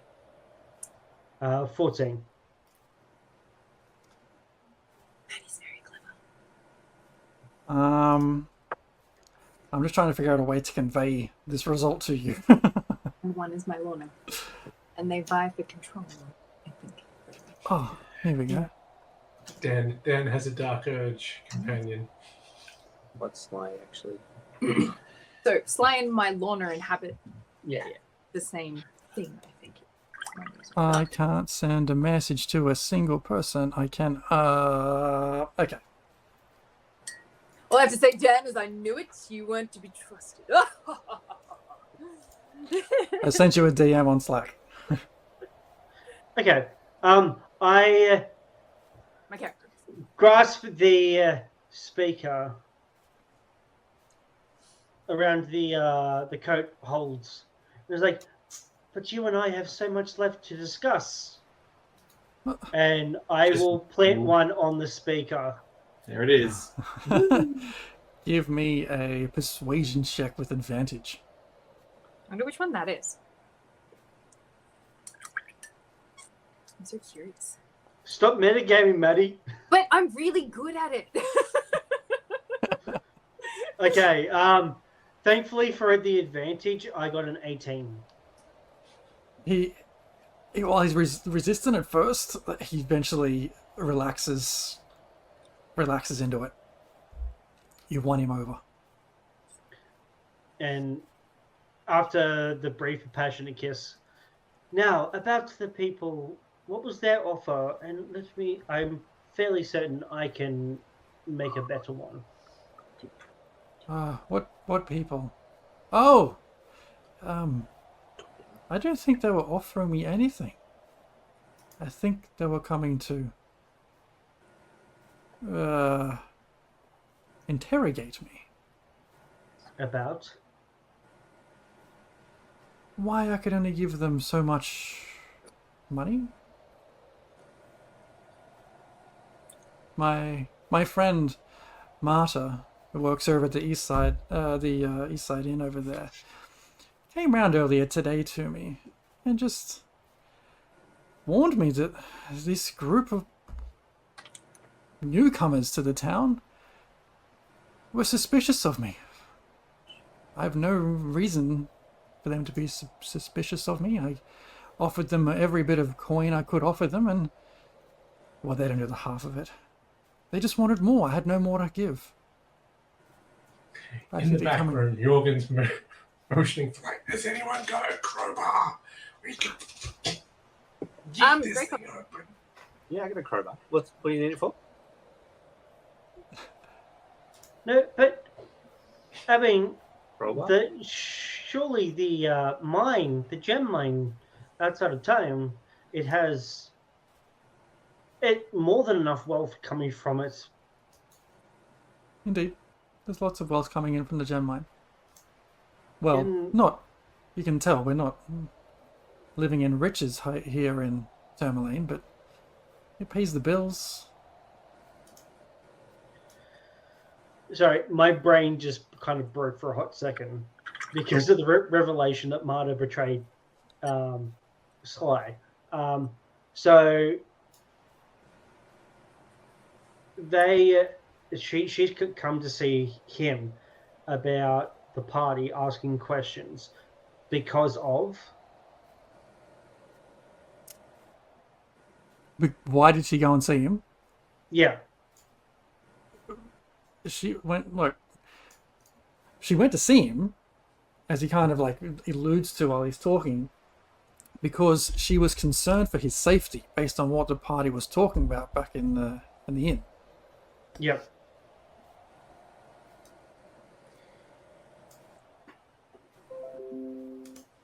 Have a think about that. Jorgen. Sorry, carrying the chest. What would you like to do to try and get this thing out? I want to quickly consult the crew in the bedroom. Are we throwing it out the window? No. So Crack it open. I'll go out first, and I'll catch it. I'll be like, possibly. Okay, so getting this chest up, kind of balanced as you all crawl across the bed, trying to feed it through this window. I will need... Under the bed. Standard. I'll need dexterity checks from everyone, please. As you're trying to carefully maneuver this thing quietly through the window.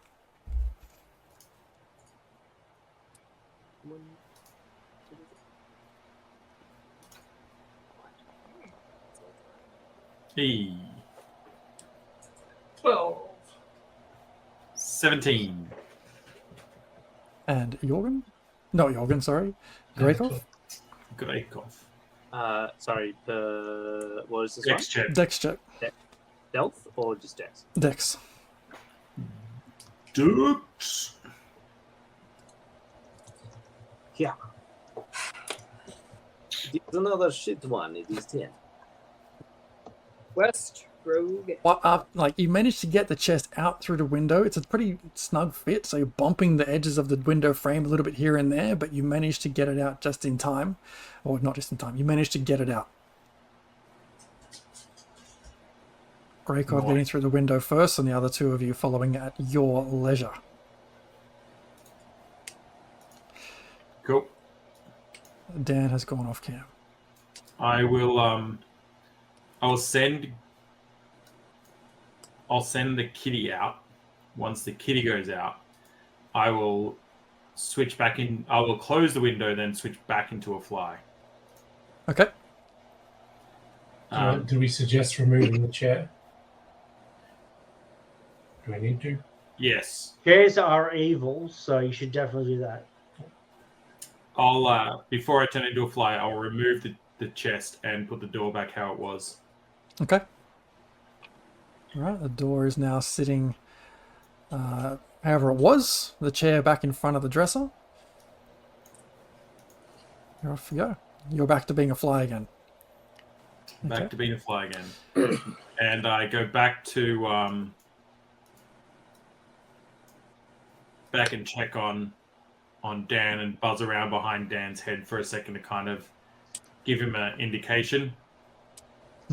Yep. The psychic passageway is still open. Right. First.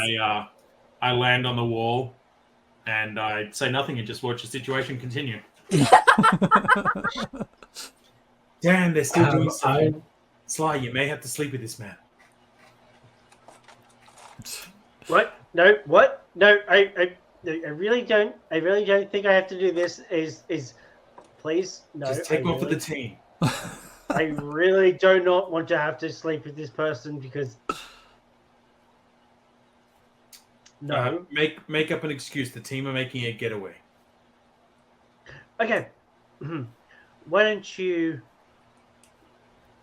go freshen yourself up, speaker, and we can discuss further on our negotiations. And I kind of like lean back seductively.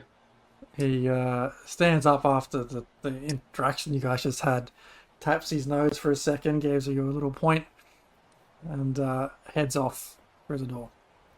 As soon as he's through the door, I'm out the fucking other door. I'm leaving. I follow him out the door as a fly still. I would like to shapeshift into Polly. What? Just so there's not a recognizable cat. Sorry, Poppy. Would you have climbed back that through the window by now, or are you still in the room? They were climbing out before I transferred into a fly. Yeah. Because they were going out, then I reset the room, then I turned back into a fly, then I came into the room as the like, it's time, we can go. I don't know if you're... You can polymorph, can't you? Shapeshift. Oh my god. So what are you trying to do? It has to be someone I've seen, and therefore... And similar-ish size? I'm going to say humanoid, I think, surely. Yeah. So who are you transforming into? Poppy? Poppy? Or Pops? Pops. Yeah, okay. Yeah. Sure. You take the appearance I basically don't want a cat to be recognizable.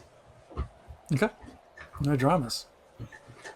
Greykov next to you, and between you and Beatrice, you see this massive tabaxi of Jorgen just morph into Pops. Pops. You son of a bitch, I knew it was you. Just kidding. Now, I need to unfuck this lock. Do I... is my... so if we go behind, like, into an alley or something, I don't want to carry this chest far, but do I have one set of thieves' tools, and are they broken? You definitely broke some with trying to open that lock. If you can give me a reasonable reason why you would have more. Because he's this shit all of the time. Yeah, I probably don't. It's probably just in my inventory. I've just got thieves' tools, so...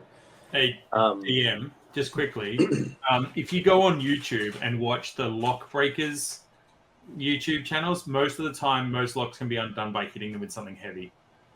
Does that carry on into this world? Can we just hit it with something heavy, considering we're away from the house? You can certainly try. I am the lockpicking lawyer, and I don't recommend that you try this at home. And I whip out one of the hand axes and sort of use that as a... Right, we got the crowbar. Sorry. If you have multiple thieves' tools, crowbar? Yeah, I'll grab a crowbar and try and like dexterously feed it into some weak spots, maybe pop the hinges. Yeah, okay. Give us a dex check. Just straight dex? I think so. I think we're okay for me to give some guidance as well. Now, Can I strength? You can help out as well if you want to let, say, Greykov find the right leverage points, and if you're there to try and push down on it as well, Jorgen, I'll allow that to be rolled advantage, or adding your let's say your strength modifier. Strength mod. I have 17 at the moment. Strength mod is +2. Okay, yeah. With that, it takes a bit of effort, but sure enough, you find the right point of leverage, and a lock breaks free. Easy. Before the DM reveals, my guess is like 60% chance there's the body of the speaker in the chest. And that's why my hand is heavy. So It's just now a box of broken trinkets. it must Not have been anymore. Damn very it. strong enchantment on this lock for me not to work. It will open.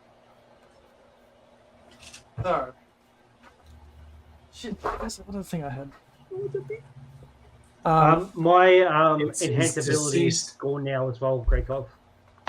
Oh, It's his deceased mother's china collection. the deceased mother's head. It's been handed down for generations. And we just broke the gravy boat. I can't find my cheat sheet. Anyway, Regular. inside this chest, you find 100 gold worth of gems. Wow. Okay, you find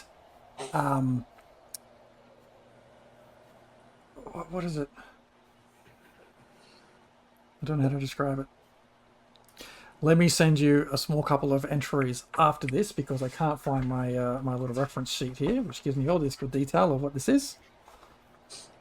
The DM was like, Well, surely I they're going to think- go after the moose. Surely. The moose is an actual thing. They haven't created their own storyline in a storyline where there's 17,000 storylines to follow, and they've No. made 17,001. All good, all good. And I'll find that little bit of paper at some point and tell you what else you found. But at the moment, you can tell you got about 100 gold worth of gems. very cool. I pocket that, and no one else probably sees me. I just gave you guidance on your shoulder and watched you do this. I'm just kidding. No, Which is 6 ways of something. we should probably head back to the inn. Also, Mara kind of told the speaker that we were going to go there. That's Or that we son were of suspicious of him. Of her. Yeah, of the speaker. disappointing. You hear behind you all, back in the distance, the sound of a window flying open and someone calling out through it, "Who's there? Who was here?" Waiting. Now we're going to be suspects because Mana warned them. Yeah, we should probably go back and kill him. No, we should probably not do that. Let's head back to the Good inn. thing you guys are here to make me not do bad things. Should we go moose hunting so that we have an alibi? Yeah, let's go moose hunting. Hunt them meese. Oh, I asked, like, did you guys find anything? Well, we'll talk on the way. I mean, are we taking the chest with us? And we have to go get Tali if we're going after the moose. We have to go get Tali. well, let's go get it then. We can ditch the chest. We'll just drag it and hide it behind like some cardboard boxes in that alley. Maybe Okay. give it to a bum as a bed. So, Put it in a dumpster. you make your way back towards the East Side Inn to collect Tali and Pops, whom you had left there earlier. Marta is nowhere to be seen at this stage. It's now 10:30 or thereabouts. Collecting your two friends, you begin to make your way towards Lonelywood. Question mark? I mean, does Wait, that so make Marta's not there? logistical sense that people would leave in the middle of the night to go to somewhere else? Can I Leave a note. Go on moose can hunting. I Be rob back. Martha? Not sus. Can I Like- look bar for some Survival wise, is this a terrible She's move? only a kid. Like, she's 16 and she's Is she? just doing, Oh. yeah, she's only 16. She's doing, like, the best that she can to take care of the guy that's the only person that looks out for her in this town. She's just young and dumb. Who's that? Tali? Mata. Marta, sorry, yeah. Oh, should I leave this here to like frame her and I'll take the No, Yeah, we do that. definitely Little bit no, better. we don't. We Yeah. definitely don't frame Marta for anything. She's been nothing but kind and courteous to us. And if she spoke to the speaker. There was a reason for that. Yeah. She Yeah, did you're it in right. love. She's my only mind. ever. Break off. But seriously, do it. You're right. We should probably get going. Okay. If So just trying to suss whether- out risk reward here of leaving late at night The cat. versus leaving and possibly copping the blame for a crime that we may or may not have partaken in. We were here all night. We didn't do anything, but that's why we need to know where Marta is so we can establish this alibi. Well, if Also, Mara already ratted us out, then getting her to front up an alibi is... Well, no, we don't tell her to be a false witness. We appear so she's like, oh, they've been here.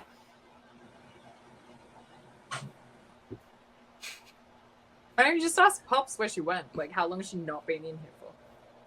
yes, Pops, What? what Beatrice said. Where's Marta? Oh, she left maybe 15 minutes ago. She said she was just heading down to the clam.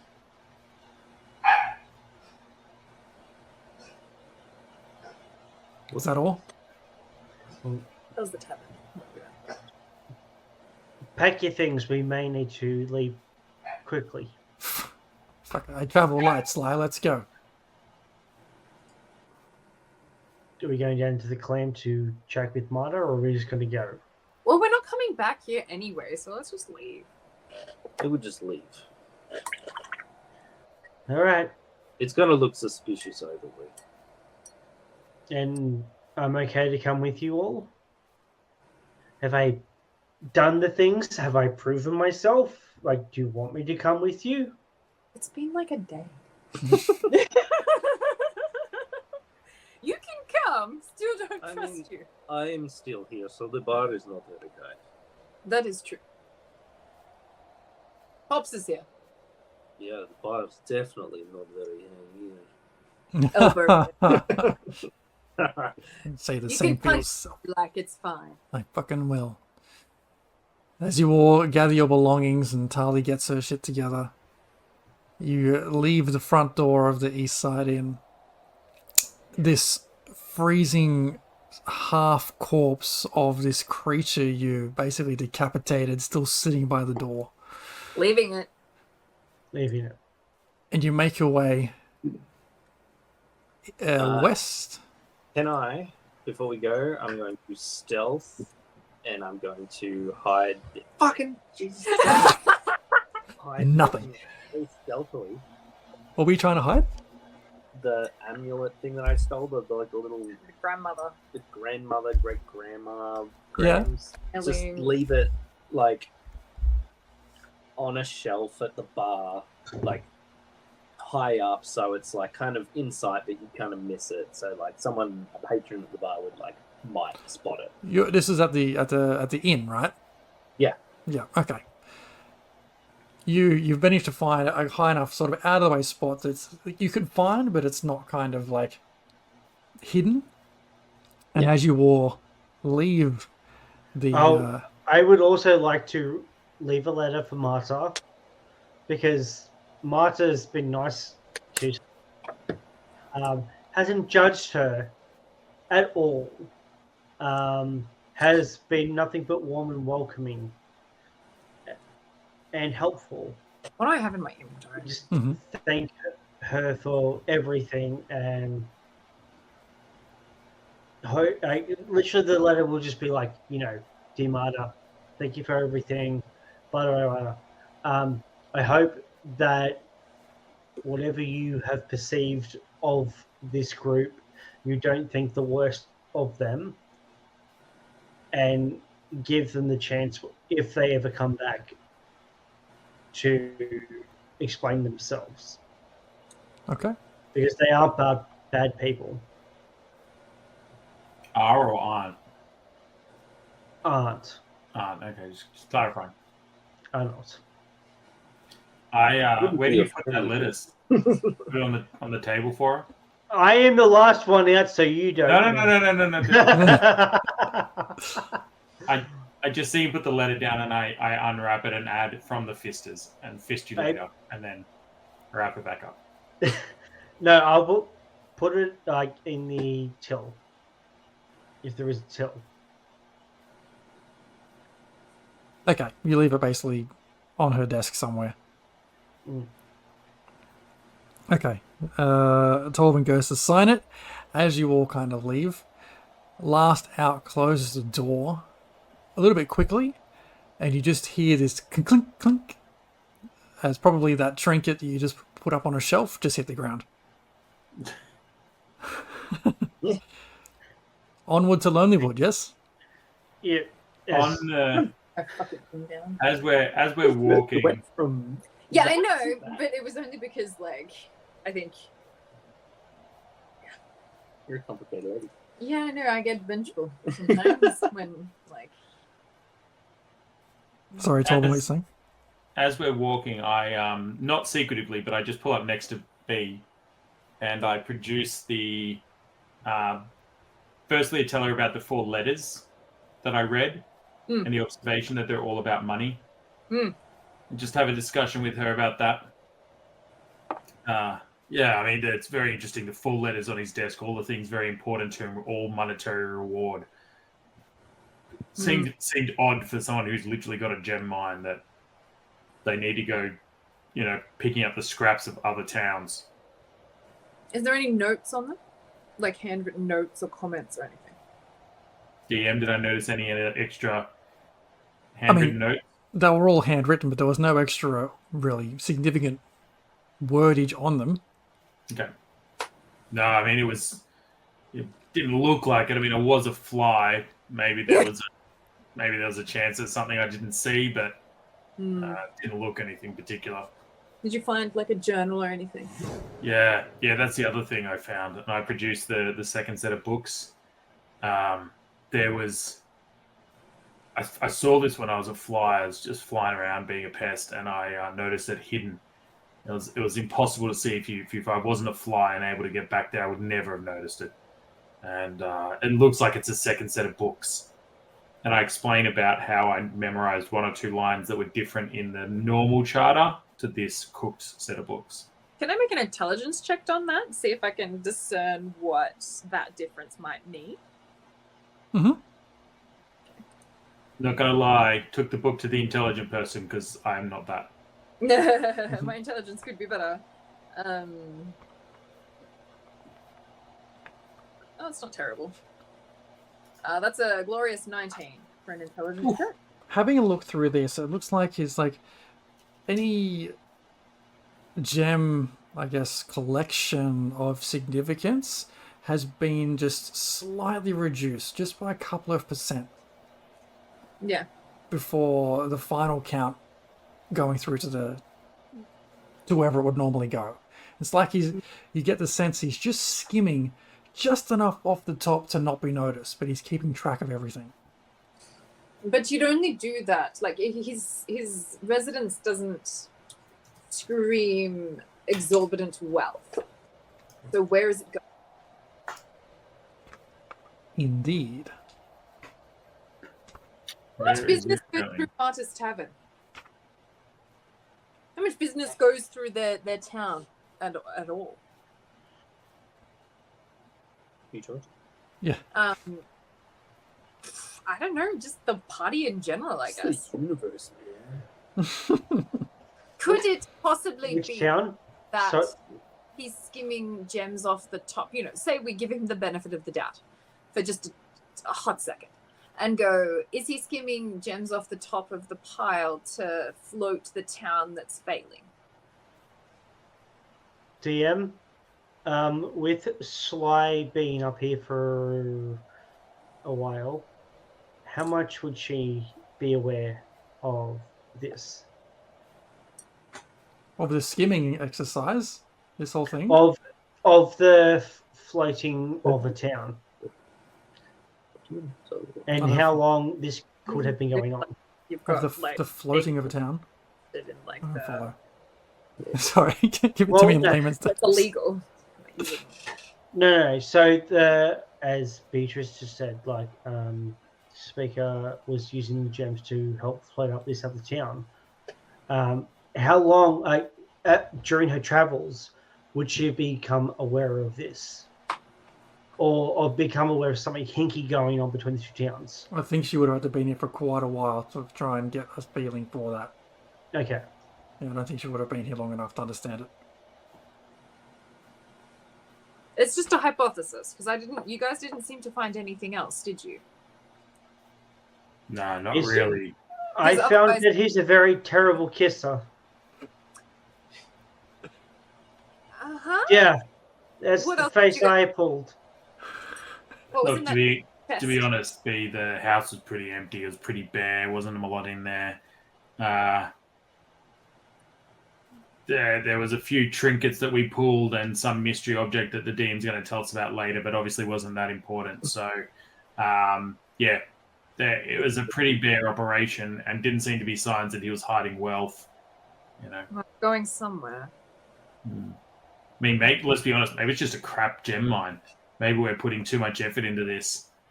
You know, maybe Well- we go and kill a moose, and when we come back, we squeeze his balls and see what he says. What was the value of the gem turnover that they were talking about? Like, can I have a look through as we're walking to sort of analyze the statistics that are going on and go, what's an average kind of monthly turnover for this kind of operation? Has there been peaks and troughs? Has there been sudden spikes? What's the Yeah. 2-year KGAR? Oh, shit. I like statistics. Get the Excel spreadsheet. Yeah. Look, looking at this spree, there's certainly natural ebbs and flows in how profitable. Something suspicious. Did you roll me an investigation check before? Investigation, intelligence check. You did. It's suspicious enough that there's clear evidence that he's taking some from the income of the town. But it's hard, you can't really define where it's going. He's taking just like, let's say the gem mine makes, I don't know, 500 gold in a month. A good That's month.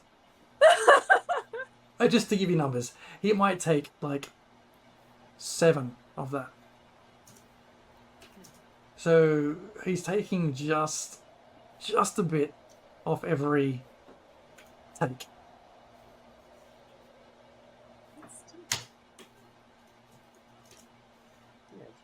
Is it worth it to pursue it? Well, it depends on like the motive. So like if he's being extorted and it's going to nefarious means, then yeah. If it's just him being a douche canoe, I don't think I care enough. Well, from what we've seen, we don't know enough. We would be better served and better tasked to go to other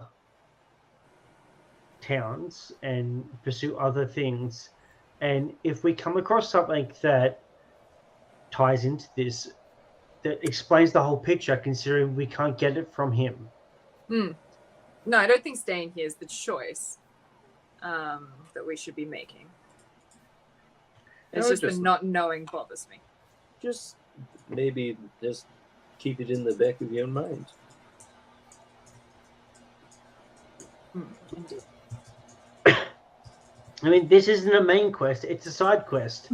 And you may have to do other things within this world to further the side quest that you don't know about. You could just come across it randomly. We could I go might- all the way to Bryn Shanda, and there's something there. Natuk is like some kind of tribute to stop the raging Goliath werebear from terrorizing the town. Well, no, Omnotiaku is the werebear. That's his I know, name. but I'm saying sending it to the werebear to stop it from terrorizing the town. So it has like, the bowerbirds have their nest of shinies. So we get there and it's just going to be like this nest of tourmaline gems. We don't know. We could just go and explore everything, and then we could spend the next 5 years learning Being level what we 3. need to do. No, I mean, I'm sure once we have, well, I mean, we did the mind thing here. Now we get to go do the moose, and I'm certain that the DM, whoever the fuck that is, will let us level up One day. one day. All right, let's kill a moose. Let's go kill. Are we killing the moose? Are we going to talk to the moose? I've We're heard that hunting this thing moose. can talk. Oh wait, Tali wanted to study the moose. Do you want to study the moose dead or alive, Tali? We need to know. It's important. Certainly alive. Sly, you're going to Just seduce the moose. Alive. alive. I need to see Well- it in its natural environment. This is incredible. Yes, Was that I'll need a long rest before I get my wild shape back. I mean, I don't think anyone should seduce the moose because I don't think the DM wants to describe that to the audience. Ooh. Please At any seduce point. Let's not speak for anyone else here who doesn't want to do want to do something. Okay, just let's not speak for other people about what they do or don't want to do. Tobin wants to seduce that moose. No comment. I'm on board. Make sure to read book 2 of Iron and Steel to see how that unravels. I thought we were going to do your hunting thing. This is just like going to go look at an animal, and do we get to hunt it a bit afterwards? I'm fairly certain it's probably not going to be as easy as it sounds. Greykov? I'm sure there'll be other things around there to hunt too, dude. I'm sure there'll be other things that will probably want to kill It's us. the only thing I've got going for me. This has been fucking up my my lockpick. Well, no, it's not. So the reason, from what I understand of you guys telling me, is you're going there because Tali's going to pay you for helping you all to track down the moose. Can you Google for me? Boots of Elvenkind cost. So you guys are currently walking towards Lonelywood. How far is the walk? You would know it to be about 2 or 3 500 hours. miles. Okay. At least 500 miles. On but that I would walk walk- 500 miles. Yeah, but would you walk 500 more? Just to be the woman who'd walked 5,000 miles to fall down at the moose's door, I would. Yeah, well, you open that door, you might see things you don't want to know. Image it. There might be some moose juice going on in there. While we're walking, I've had an idea this speak of like becoming a moose and stuff, and I'm like, Greykov, I was having to think about how we can make you a really effective hunter and make your life really easy. And I can turn myself into anything, like animal that I've seen. I can just turn myself into some sort of like injured small animal and bait things into the open. And as they're about to attack me, you can just shoot them, right? Yeah, knowing his recent luck, though, he'd probably shoot you by mistake. I mean, worst case scenario, I turn back into a Tobin and I crush them. But it's probably the best hope I have, yes. Yeah, okay, cool. We'll keep The way keep things back in go, the mind next time you go hunting. Let me come along. You're making your way towards Lonelywood. Making your way. Along the Lonely Way. You kind of through the increasingly dense forest either side of you, more so on your right or the northern side. You can see the odd kind of reflective sets of eyes just watching as you go past. As the night As rolls their on, faces pass, as you go past. and I'm homebound. No. We're going to learn quick. We're not going home. You make your way to Lonelywood, and as you step into that space, the time now drawing on, what is it going to be like? 1:30 in the morning.